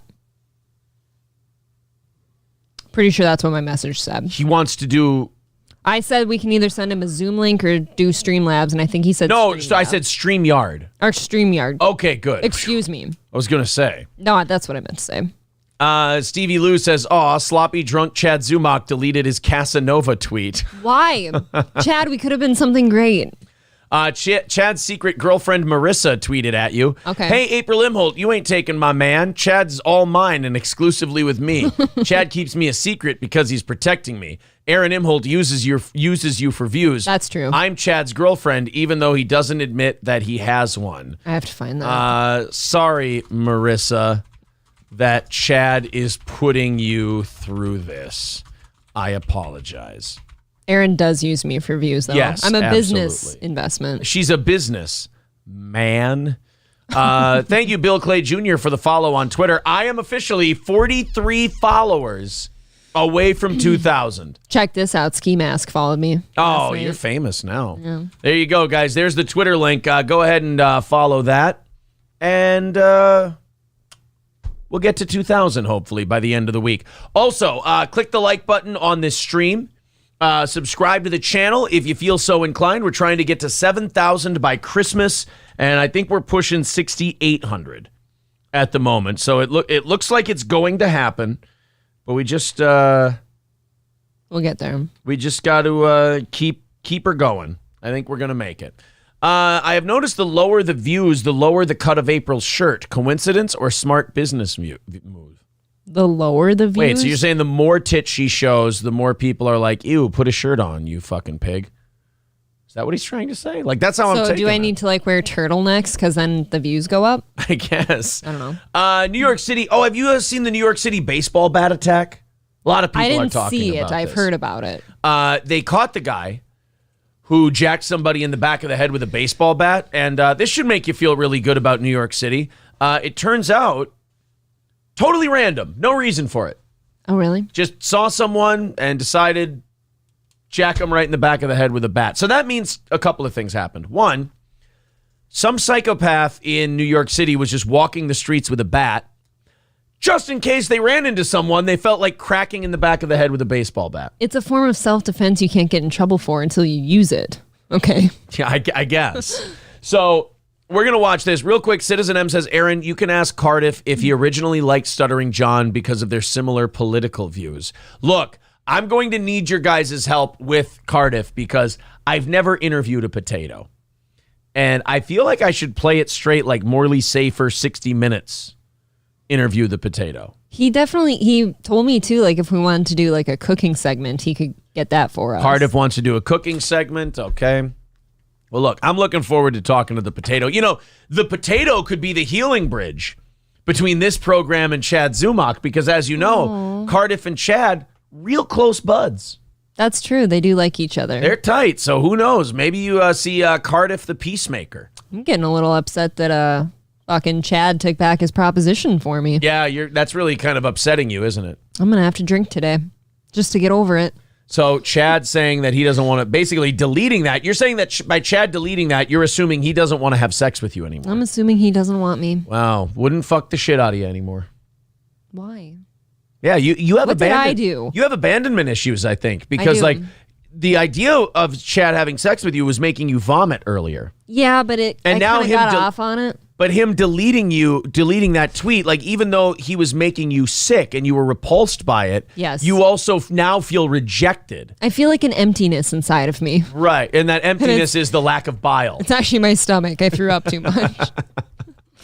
Okay. All right, let's so we got Cardiff coming up in what, an hour and 20 minutes? I've never actually set up a StreamYard before. Are you kidding me, Aaron? I'm gonna make sure we. Yeah, I don't think I don't think I have a Streamlabs account. Man. So, yeah, I don't have an account. So I'm gonna have to set one up. So do you want me to message him and say Zoom? No, if you want StreamYard, I'll do StreamYard. Well, this will work. They sent me an email. I'm sorry, guys. I have to do some of this on the air because we are only about an hour away from me having to send this. We're doing it live. To our buddy Cardiff. Should I put my herring in the fridge? No, I need you right now because you have to still entertain people while I'm trying to set up our Cardiff interview. Using me for views.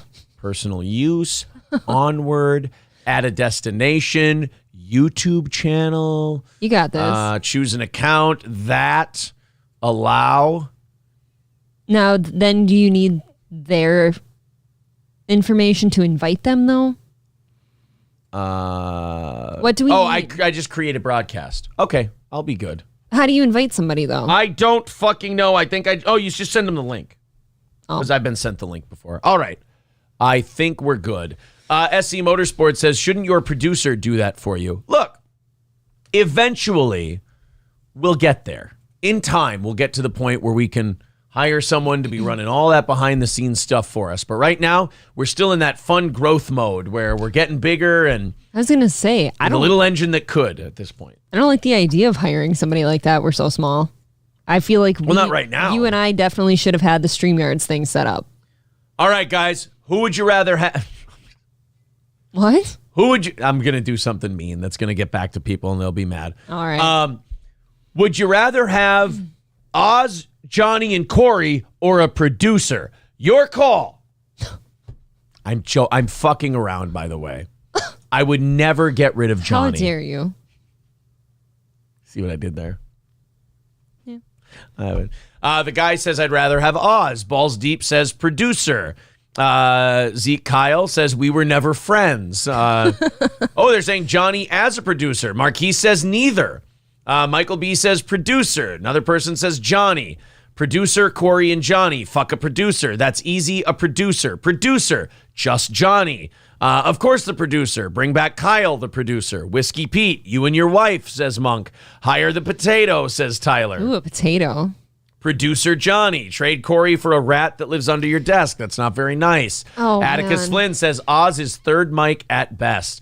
Atticus Flynn is a very tough but fair judge of talent, I think. I respect his opinion. I do like Atticus. I like Atticus. You know why I like Atticus? Because he's on nobody's side and he insults the shit out of people. He does. I like him because the more you bite on him shitting on you, the more he shits on you. I think that's the way to do it.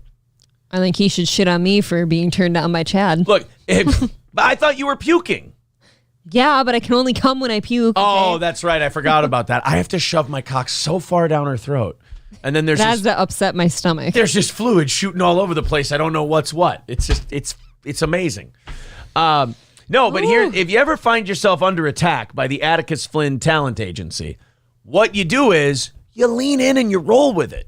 You don't get pissy. You don't get mad. You just have some fun with the guy.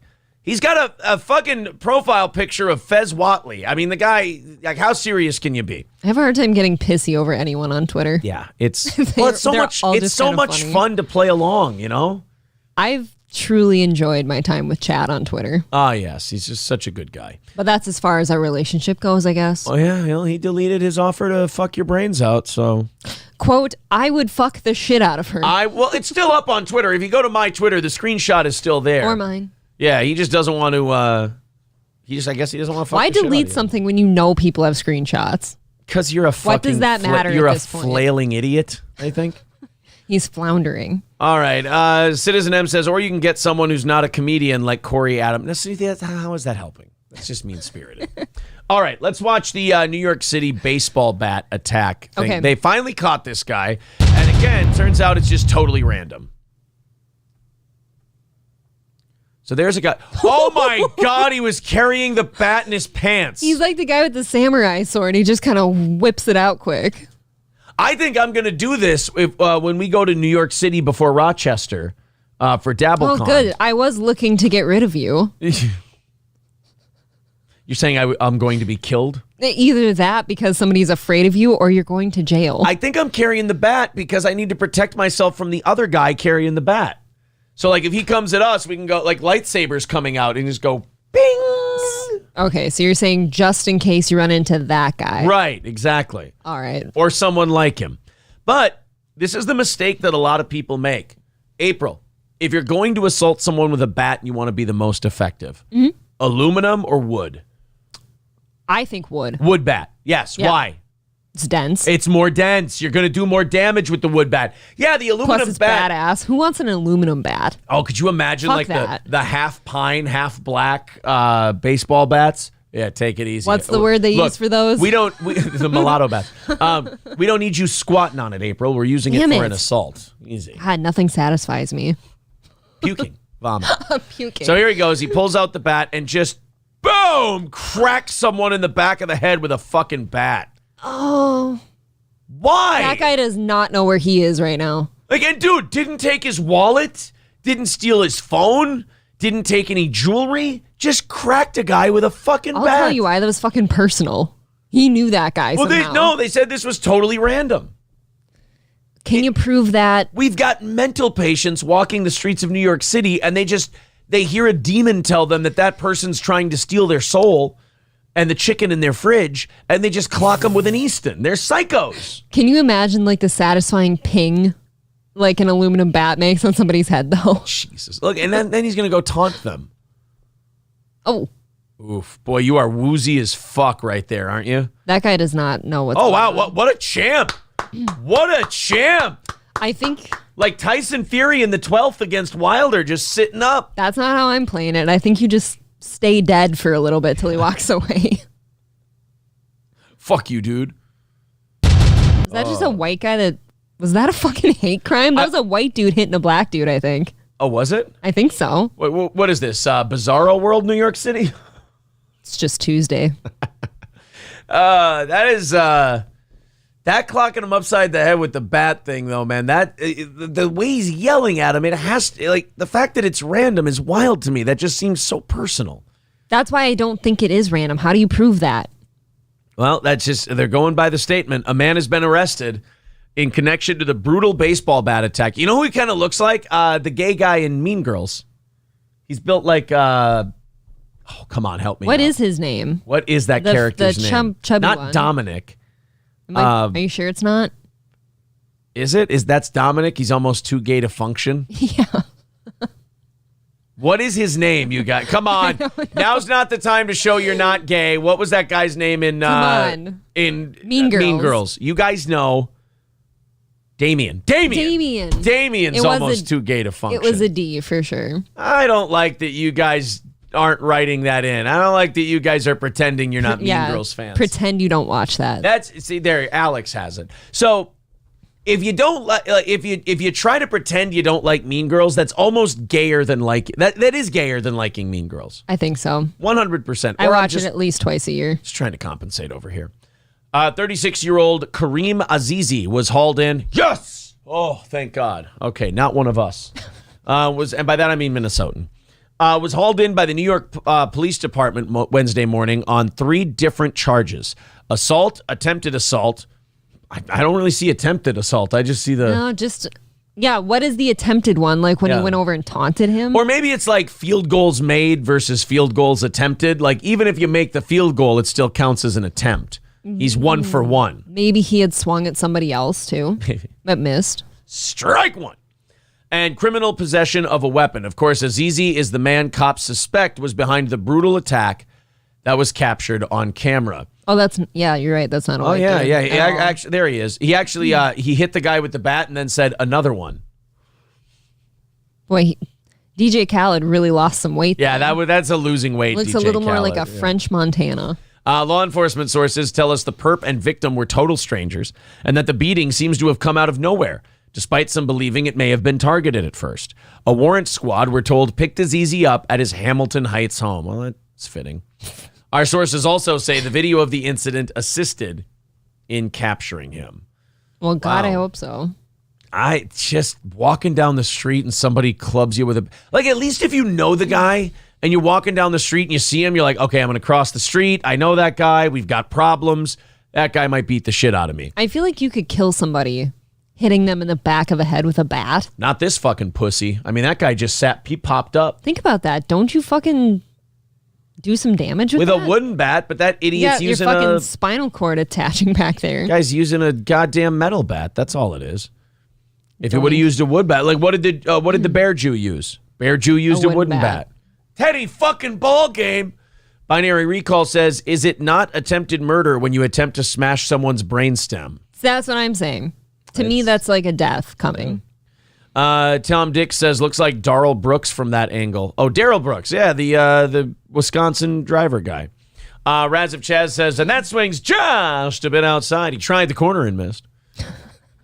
Need Trump says, I would line that guy up and I would swing for a home run to the back of his head. Then I would go eat supper and watch a movie and it would be a good day. Oh, hey, what's going on, you little sociopath?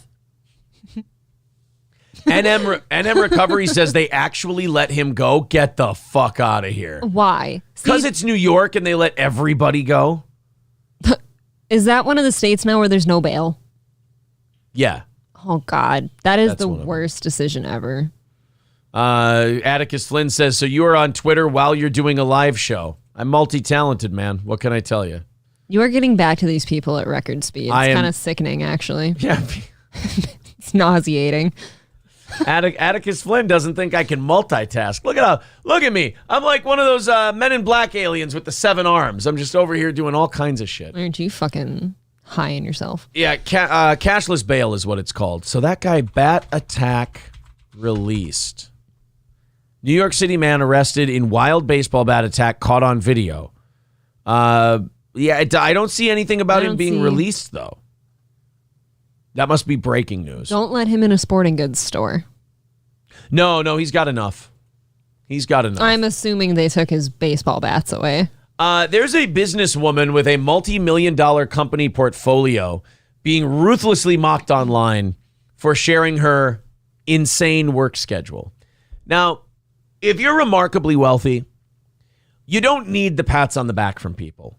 No, that's what the money is for. Exactly. That's what the money is for. Exactly. So anytime a really, really rich person goes online and goes, oh, you guys wouldn't believe how busy I am.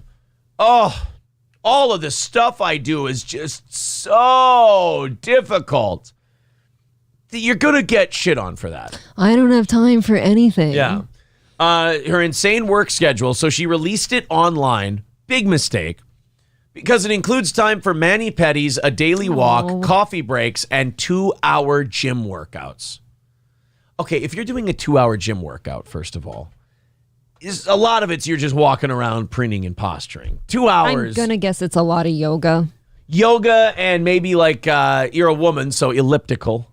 Probably. You're getting like a good 45 minutes on your elliptical. That just equals elliptical? Yeah. I mean, a woman at the gym for 2 hours, that's elliptical. It is. I mean, the elliptical's like a retard's treadmill. I can fill up a 2-hour gym workout, but it's all weightlifting. Bro.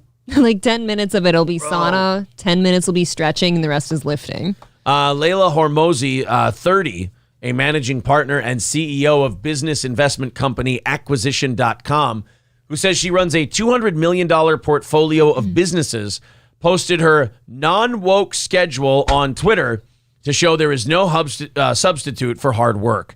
But her post, which was a blurry screenshot, was inspected closer by commentators, because of course it's going to be. Because you put it out there. Who ridiculed her daily routine and said that she was to get shit done by doing the work.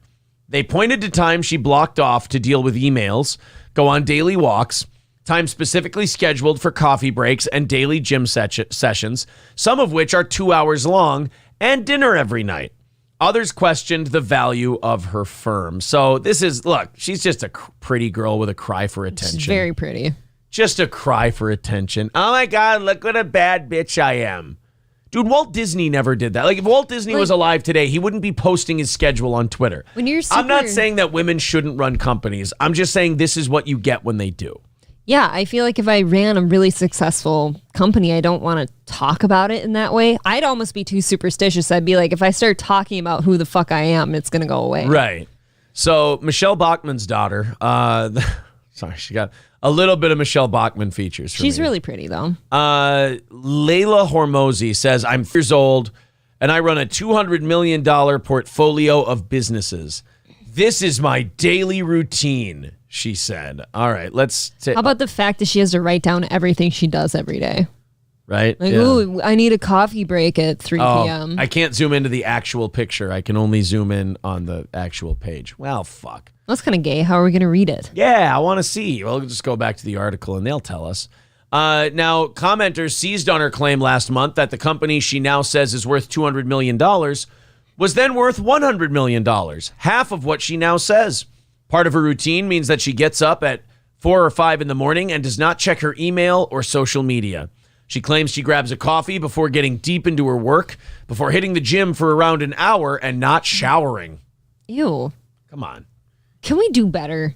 One person said to her, I do 10,000 times more than this, and I'm unemployed. Another chimed in, this could have been an email. The post has received more than 3,000 replies and 7,000 retweets, as many poke fun at her light schedule. Despite claiming she isn't woke, Layla has faced backlash online over her tweet, in which she says she prefers to take action rather than journal, ice bath, or use red light therapy. What the fuck is she on about? I think she's trying to do that thing where people are assuming she's a rich woman and does all these like pussy things all day long, like sit under like red light shit or, you know, do all these like prissy things. She's like, no, I'm not like that. I'm a fucking badass. Yeah, but the other shit you do is just as lazy as that other stuff. Right.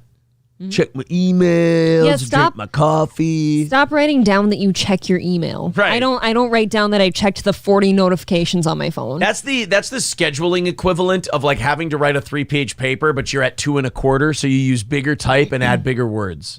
Yes. That's what she's doing. She says, let's address the elephant in the room. This isn't going to be another one of those woke hoorah threads. Yeah, as you sit there jacking yourself off. So she's trying to come off as like a hardened conservative kind of. I don't journal, ice bathe, or use red light therapy. First of all, ice bathing seems like kind of a workout. Like that's a stress on your body, isn't it? Ice bathing? I don't know all the science behind it, but it is actually good for you. It takes down a lot of inflammation. I'm not saying those things don't work. I just prefer taking action. Here's how I do it. I wake up at about 4 or 5 a.m. From there, I don't check email or social media. Instead, I grab a cup of coffee and get to my deep work.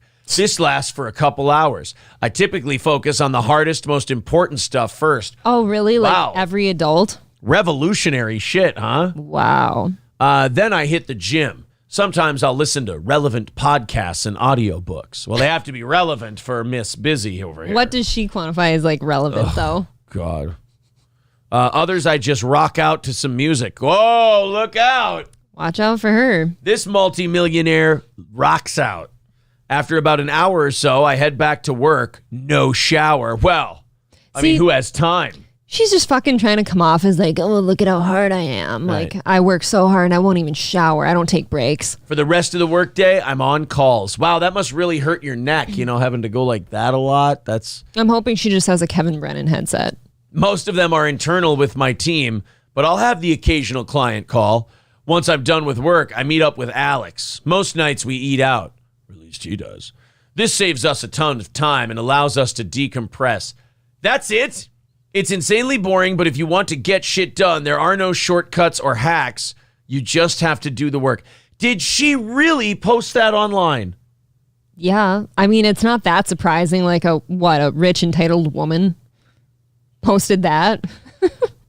That just seems like something to chuckle at for me. I go to the gym, I don't shower, and I sit on my phone all day. So you're rude to your coworkers because now you smell. Right, but I sit, she goes, here's what you have to do if you want to hustle and grind and become a millionaire. All right, what do? I listen to a bunch of music and some podcasts and sit on my phone all day. Wow, you really seems deep. Hustle and flow, my lady. Hustle and flow. Woman can't even cook for herself or her man. Yeah. I fucking love cooking a good meal. I hate that lady. That to me is decompressing sometimes. Well, she has to go out and decompress from, all the phone calls I'm sure she downs a bottle of wine. Joey says, she goes back into work all salty slitted. All that money and her gunt reeks. She just a salt lick. Skeezy says, wow, what a trooper. I can see why she makes the big bucks. Shut the F up. Karen says, I work with a few people like that. Look, I'm not saying there's anything wrong, and I'm not saying that running those companies is not difficult in its own way. But like, if you're gonna go on Twitter and go to people, hey, let me tell you about the grind I'm on every day, and your grind is literally the same as every other white collar worker. If you don't want to be up for criticism, don't put it out there. Right. Salty slitted is a very funny phrase, though. I love a good salty slit. Oh, a salty slit, just nice and tangy to the tongue. Oh, okay. Like a chili cheese Frito. Kind of fucking snatches you. Dude, in my history, a dirty puss. Oh my God. A dirty puss to me smells like chili cheese Fritos. That is fucked up. How many of those would you say you've had? How many different people can I remember that had the chili cheese smell? Yeah. Chili cheese Frito smell? 2. That is too many. 2 that I recall. Ladies, can we take care of our business? 2 that I recall had ever, like not all the time, but like when, you could tell when they had rot snatch because there was have rot snatch. There was a chili cheese Frito smell. Like you got to keep. Okay, but there's ways to like just never have rot snatch. I promise. Fair. I wasn't responsible for bathing these people. Well, maybe you should have helped. Got to take care of themselves. You're trying to bathe them like a cat with your tongue. Joey says, dude, that's chlamydia, not Fritos. Right. I've never had chlamydia, so. How do you know? What is chlamydia? What happens? I think you get dribblies out of your dick. Okay, what happens for a girl? I've never had this. I think you get oozy rot snatch if you have chlamydia. I don't know. Again, a lot of nausea on this show. Adam says, I remember my older brother had a girl in his room and it smelled like Fritos the next day. I finger popped abroad and my fingers have smelled like snack chips. So really you've just attracted Aaron for life because he loves chips. To this day, still can't eat chili cheese Fritos. Oh, really? Can't do it. Now every time I see those, I'll think of that. I don't like that I'll think of smell. all the rot snatch you've had. Citizen M says April likes Chad's nautical hat for when she explores his salty waters. Oh, no. Oh, guys, she's going to puke. Oh, she's going to puke. She's going to puke. It's puke. She's gonna puke. No? Oh, just barely got it back down, huh? I'm trying to swallow. The gag reflex is fighting me. John Miller says, did you get nachos with that? Unfortunately, no. Oh my God. Guy Zartel says green shit comes out when you have chlamydia. Really? I don't know. He could be fucking around. I've never had chlamydia. Fuck. Brown Candy says girls get grilled cheese snatch with chlamydia. Okay, what happens with gonorrhea? I don't know any of these. Like, I don't know what happens. I know those two are treatable, though, right? Yeah. Yeah. Oh, really? Are we falling asleep on the show? Syphilis, if you don't get treated for it, can kill you. That'll make your face fall off. I don't like your brain rot and all kinds. Like syphilis will fuck you up. Don't fuck around with syphilis. Yeah. What would you rather have, syphilis or AIDS? Oh, syphilis. Because syphilis, if you get treated, is fine. You can treat it. Oh, yeah. Oh, good. Oh, wow. You sound like you've had experience. It's not the Napoleonic era where if you get syphilis, your brain turns to mush. And like you get all crippled and gimped out. Like, what do you have? Do you have cerebral palsy? No, chlamydia or syphilis. Rots you. Turns your face all fucky. Oh, David with a good question. Aaron, chlamydia or the lie fish? AKA lutefisk. Ooh, I have to have a bout with chlamydia. Yes, and you'll probably get treated. Okay. Or I have to eat a whole piece of lutefisk. Let's give it a deck of card-sized fish. A serving. It's white fish. I'll take chlamydia. Butter. I'll take what? chlamydia. Yeah. You're such a pussy. I'll have You chlamydia. are such a pussy. I'll take chlamydia. I'm not even like a cheerleader for lutefisk. I'm making it this year and you're gonna try a bite. Keep this from Dirty Death when we interview Cardiff. Cardiff and Chad are an electric duo. Just call them the Spud and the Dud. I like that. We got to ask him about that. The Spud and the Dud, okay. Chad and Cardiff. I still feel gaggy from the salty waters comment. We understand. We understand. Joey says, change that mushy poise pad. I think he means your vagina. Yours? TNK says April swallows. There you go. Can confirm. Sparky Rose says, didn't they teach sex ed in Litchfield? Yeah, don't you know anything about grilled cheese snatch? No. I don't know. Like our sex ed teacher, you know her too. I don't want to out her name, but related to a famous person. Basically, we had the whole the little giggle banana condom thing. Okay. That's why all of you kids in farm towns end up pregnant at 15. They barely teach you anything. You're not wrong. You're not wrong at all. They barely teach you anything because it's against Jesus. To a point where when I turned 20, for a second to myself, I'm like, yes, I fucking beat teen pregnancy. I was so proud. Paul Polito says Al Capone is less than syphilis. That's true. Syphilis fucked Al Capone up. Yeah, he did not have a good time. Yeah, your face will rot off if you don't get your syphilis taken care of. Why didn't they give him treatment? I don't think he wanted to admit he had syphilis. You would rather rot away than admit you need help? Some men. Win by 2 says, you know who had syphilis? I'll give you a hint. It's Ye's best friend. Netanyahu? Hitler? Gene Malaprop says, when it looks like the mouth from the brain bug in Starship Troopers, you might want to skip the foreplay. It's a good point. Oh my God. Yeah. Curtis Versus says, Aaron, your wife just called you a pussy for not eating lutefisk, and I agree with her. I'm a pussy because I won't eat gross food. Curtis is a good man. I'm not going to sit here and play Fear Factor just so I don't have to have chlamydia. Curtis went out of his way to come from another state to come shake my hand once. That's a good man. You should be semi-terrified of that fact. He's a very nice gentleman. I'm sure he is. Adam says, if you want a strong farmhand, boys, you need to start popping them out at 15.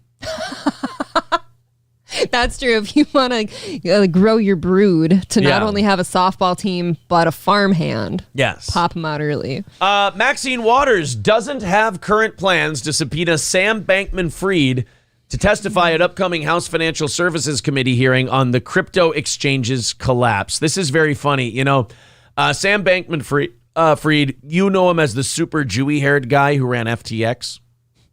Okay. You know what I'm talking about? Yes. Who every time he's interviewed, he's like, he does this autistic thing where he repeats the questions back to himself. And then never answers, really. Right, and then never answers them. Or just flat out lies.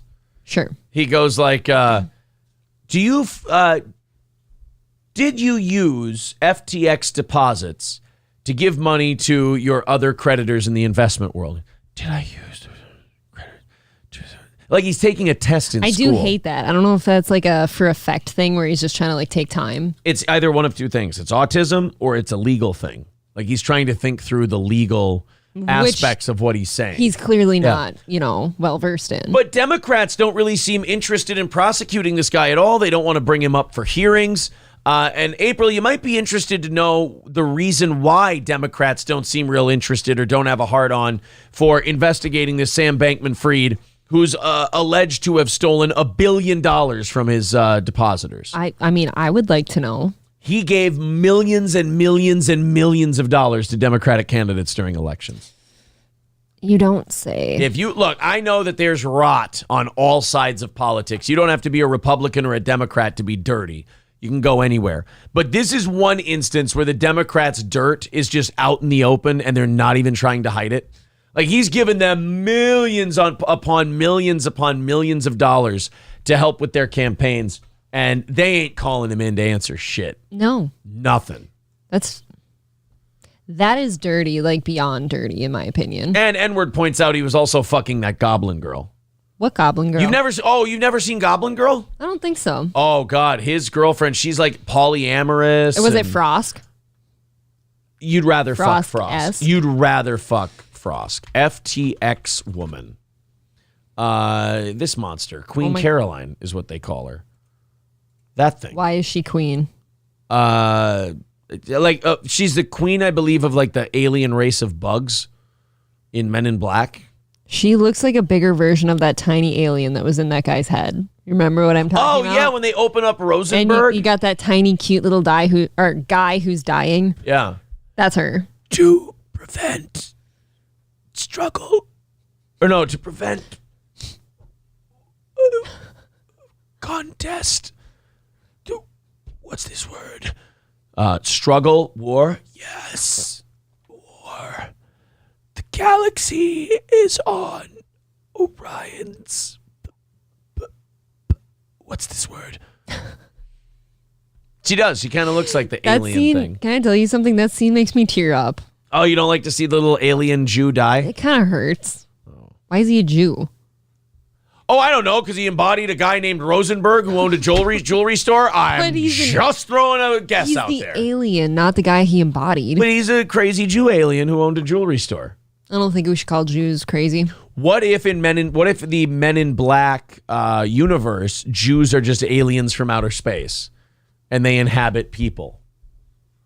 I mean, isn't that kind of what they're hinting at in Men in Black? Is that this Jewish guy is actually an alien who comes from another planet? What? She's writing something down. Hold on a second. Someone says Mersh said she looks like a car battery exploded in her face. That's what. Oh, okay. That is. Yeah, I agree with the theory. I agree with Peach Rose. That's fucked up. That's fucked up. Yeah. So, like in Men in Black, by that logic, Jews are aliens from outer space. You heard it here first, folks. In the Men in Black universe, I'm saying. Fucking guy puts a new shirt on and gets all anti-Semitic, gets the ADL after us. Well, you know something, dude. Well, you know what the ADL said about Kanye? We have to, what is it? If we don't get him, then those rumors he's spreading that we get people are going to continue. It's true. This is a part of that Sam Bankman Fried interview. This guy's just so fucked. He's like so in over his head. He's the kind of, we got an ad first. He's one of those guys who makes me believe like the Epsteins of the world and stuff like that are just kind of handpicked by intelligence agencies to go in and fuck shit up. Thank you for finishing that. Well, no, I mean like Sam Bankman Fried to me was a guy set upon the crypto world by the government to crash it. Okay. That's what I believe. That I have no proof of that. I have no evidence of that. That's but your opinion. He donated to a shitload of government people. Mm-hmm. He gave a lot of money to Democrats. Democrats were big on crashing crypto. And this guy got billions of dollars out of fucking nowhere. And then as soon as they didn't need him anymore, they just went up, throw him in prison for crypto fraud. And he's like, whoa, I thought, like all these guys like Epstein and these other people are like Count Dooku in Star Wars, where once the emperor doesn't need him anymore, he just turns on him and goes, kill him. He's like, motherfucker, this wasn't part of the plan. I thought we were on the same team. Yeah. Here's the interview with Sam Bankman Fried, who I honestly believe is probably working with some of the people in power to crash crypto. I can't imagine what it feels like to go from $20 billion to $100,000. Yeah. You must feel like a fucking idiot. Right. Fuck you. How did he go from crypto hero to crypto supervillain? Today, a lot of people look at you and see Bernie Madoff. And by that, I mean you're a Jew. DMA This Morning, Sam Bankman Fried, one-on-one with George Stephanopoulos. What happened to the billions people invested with him? What is the talent that you have that convinced people they should invest billions of dollars? And then he just points to his curly Jew fro, and he goes, this. Have you seen this? Actually, it's this, and he pulls out an Illuminati membership card. He's like, that's what it is, my boy. But then he goes to the next meeting after he gets on all this trouble, and he swipes. He's like, what the fuck? My fucking Illuminati card doesn't work anymore. You've been kicked out. Yeah, and there's like all these people behind him, like Ye and Ghislaine Maxwell, who are like, oh yeah, that you weren't useful to him anymore, so they kicked you out. Like, yeah. I fucked up.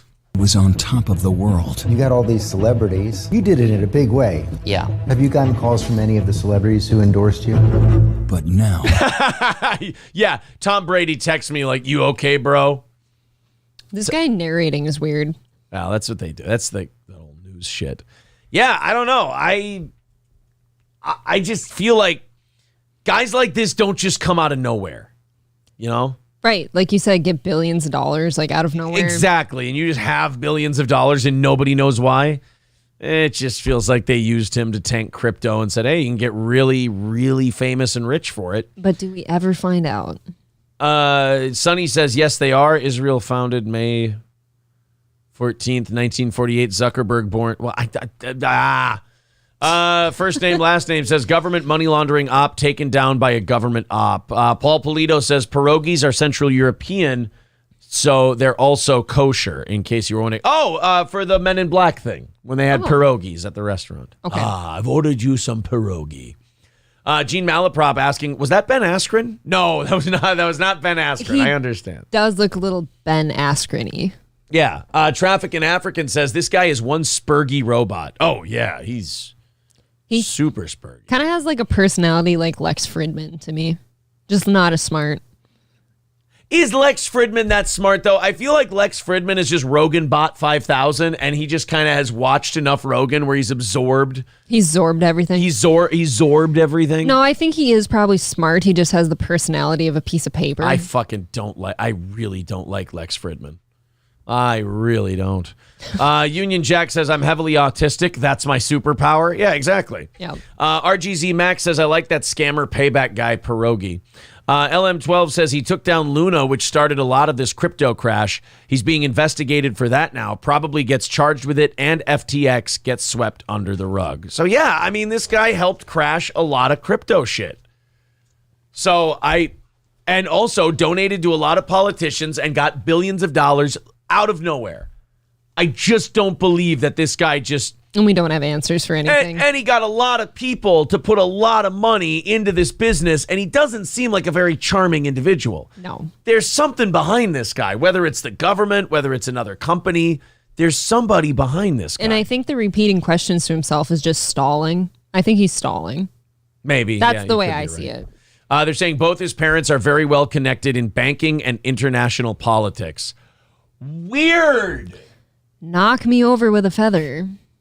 Brittany Martini says, never been so happy to be Italian. No fucking jokes about my people's food. No, just about your people. That is true. Like, it's always the people, but the food's delicious. Yeah. People saying, I agree. He's affiliated. Oh, Why Do I Podcast says Chad is live. April, would you like to go watch? Oh, boy, would I. Do you want, I mean, if you don't want to watch any Zumach today. Oh, it's okay. We don't have to. Uh-oh. I want to see why he denied me now. Come on, Chad, where are you? Because I told him I think we'd make a great couple. He's only been live for 4 minutes and 20 seconds. Did he? Oh, man. Come on, Chad. Where are you? Guys, here's the link. Zumach is live. There we go. Did he? What is wrong with this? Oh, there we go. Be careful, Chad. Don't steal Chrissy's brand. Oh, is that what he's outside somebody's saying? house. Yeah, where are you? Am I taking her? I don't watch Chrissy he's walking to the gym. Mayer's April Inholt wants your I think bone, she's bro.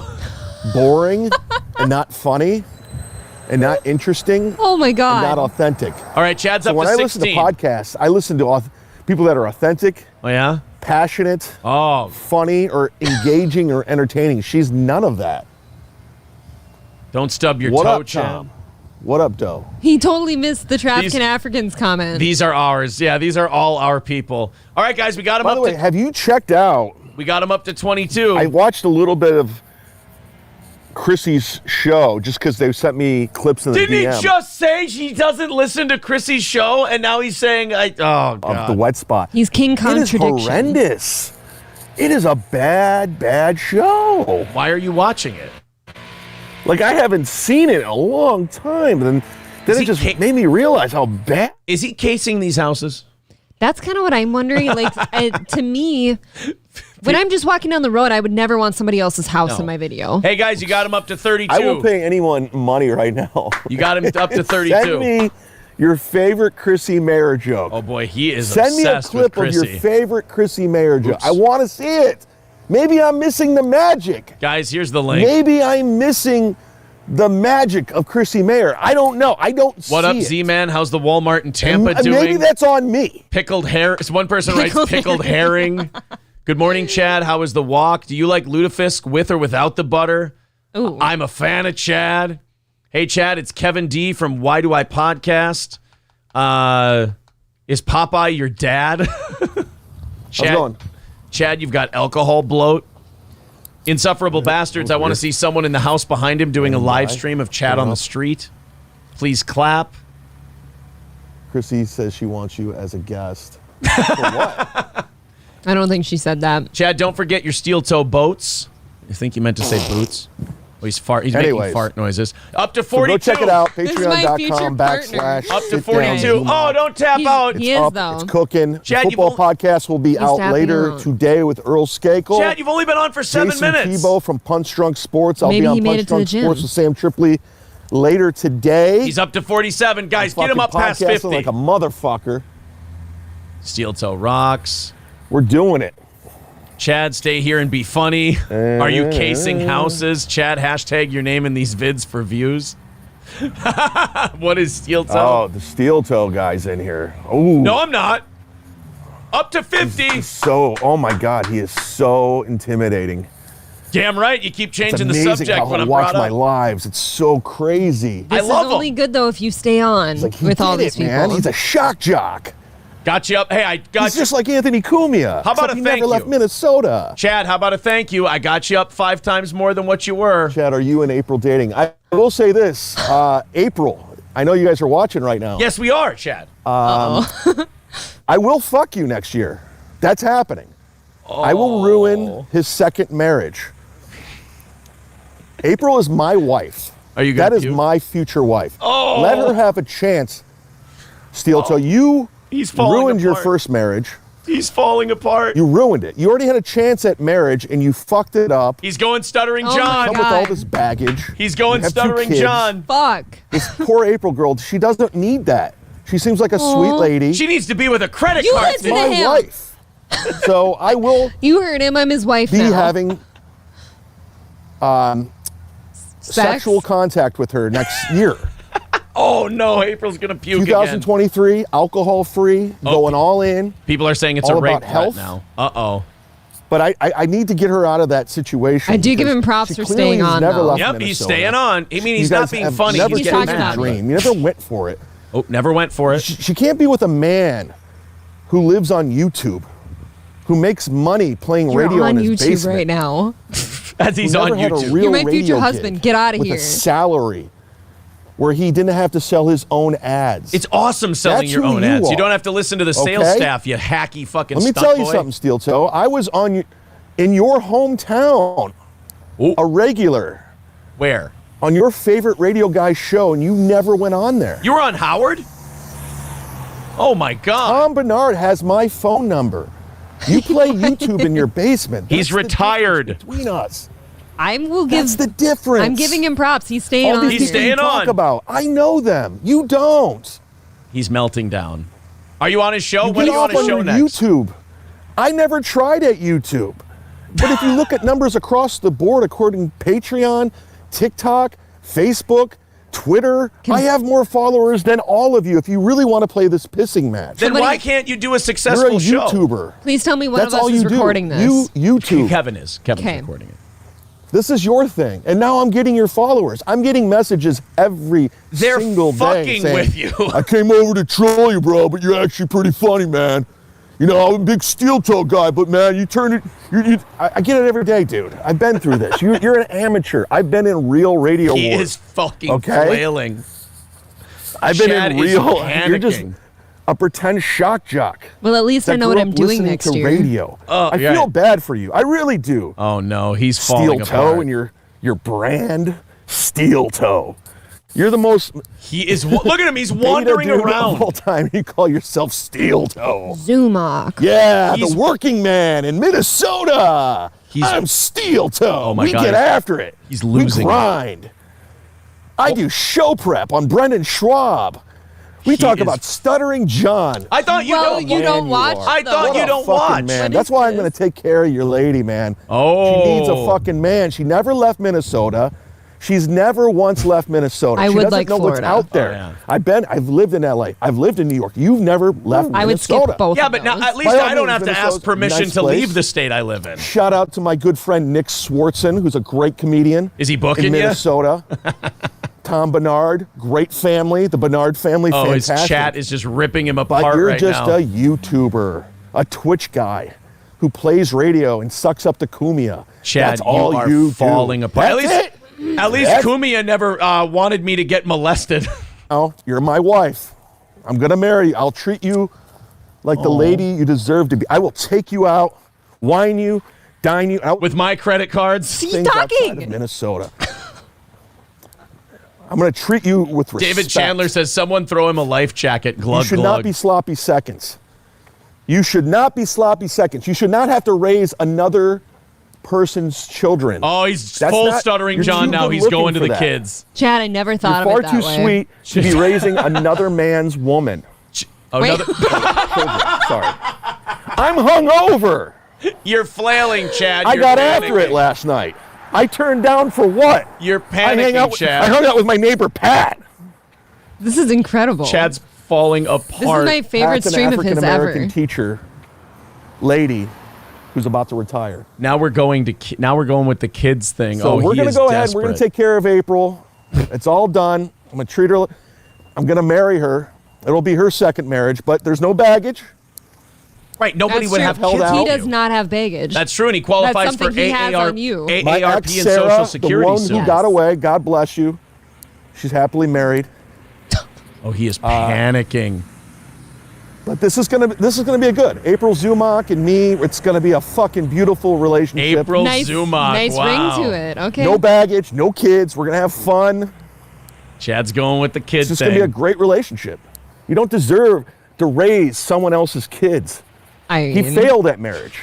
I do like them Somebody sent quite me a the bit. clip I that love he- them actually. He was She might forced actually to love sleep on those the kids, couch. Chad. That's not a good marriage. That's.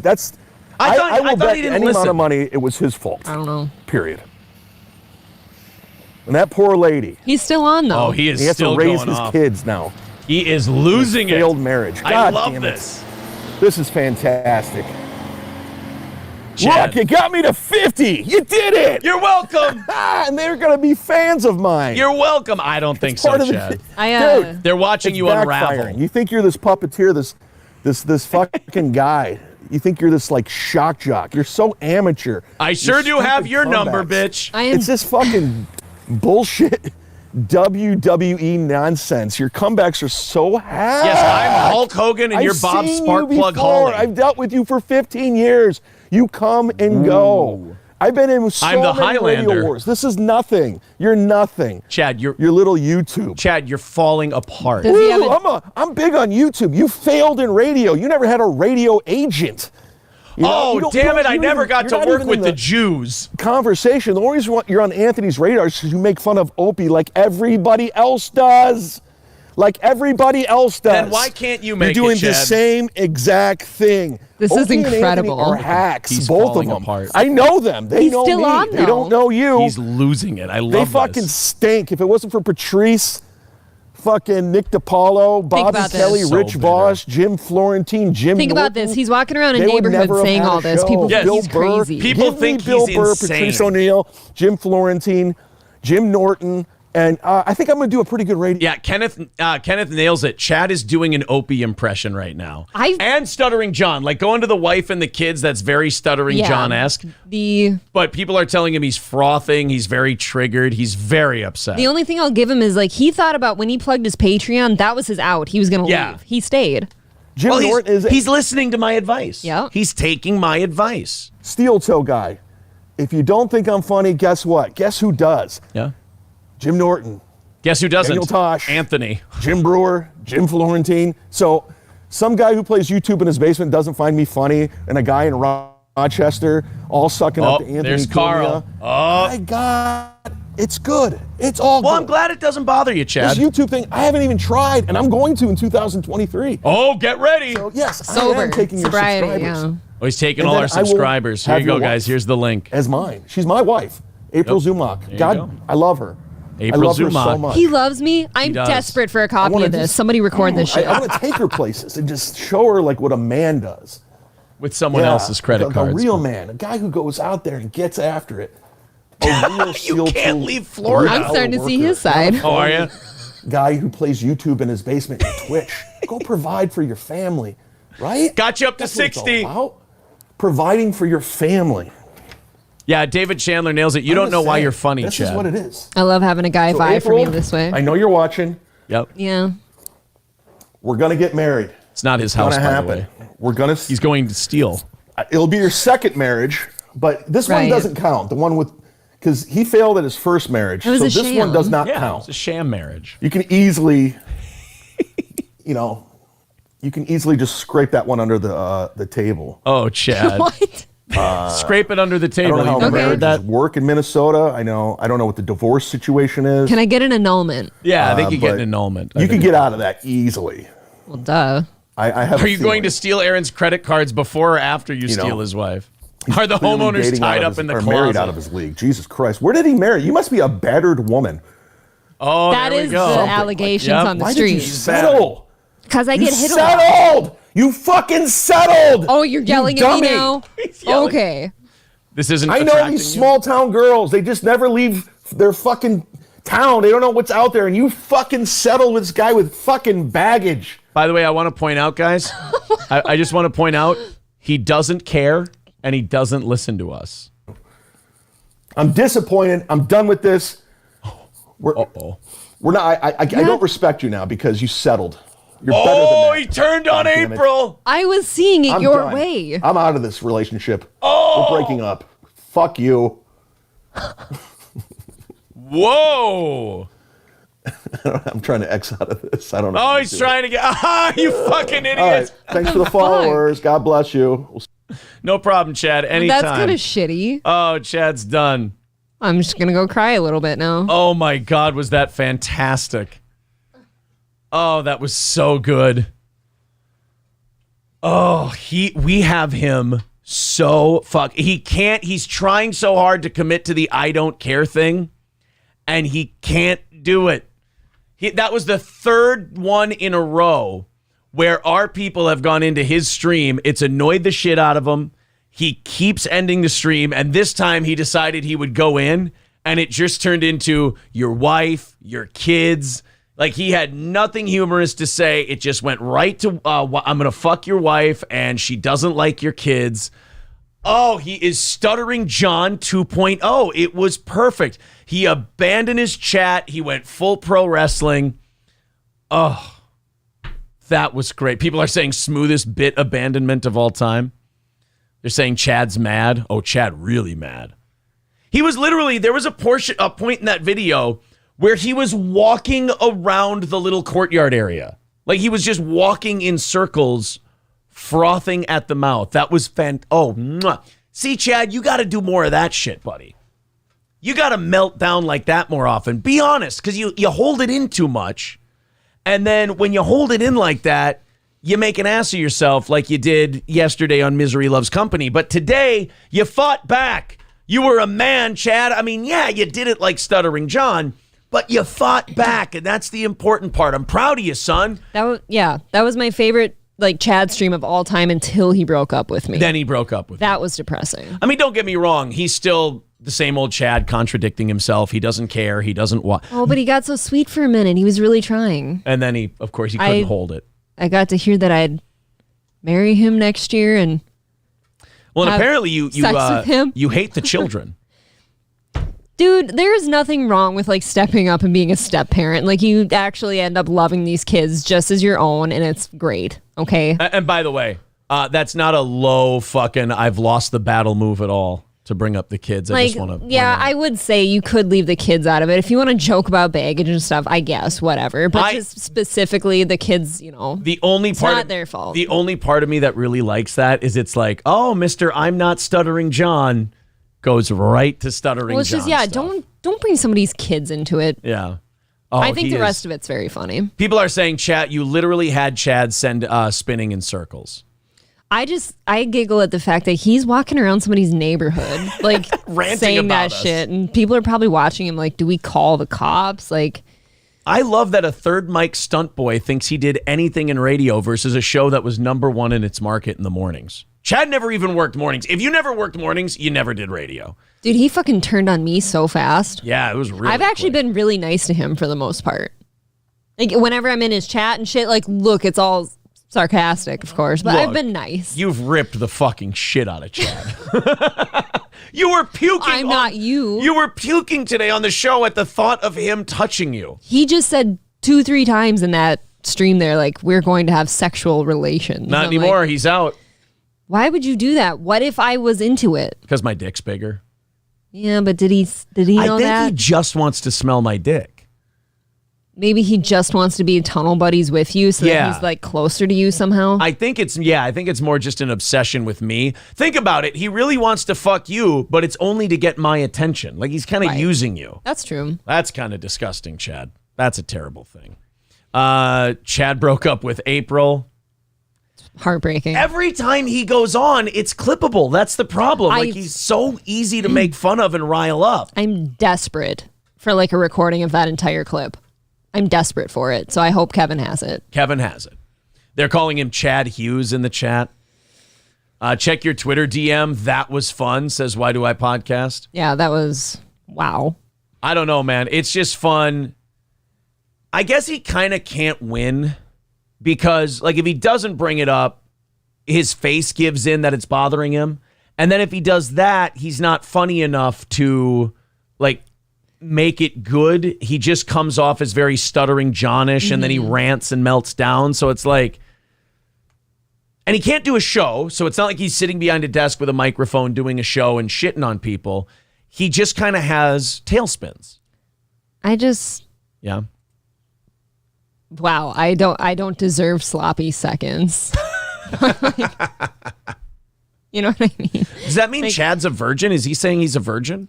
I don't know. I'd be a born-again virgin just for him. Oh, well, that's... If he didn't break up with me. You're going to puke again. You're going to put yourself every through time that. I do it. I can feel that pickled herring bubbling a little bit. I hear you do it, and I'm like, you better stop. You don't have the constitution for this. I don't. I have a weak stomach. Yeah, you don't have the stomach for this. Just for Chad. All right. Well, thank you very much to David Chandler with $9.99. He says, why wouldn't he stay on? He could have gotten way more out of me. Right. He was making money. He tried his best. He did. I got to give Chad credit for that one. He tried really hard to stay on. He did well, I think. He's got that poor adrenaline control where he's trying to be playful, but the face stretches out like this. He gets really tight and he starts shaking. He's trying to be playful, but then at the end, you see the rage come out. You see, fuck that, you piece of shit, fuck you. Yeah, but I was starting to think, I could be stuck down in Florida where it's nice and warm in the winter and get out of this hellscape. Yeah. But then you have to hang out with Chad Zumach. Then I have to hang out with Chad Zumach. Oh, Chad, I don't think you're going to make a love connection, buddy. I don't like that I had to go through a breakup today. Yeah, well, look, it's hard. But how are you going to get me through that? With my dick. April, don't worry. Chad is just playing hard to get now. See, I'm hoping so because I don't want this to end. Veldrain with $5 says, April, you're missing out. Chad is a lot more jiggle for the buck. Ooh. How many people did he have when we went in there? 13? Sure. I don't know. I didn't look. I never look at the view count. We got him up to what, 60? Yes. At least he gave us the thank you. I do appreciate that. No, I actually was very impressed with the fact that he stayed on. I thought he was bailing as soon as he plugged the Patreon. Look, I thought he was bailing. But did he do himself any favors in his staying on? Hello, he talked about me the whole time. Well, I know you like that, but like as far as the content he provided, did he prove he's any less bothered? No, not in that case. I would say like the content itself, yes, I rest my case. It was great, but because it was about you. Right. Yeah. I love how Chad goes, oh, these YouTubers, they just have to rip on other people to get views. And yet Chad only has more views because he's talking about us. Yeah, but he sees that as a win. I guess so. A win is a win. He also made $30. He can get a bottle. Doesn't have to steal a card today. Attaboy. Ulrich says Chad isn't hard to get. He's hard to want. That is true. He was starting to win me over. Mr. Nobody with $4.99 said Chad is giving you a stomach ache because he'd be in your guts, New Boot Goofin. Oh, God. Look, I don't want to puke on air. I really don't. I've been close today. Trucker 18 Wheeler with $5 says, but Aaron, you failed at your first marriage, so that means April is going to marry Chad. Yeah, see, because I'm going to sit here. The more people talk about how you fucked up your first marriage, I'm going to sit here thinking about that. And I'm going to be like, oh, so this is on a timer. This is going to go bad soon, right? I should just bail.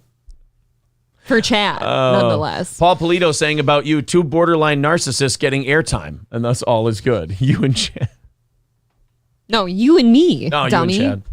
I think he meant you and Chad. He thinks, right, this is the egotist over here. I'm an egotist. I'm not a narcissist. And apparently I'm such a narcissist. Can a narcissist be insecure?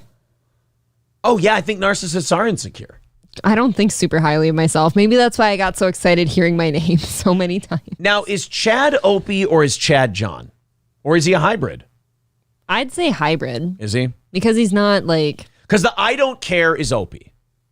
Yeah, but the drunk part is Stuttering John. And the inability to like answer lighthearted ribbing and having to go like deeply personal and fly off the handle, that's Stuttering John. Sure. So I don't know. There is that part. Cinnamon says we were just busting Chad balls and he's getting fucking fresh. Dude, I cannot wait to play that whole thing back to myself later. Like, he literally said, no, you and I are having sex in 2023. We're having sex. Stacks. Not only that, but also... Don't let me go to Florida. April was the one saying, I think I'm done with Chad stuff for a while. I was. Yeah. Look. It brought you right back in, didn't it? On occasion, I think the lol cow stuff is very funny. I get some amusement out of it. I don't ever want to beat them to death. He's our prize pig, though. But hey, you want to start talking about me? Chad's our prize pig. I mean, suddenly Kevin talked about me. Now Chad talked about me. Kevin's not a lol cow, though. That was just exciting. It's funny because, like, I see now why he doesn't fight back against these guys. Because if we go at him, people respond with, holy shit, this is funny. This is hilarious. Like, I feel like if Kevin and Bob watched that stream with him, they'd go, whoa, dude, why are you... Like, that's not funny. Like, that's just, you're being kind of creepy now. Mr. Nobody with $4.99s. Oh, my God. I'm going to fuck your wife and everything? Mm-hmm. Cowpote. He's Cowpote. Yeah, Cowpote did say he was going to take me. Yeah. It was in a parking lot, and he said we were going to have sex behind a car, I believe. Right. So he's, He also called this marriage a marriage of inconvenience. Yeah. Or of convenience, and it was a sham. So he's Cowpote, he's Hipstar, and there's Chad. Okay. Those are the 3 who are going to fuck you. God, can I get them all at once? Just to, what, to get it over I'm with? sick after that. Now she's going to puke again. Oh, God. $4.99 from Mr. Nobody says you'd finally have the better hairline in the relationship with Chad, April. Oh, thanks. $5 from Veldrain says Chad is definitely a hybrid, the forgotten type of car from the auto industry. So. Hi, Cardiff. We're very excited to bring you on in about 20 minutes here, bud. I just saw What? Why Do I Podcast just sent me that link. I saw it.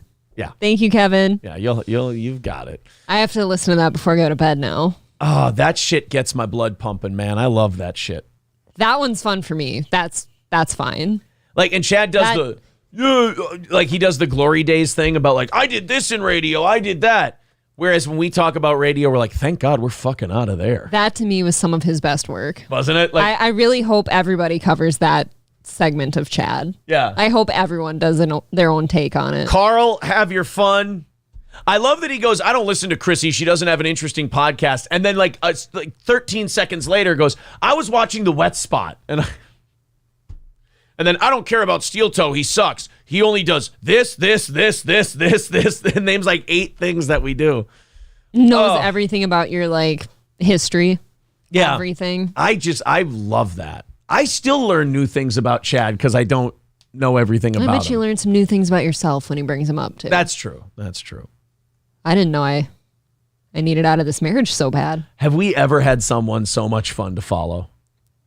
This is fun. I really do hope, I hope he doesn't ever get discouraged, when we like shit on him or anything. I really do hope he keeps going with it. I want this confident Chad. I do too. I really fucking enjoyed that. And I hope somebody sends him me saying that. Right. Don't stop. To keep the whole This was thing. great. Wasn't this the advice we gave him? Let's have a good back and forth. But isn't this the advice we gave him? Yes. He's listening to me. Chad is listening to Steel Toe's advice, and I appreciate that. You're welcome. Why is Chad so obsessed with Chrissy Mayer? I think the same reason with April. He wants to fuck her. He wants to fuck her. 100% he wants to fuck her. Usually when somebody's that obsessive, there's some sexual tension there. It's like a grade school, or no, not grade school. We've said this about Chad before. He's the guy who hits on a girl in a bar. When she says no, he calls her a lesbian. He's that mean boy on the playground that like hits you, but it's because he wants It's you. because he has a crush on you. He just like...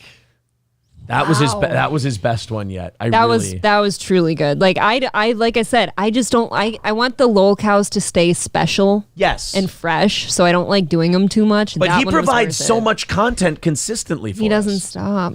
Let's go to David. He says there once was a thin-lipped lad who streams nonsense on YouTube. So sad. He twirls and paces, making angry faces. Oh, why, Chad, do we get you so mad? That was more Dr. Seuss than Limerick, but I liked it. 50 from David Chandler. I think we've probably cleared out Monday evening as well. Terry Nee with $5 says this is for Kleenex.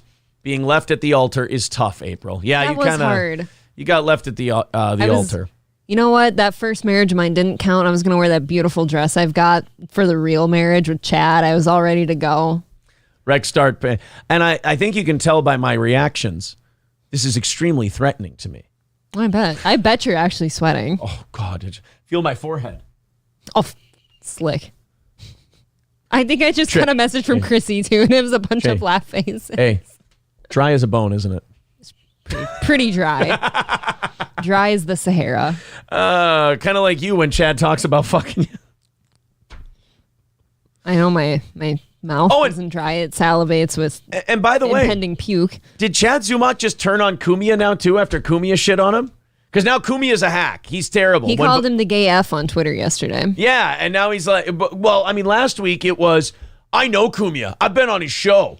You wish you could be like me with Kumia. And now today, since Kumia told him he wished he got molested as a child, he's a fucking hack.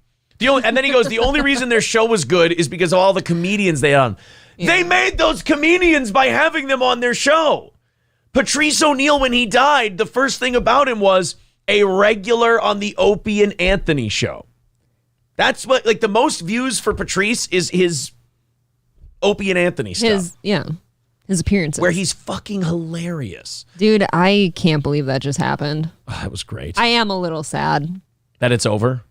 Or that he dumped you? I'm really crossing my fingers that he's just playing hard to get. Elias with $5 says he wrote April's name on his notebook. With a heart around it. Oh, but then he tore it in half. And then he put an arrow through the heart. The devil woman. And then wrote, rotten bitch.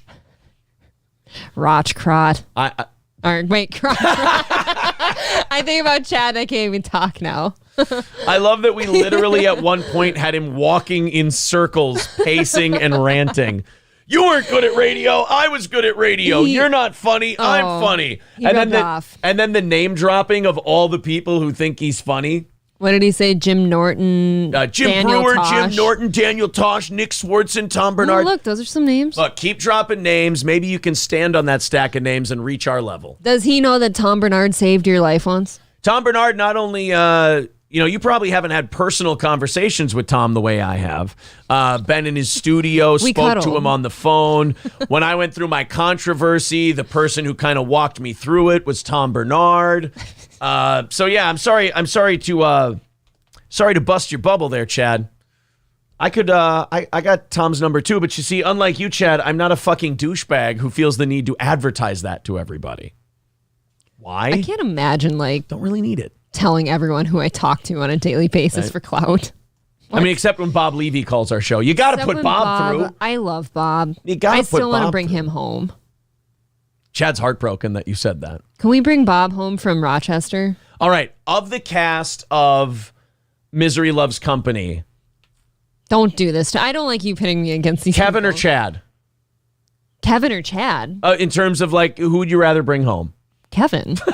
What? So, I'll bring Kevin home any day. Producer guy or Chad?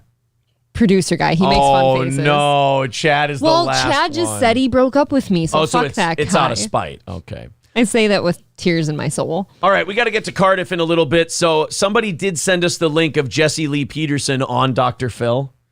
Oh, fuck. And I have a feeling this is going to be great. My favorite Jesse Lee Peterson thing of all time so far is when he had Royce and Mersh on. And they're talking about the internet and censorship. And then all of a sudden, Jesse just goes, so what's wrong with black people? You're like, He sounds so innocent when he talks. right, even Mersh was like, what the, wait, huh? Let's go to Jesse Lee Peterson on Dr. Phil. I disagree with all this crap that I hear.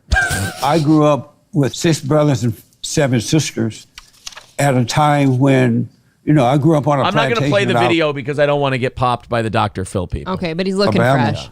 And we grew up in a little hut house, bathroom outside. And my family raised an amazing family. Children. Amazing. But what the difference was then than it is now is that before you had babies, you got married. So you have the father and the mother in the home. And while the father was out earning a living, the mother was watching over his children. Fucks yeah, Jess. How it should be. You tell him, Jesse. And so you were able to raise decent children. We didn't have government in our lives at the time. And so we were able to do that. And in America, we were not allowed all these illegal aliens and refugees to come into our country. And by the way, he's sitting by Hispanics and people of all different walks of life. A weird goth bitch up in the corner. So our government were not taking care of folks from other parts of the world and the families in America. We took care of ourselves. I think you've... Oh, my God. Guys, there is a woman who just rolled her eyes and looked horrified by Jesse Lee Peterson. You could show them a picture, couldn't you? I don't want to because we get popped for so much shit All now. right. It's gross. pretty much pissed off everybody. But you said there's not anything you've heard that you don't think is crap. So what do you think? You said what you don't think. What do you think? I think we need to get rid of all the black. Dude, he might say that. He might say that. I know that we need to restore the family. We need a smaller government because government don't make anything work. They screw you up. We need to stop taking care of women who are having these babies out of wedlock.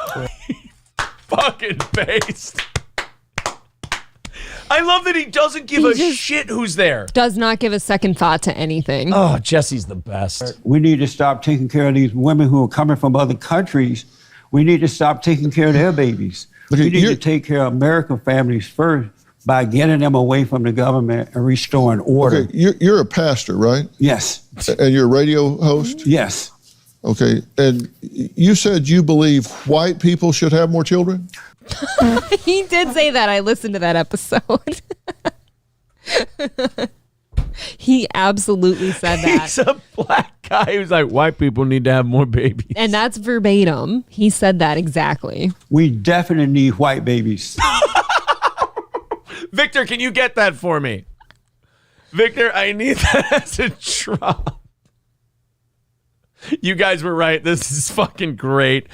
Okay, we need to take another run at Jesse Lee I know. on the show. I think I've got to call his producers when his show is on. Radio host? Yes. Okay. And you said you believe white people should have more children? We definitely need white babies.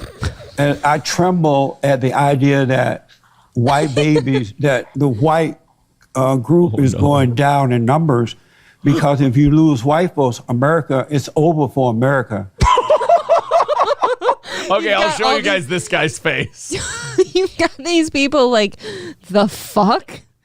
Fucking deer in the headlights. They don't know what to do with a black guy saying this shit. It is strange, and like you can't cancel him, right? No, there's nothing you can do to Jesse. No.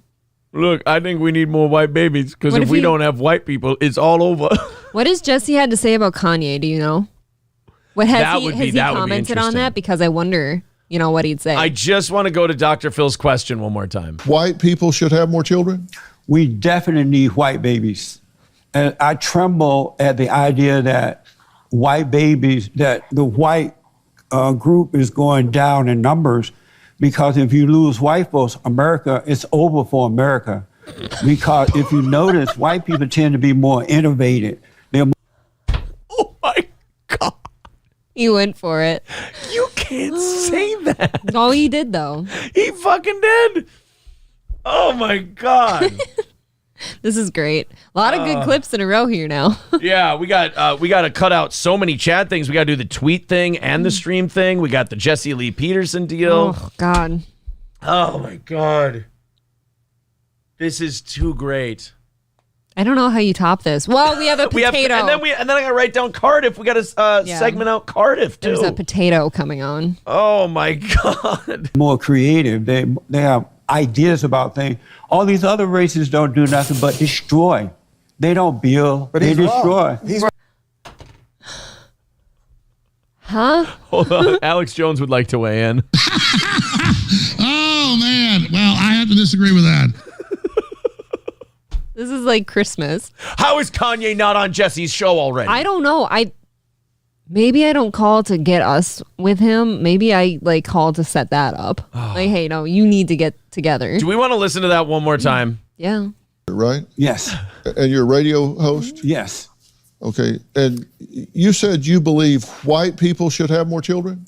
We definitely need white babies. Oh my God. And I tremble at the idea that white babies, that the white group is going down in numbers, because if you lose white folks, America, it's over for America. This guy's face kills Because if me. you notice, white people tend to be more innovative. They're more creative. They have ideas about things. All these other races don't do nothing but destroy. They don't build. They destroy. I said you'd piss off everybody. Jesus Christ. Dr. Phil's face was this. Yeah, he's like, I noticed you pissed off everybody here. Oh my God. We got one of our shows taken down. What? Don't say that. That shit's scaring me now. Community guide. We wanted to let you know our team reviewed your content. We think it violates our community guidelines. We know you may not have realized this was a violation of our policies, so we're not applying a strike to your channel. Cool. But we have removed the content. We realize this may be disappointing news, but it's our job. Okay, so something must have... Let's get it on. So it was the Corey show yesterday. I know he did say unalive and shit a bunch. Haven't you talked to him yet about This is the saying second that? one of the shows he's been on where we've received some kind of removal. So, yeah. Look, this is not like digs to him or anything. No. I love Corey. You have to talk to him because I can't be having strikes like that. The unalive shit, when I heard it yesterday, I was like, okay, nope, that's not cool. Yeah. So it was community guidelines. And they did say, we realized this, or we wanted to know, we know you may not have realized it was a violation of our policies. So we're not applying a strike to your channel. So it was something that, like, they must have reviewed it and said, like, okay, I know you probably don't know that this is a problem, but it's a Yeah, we can't have. Well, at least they didn't do a strike, but at least mention it to him, please. Guy Sartell says, could be your drug talk. No, we've talked about drugs a lot on the show. I feel like plenty of people have talked about doing drugs on the show. They're not on this show, but like on shows on YouTube. Balls Deep says bullying, it was said, and Peeps report. I mean, what? On the segment on the pickleball stuff? We've done that to many, many people on news stories. This shit always makes me feel a little uncomfortable because now I'm like, okay, can we narrow it down to something? You never can. Oh, they're saying it was the Gavin Ye interview. They have been taking down the Gavin Ye stuff. Okay. So should I go take down Monday's, or was it Monday or Tuesday's? Tuesday's episode. I should maybe take down Tuesday's episode also. I don't know.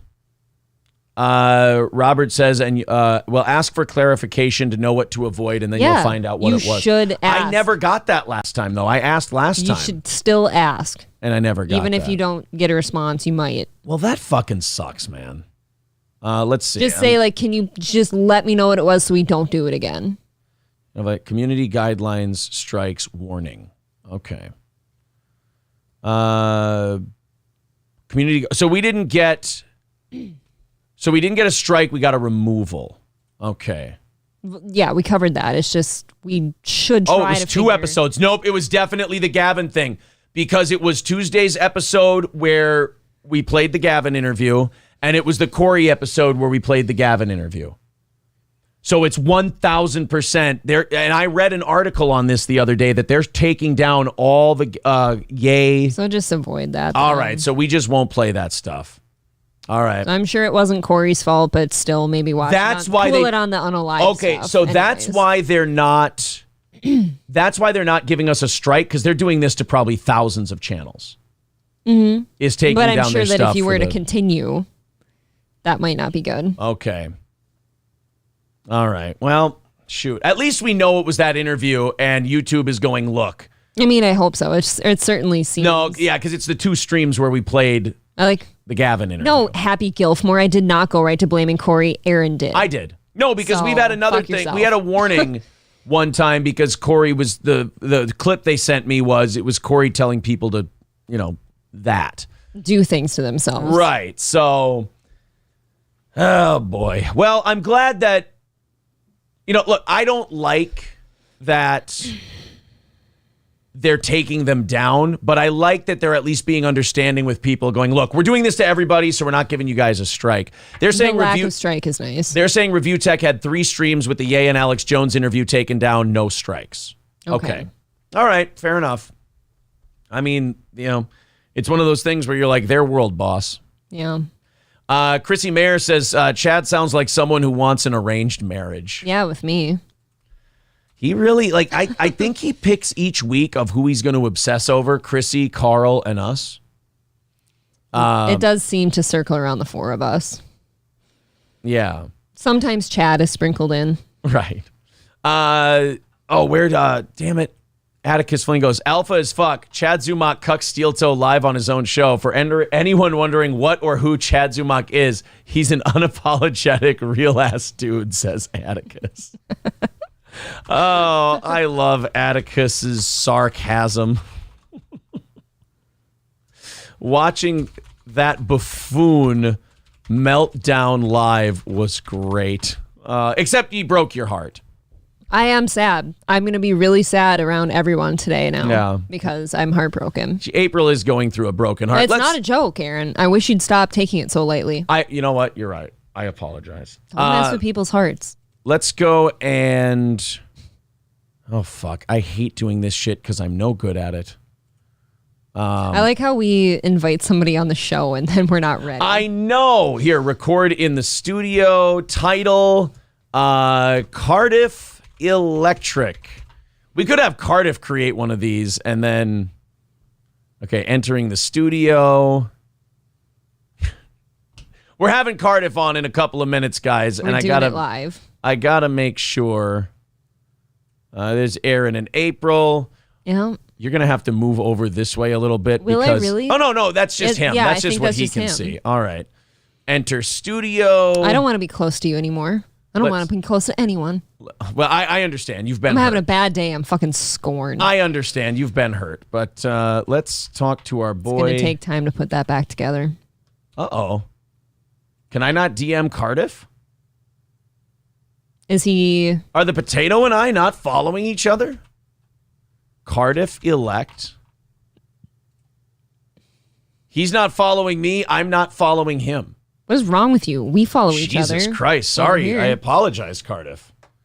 Good Lord, man. All right. Now we've sent our shit over to Cardiff, and now we can get our StreamYard link here. We're not part of the stream yet. God, am I fucking terrible at this. We're doing it live, that's for sure. Oh, boy. So I have faith in you. You can pull this together. We'll get Cardiff on, and then we'll get him up on the computer there. Kenneth says, what a dysfunctional show today. I thought today's been very fun. Cardiff's in the chat. Okay. Just so you know. Cardiff, we just sent you the link to the StreamYard deal. No, I think today's been really fun. It flew by. Click to add your audio and video. Oh, there we go. Oh, look. But I don't want us on there. I just want Cardiff when he gets there. As soon as the potato shows up, we'll have him on and we'll wrap up the show with Cardiff Electric. Okay. Chrissy says, I'm loving April's 2000s emo vibe today. Oh, thank you, dear. I did go a little emo today. A little bit. Little bit. You need a free Jewish producer, says Why Do I Podcast? Hint, hint. Well, I happen to know a Jewish gentleman who's a fan of our show. Just the man for the job. Kenneth says the show was great, but the StreamYard shit, Aaron, get it together. I know. This is embarrassing. I'm terrible. And Chrissy's in here watching us fumble. I'm awful at it. All right, why don't we add the potato, and then I'm going to kick myself off the stream, and then we can do just the potato. Here we go. We can figure it out. There he is. Cardiff Electric. How are you? Do I say sir? Hello? Uh-oh, buddy. Uh-oh, can you not hear us?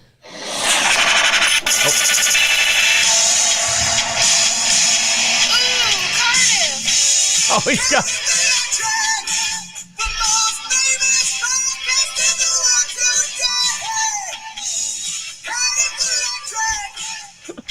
He's so fucking cute. That's an adorable goddamn potato. I want him.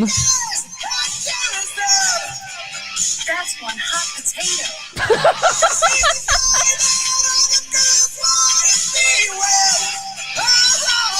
Oh, man. Oh, he has Chad in the background. Oh, yeah. Oh, he's got the Chad background. Yeah. Wonderful. Oh, look at him. I don't want to talk over his music.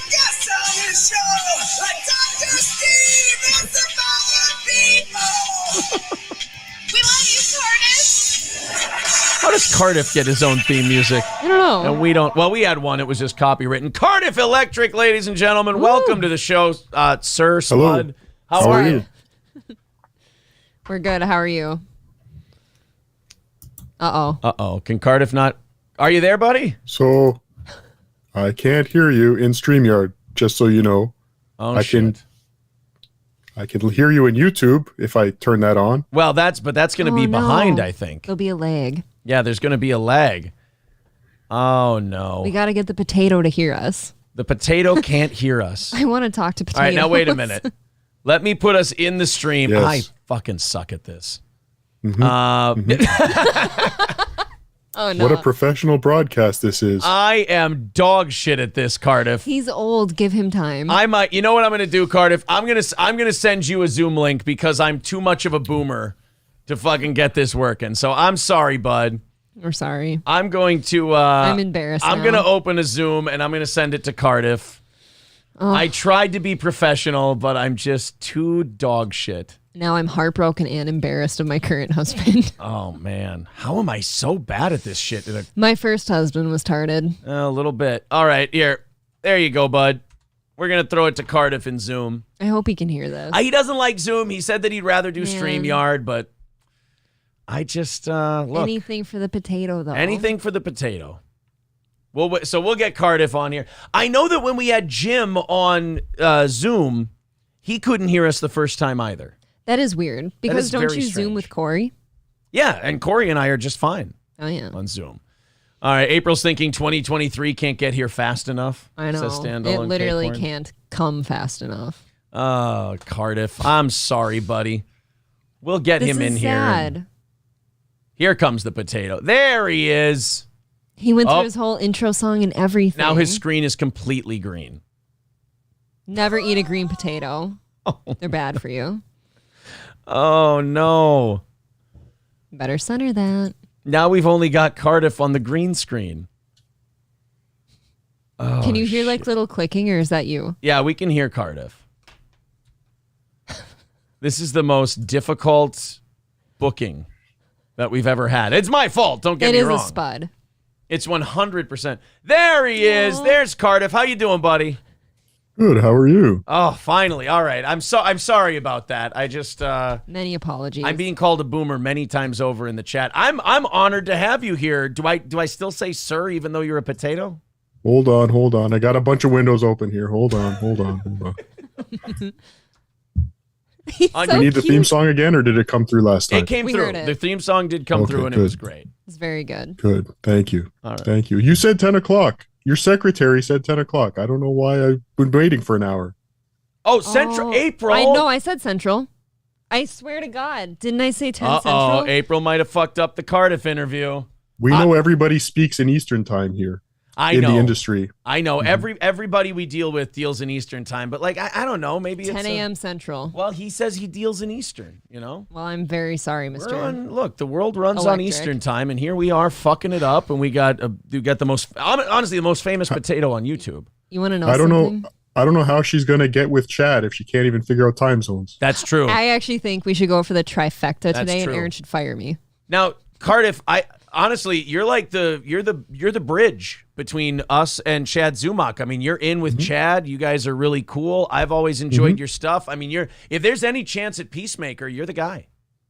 I think maybe I'll have the two of you on my show. I won't bring April because that might get awkward. Yeah, a lot of sexual tension there. It really is kind of a Kelly, Zach, and Slater thing going on, isn't it? I can't be around him.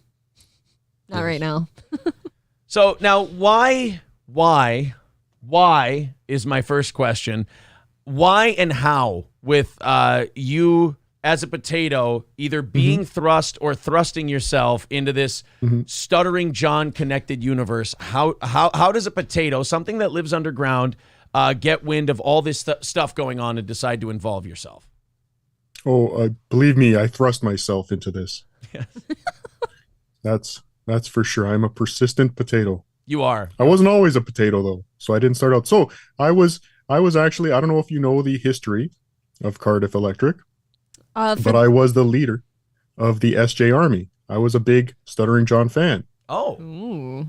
Oh yes, I was helping him fight the haters and trolls, especially that guy in Rochester. I think his name is Carla.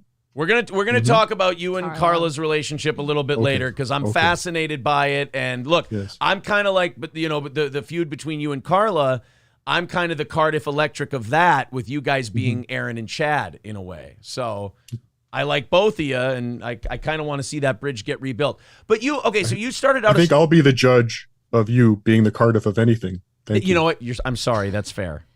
That was mighty presumptuous of me. Don't you assert yourself? I mean, mind you, I am. First, I would like to say I'm very excited to be on Minnesota YouTube radio.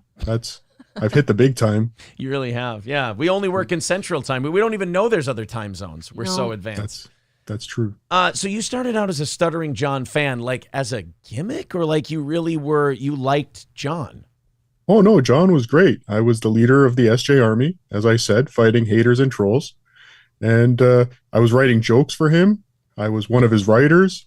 We were best buds, and one of his best chatters too in his YouTube. But then, due to some rumors and innuendos, possibly from Radio Gunk, he thought that I might be a troll, and he blocked me. So I had to start the Unblock Cardiff campaign.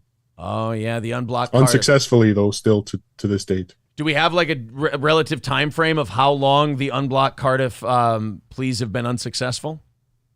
Since about August of 2021, I think. Oh wow, so it's been about a year and a half, so it doesn't seem that those ices have thawed. He's unforgiving. Now I've tried. You mentioned Radio Gunk, so like, do you and Monique have heat now too? Like you're a very controversial potato. Thank you.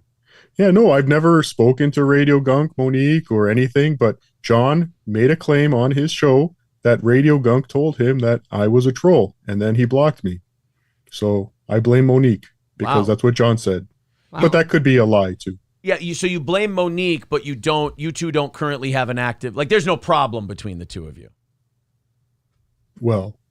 There's Maybe. more to that. Well, I mean, awkward. Well, it is awkward because you'll openly antagonize, I say Carl from Who Are These Podcasts. You say Carla. You'll openly antagonize him, but you'll also work with him. But like Monique, you won't say much. You're usually a very loquacious tuber, if you will. Well, you say I work with Carl, but initially I started contributing to his show just to, kind of like a Trojan horse. I was just trying to get on the inside of that network. Oh, hell yeah. I tried shutting down his Chicago live show, AKA the Chicago Mission, but that was unsuccessful due to legal reasons. So I thought maybe if I work this from the inside, kind of like a politician, get on the inside and make change from the inside, just like Joe Biden. Wow, you are a scheming little fucker, aren't you? Mm-hmm. Thank you. I meant it as a compliment. Like there's a few people in that Twitter universe and YouTube universe that I don't want to fall on the wrong side of, and you certainly are near the top of that list. Oh yeah. Don't tell Carla, by the way. Don't tell Carla about the inside thing? Yes. I don't want him to know. Don't worry. He'll never watch that. Thank you. So now you started off as a fan of Stuttering John. So then he blocks you, and you must have taken it pretty hard because I mean, you don't seem like the biggest vocal proponent of John Melendez now. Nope. Well, initially, I thought it must have been a misunderstanding. So I started the Unblock Cardiff movement. I had lots of supporters tweeting the hashtag Unblock Cardiff. Please tell your people to do that too. That's important. We'll do. We'll put that in here. Yes. I've recently been unblocked by Rich Voss, so the movement is working, not exactly what I was hoping for. But yes, after a while of being denied and neglected by John through multiple attempts to communicate with him, I seem to have, he turned his back on me, and eventually I had to turn my back on him. But I'm open to a reconciliation. Absolutely. Wow, that's big. I mean, and you look, man, the kind of influence you have, you could kind of bring John back to the world in a way, because like all the haters and trolls, as you put it, they've kind of run him off now, and now he's kind of trying to cut off the supply of material so people won't have John to kick around anymore. But if he does come back and he comes back with you on his side, I feel like he's got a lot better chance of making a go of it again. Yeah, I've told John we could really embrace this, and together we could build an empire, and just kind of as Mr. Shuley says, lean into the gimmick a bit. But, why not? he's kind of stubborn, but again, I can't talk to him because I've been blocked. So. You've been blocked. Yeah, how are you going to heal things if there's no communication? It's heartbreaking. Well, I'm hoping I've gone and I've started my YouTube and the podcast to get the message out. Hopefully he hears it. I put his name in as many things as I can, so hopefully it comes across his desk, so to speak. Yeah. But hopefully he gets the message that I am willing to work with him again. Yes. Now, a lot of us in these little broadcasting niches, if you will, who decide to pick on these particular people, they get accused of ganging up, or they get accused of kissing up or sucking up to. You just said Mr. Shuley. Of course, Shuley, yes. The Uncle Rico Show, great program. But I mean, are you worried that people will think that Cardiff is maybe a bought and paid for man? Uh-oh. Or potato? Oh, my last few appearances on the Uncle Rico Show have been bangers. So, I mean, I'm obviously hitching my wagon to that train. Yes, well, I would too. Oh, you know what? I underestimated you. You're a lot more shrewd than I thought. Oh, thank you. You're welcome. Yeah. What does that mean? Well, it means like you're willing to work on the inside against Carl, and then, you're buddying up Carla. My apologies, Carla. You have a right to call people whatever you want. Carla. You talk about how they've been bangers on Shuley's show. You're calling him Mr. Shuley. And then, of course, you've kind of left John. He left you. I mean, you're shrewd. You make very wise moves, I feel like. You betcha. We're scheming. Thank you for the Minnesota affect there. I appreciate it. Yeah, I'm trying to talk slow for your fans. I get it. I understand. Look, the state of Minnesota certainly has that Fargo stink to it. We're even in the wrong time zone. So now Carla from Who Are These Podcasts? Now, who? The guy who does, the way your friend Chad Zumach would say it, the guy who rips off Opie and Anthony's Jocktober. Oh, Anthony Cumin. Yes, Anthony Cumin, of course. Cumin. What's the beef now with you and Carla? Why so hostile?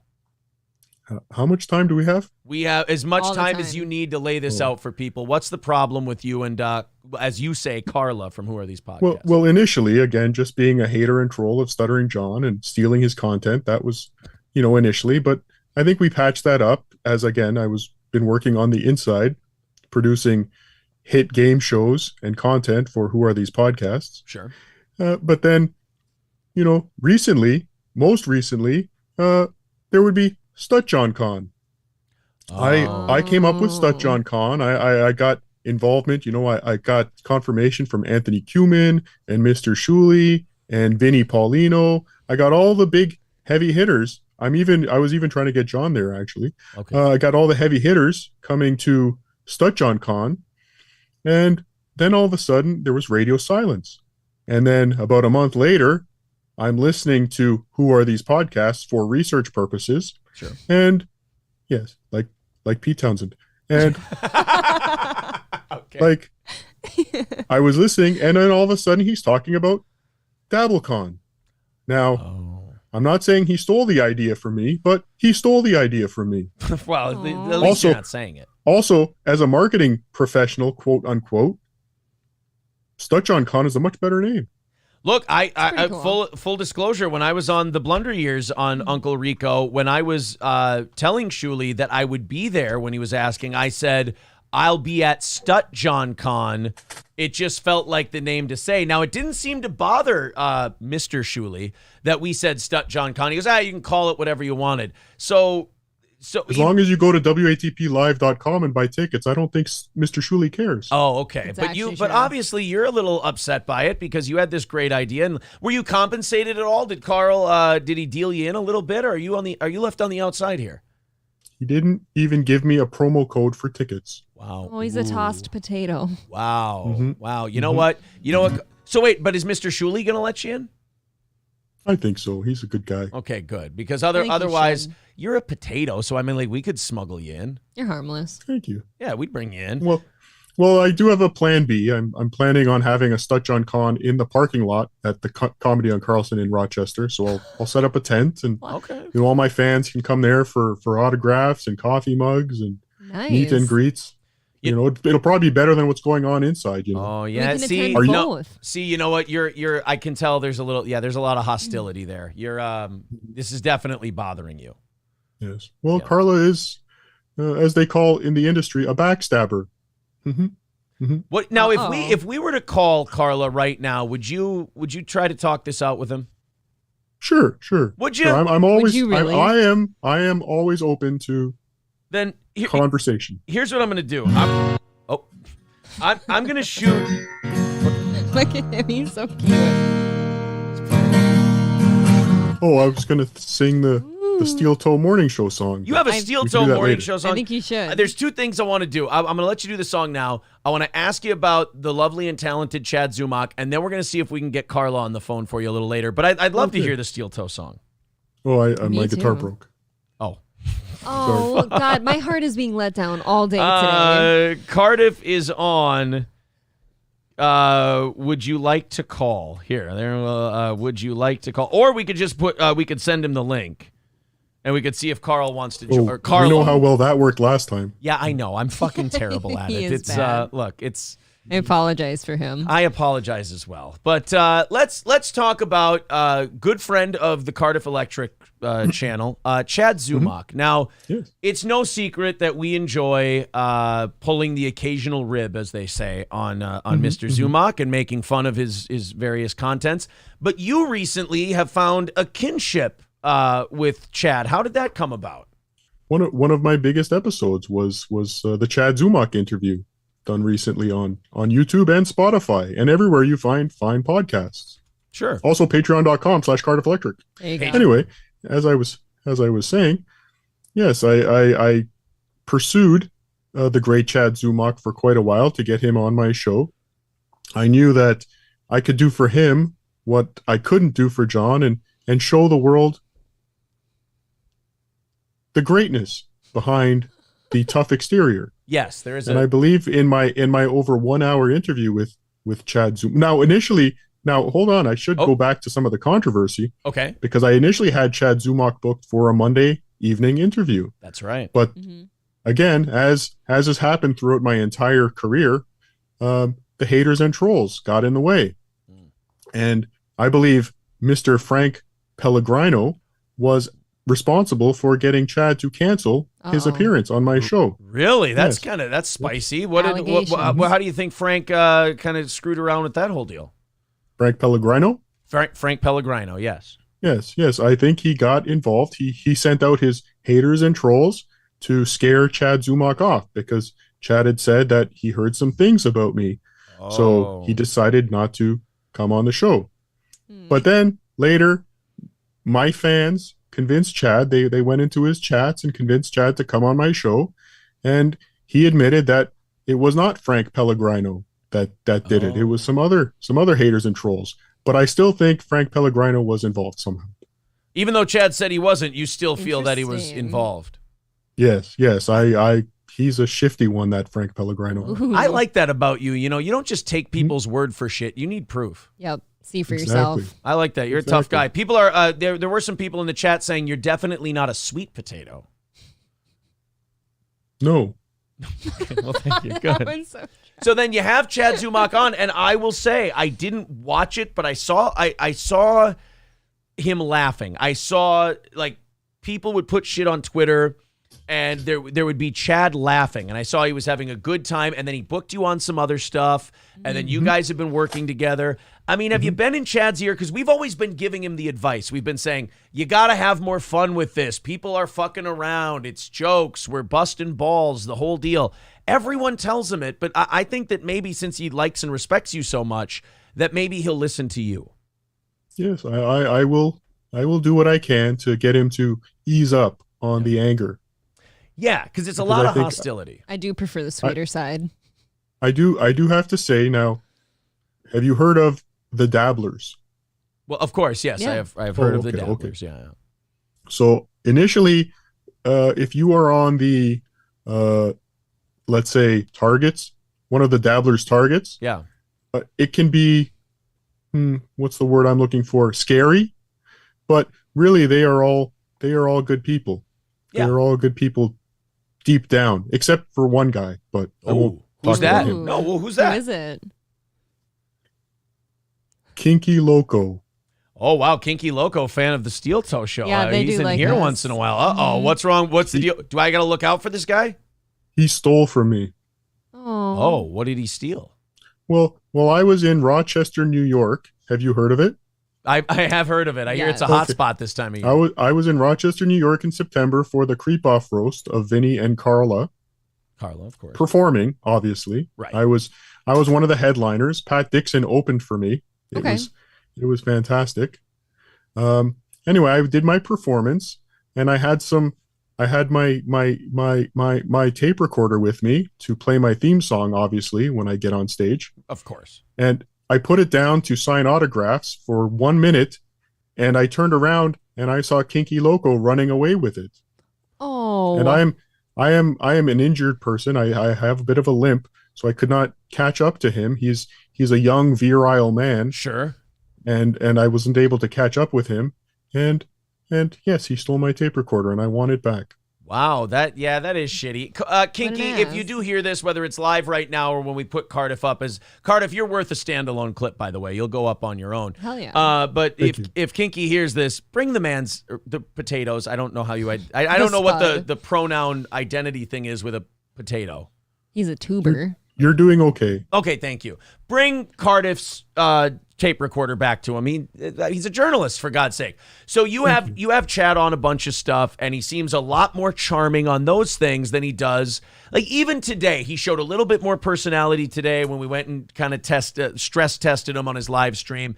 But there was still that underlying anger, your fucking wife and your fucking kids and all this. I feel like Chad just needs to settle down, get some decent equipment, prep himself a nice little show, and then he can kind of fire back at all these people without all the blood pressure and the hostility. And I think you being such a good, respected member of this community, can kind of be the guy that rehabs him. I'll do my best. Well, I think he's got a bright future ahead of him. He's got a great head of hair. Does, yeah. That's true. I mean, he's got half of the tools any great comedian needs. Yeah. I think I just feel like Chad would never I feel like he wouldn't extend the same courtesy to me that I'm extending to him right now, saying there's potential there, Cardiff can help. And I think once Chad's able to back off that kind of general hostility, I think he'll be able to get somewhere. Yes. Well, I'm not hearing anything back from Carla. Do you think there's fear there? Fear or hangover, one of the two. Oh, you're saying that maybe on a weekday, Carla is imbibing in alcohol. Yeah, he's a drunk. Wow. Okay, that's. I was trying to make it. Fired. I was trying. Speaking of drunk, though. Yeah. There will be, even though DabbleCon has superseded this Dutch on Con that should have been happening February in Rochester. We are planning. The OG Dabblers are planning a Stutch on Con in Temecula, California, this summer at Hobo's Barbecue, the birthplace of the Dabbler. Oh, that's where he's from. Yeah. Do you Okay. care to go? No, he's from Massapequa. Oh, the birthplace of the Dabbler, though. John is the Dabbler, is he not? Yes. Why would you go? Okay. You know what? You're like we said, you're more shrewd than I am. I couldn't get a goddamn video connection pulled off. So who am I? That's true. Yeah, who am I to question you? All right. Are we missing anybody? I wanted to talk to you about the Carla thing. I want to talk to you about Chad. I wanted to talk to you about John and all these events coming up. Is there anything we might have missed that you currently have going on? Because Cardiff Electric is now a brand, and I want to make sure that we're getting out all the things that you want to talk to people about. Oh, just wait. Hello? Somebody just came into the studio that you might want to talk to. I can't wait. Hold on. Come on. Over. Yeah, come. Take a seat. Hey, brother. Oh my God, is that Hulk Hogan? Oh, man. Hey, I'm here with my buddy Cardiff. Oh, wow. Hulkster, that sounds just like you. You hanging out with Cardiff? Cardiff? He left. He ran away. Oh, no. I wanted to. I hope I didn't scare him off. You wore the right shirt. He said he had some bad memories about his time in Minnesota, so he left. Oh, yeah, I understand. Well, I mean, that guy's dead. He's been dead for a while. He doesn't have to worry. What? I thought it was you chasing him all over. No, it was Vern Gagne, I believe. I don't think I had anything to do with it. But yeah, Hulk did have some bad business dealings here in Minnesota. I get it. But I didn't know that Cardiff did impressions too. Oh, that was actually Mr. Hogan. Oh, I'm sorry. Yeah, how dare you I'm sorry. insult? I got to keep the, God damn it. Look at me breaking You are kayfabe, all tripping kinds over of shit. everything. Well, I'm nervous. I'm talking to Cardiff Electric. I never thought these two worlds would come together. Coolest potato ever. Coolest potato ever. I like your headphones, by the way. I like the it looks a lot like a guy that used to be a fan of our show. It looks like Jake Hudson's headset a little bit. Yes, thank you. If we were able to do StreamYard, I would have had my nice background that I've been using recently. Rub it in. I'm a giant piece of shit, and I will figure that out at some point. We're very sorry. And we screwed up the time zone. Yeah, and April screwed up the time. I even said Central, but the potato doesn't know. Right. So. He doesn't. You didn't specify which Central time zone. See. I'm in Minnesota myself, but I'm in a different part. Very sorry. As you know, the multiple time zones of there is Minnesota. I thought maybe you just didn't speak flyover state, but all right. No, I'm in Esco. Are you really? What? Yeah, near Duluth. Have you been there? Are you kidding me? Yes, of course I know Esco. I'm a well-traveled man. By the Ace Hardware. Are you now? See, I can never know if you're fucking with me or not. Somebody dropped their potato. Oh God damn it! I'm so fucking stupid. Jesus. Why? Because it was a potato joke. Oh, thank you. No.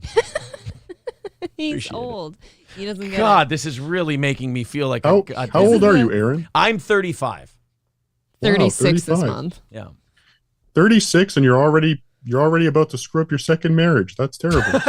Well, according to Chad, I'm really facing a lot of pressure from old Chad Zumock. Although at the end of his stream, he kind of sent some mixed messages. He was saying that he's done now. He doesn't want April anymore. She's damaged goods. Do you think he's playing hard to get? Can you smooth things over for us? Because I was really hoping for that out for me. Yes. No. He'll be back. Don't worry. All right.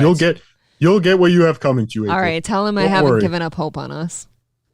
Yes. So now, Cardiff's kind of that guy in high school who, like, you and the other guy aren't talking, but there's a really good. You know what's going to happen? Do I end here? up fucking the potato? Yeah. Well, here's what's going to happen. Oh, so man. Cardiff's like the middleman, but really he's Sorry, just. Cardiff's taken. Oh, okay. Sorry. Okay. Well, Well, I had a whole many- theory that you would think that Cardiff. But I was am, just, but I am allowed dudes. So Aaron, I mean, look, I'm not as. I appreciate the smile. That's very sweet of you, Cardiff. I like the guy. I don't want to. I'm not acting like I'm better. I'm not. I Don't you insult him. You I'm go not with saying him. no. maybe this will convince you. Oh God, that's very sweet of you, Cardiff, and that is a very nice offer, and that's very generous of you. I'm not trying to put you down, but You I'm go just. with Cardiff. I'm not into male on male relations. But are you into potatoes? That's true. He is a. Well, are you a? You have a deep voice. I'm assuming you're a male potato. Please don't assume. I'm trying. I don't. Okay. I bet he has a nice large appendage for you. Oh yeah, you got a nice little. What is it like? One of those. What do they call them that comes out of the potato? The eyes. Oh, he's got one of the eyes Yeah, growing. nice thick one. Oh God, Jesus! I just asked him. This is a new low for my career. I just asked a potato about his dick. Oh Christ! He's a nice tongue on him. Congratulations on your success. Thank you. I appreciate that. How does one mate with a potato? Next question. Oh, okay. Well, I'm sorry. Underground. Well, my mom is watching. Oh, I understand. Yeah, this is kind of. I don't know if you've noticed in the past, but this show gets kind of tawdry and bottom rung of the ladder, if you will. True. Why is it called Steel Toe?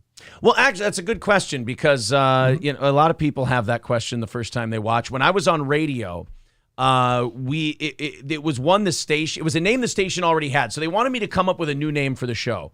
And one that they had like 5 years prior was the Steel Toe Morning Show. It played to a male demographic, tended to be a certain age range, and that tended to be in a blue collar city. And it's kind of it has a nice ring to it. And that's just kind of the people we appeal to. And I trademarked it. I kept it. And we just, instead of rebranding or whatever they call it, and you go to the internet, we just thought, well, keep the thing that at least the regular audience knows. I think so you're lazy. Yeah, remarkably lazy. Oh, no, yeah. Yeah. I'm the only cast member that's ever worn steel toes for a living. She's a lesbian, Cardiff. Very good. Congratulations. Yeah, that's the part that's going to really break Chad's heart the most is when he finds out that she's not interested because Chad's gross. She's into girls. I figure he has a huge pussy. What do you mean? Oh, see now, Cardiff, that's the kind of thing that's not going to build bridges, is it?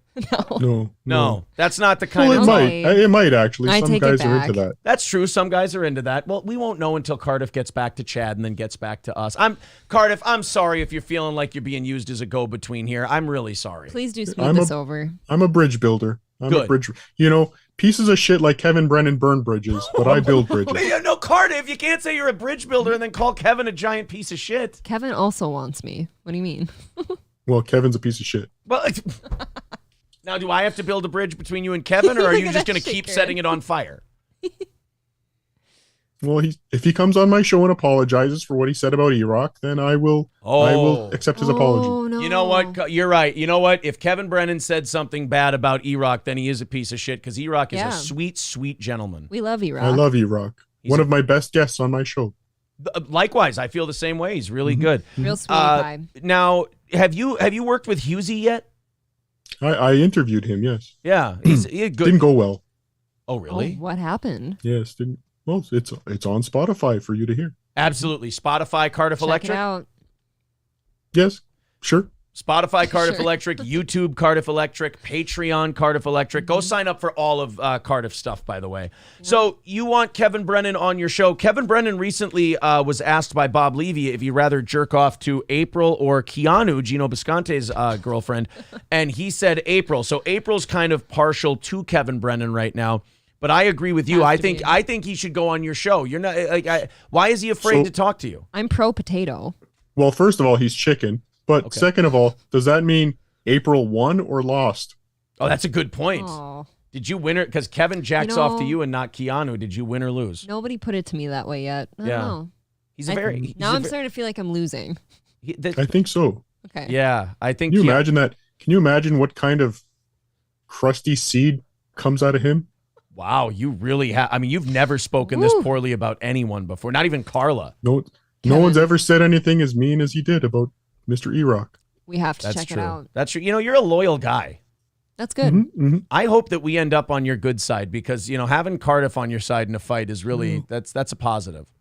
Well, you better start trying. I'm trying really hard, man. Cardiff's I am. my I'm new trying. favorite. Look at me. I'm even talking to you, and I'm saying I'm not saying terrible things about Chad Zumock. I mean, don't count April saying he has a giant vagina. Don't hold that against me. No, I'm just scorned. Okay. Yeah, I'm trying to build bridges, and I want to see Kevin Brennan go on your show. I'm going to say publicly right now, hashtag unblock Cardiff, and thank you. And number 2, Kevin Brennan, don't be a bitch. Go on Cardiff's show. Agreed. Thank you. All right. And apologize though. He has to apologize on the show or first. If he doesn't apologize on the show immediately, I'm gonna kick him off. Wow, you know what? You're firm but fair. I like that about him though. He's decisive. Yes, that's true. Cardiff, I want to thank you for coming on, buddy. We'll have to do this again. You're a wealth of knowledge. He comes from underground. He's deep. I can do. He's very deep. I can do potato humor. All right. Cardiff, thank you very much. Oh, no, he's shaking. He said no. All right. Well, that wasn't for you. That was my producer. Oh, okay. For sure. Well, you're a busy guy. Throw everybody the links where they can find you, where they can subscribe, all of that stuff before we head out. YouTube, Cardiff Electric, Twitter, Cardiff Elect. Okay. Spotify, Apple Podcast, the Cardiff Electric Podcast. I don't really do much anymore. And but go there. And I guess go to buy your tickets at WTPlive.com, but come across the street to the parking lot where you can go to StutJohnCon. I will promise. Yeah. I promise Cash you. only. I promise you we will go to StutJohnCon. We'll bring you a new tape recorder. Are you going to Rochester? We are going to go to Rochester, yes. Oh, a nice summer vacation for you. Oh, beautiful. It's a whole 6 degrees warmer that time of year than it is here. I can wear one Bring less your bikini, layer. Aaron. Yeah. Thank you, Cardiff. Cardiff Electric, a pleasure, sir. Great that we could finally meet. Good luck with getting Kevin Brennan on, him apologizing to E-Rock. And unfortunately, we did not hear from Carla, so you two did not get to settle anything today. I'm sorry. Another day. Maybe another time, but yes, before I forget, fuck Kevin Brennan. Thank you. All right. Thank you. Cardiff Electric, everybody. There he goes. Cardiff Electric, the most famous potato on YouTube. Subscribe to him everywhere. Fuck, I like that guy. I love him. I want to take him home. He's the cutest fucking potato I've ever seen. Carl says maybe another time. And Carl, I'm sorry I said Carla. He got mad at me every time I said Carl. I want to be nice to my guests. Look, we love Carl or Carla. We do. We love Cardiff. Look, we're in the same position. We love Kevin. We're in the same position between Cardiff and Carl as we are with Bob Levy and Gino Bisconte. Yeah.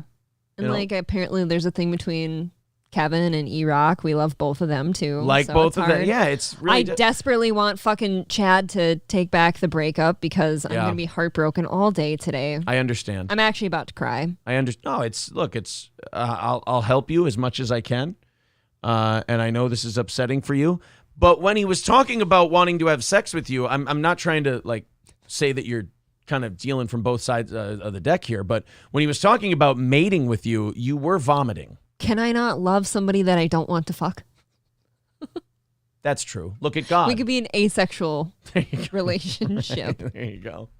All right. Well, it's unfortunate that we couldn't get Carl and the potato together, but maybe next time. Another time. Thank you guys very much. Excuse me. Go watch Bob and Shuli's show if they're on right now. Are they live at the moment? I know Chrissy's live right now. Oh, is Chrissy live too? I believe so. Yep. Well, let's split the audience between.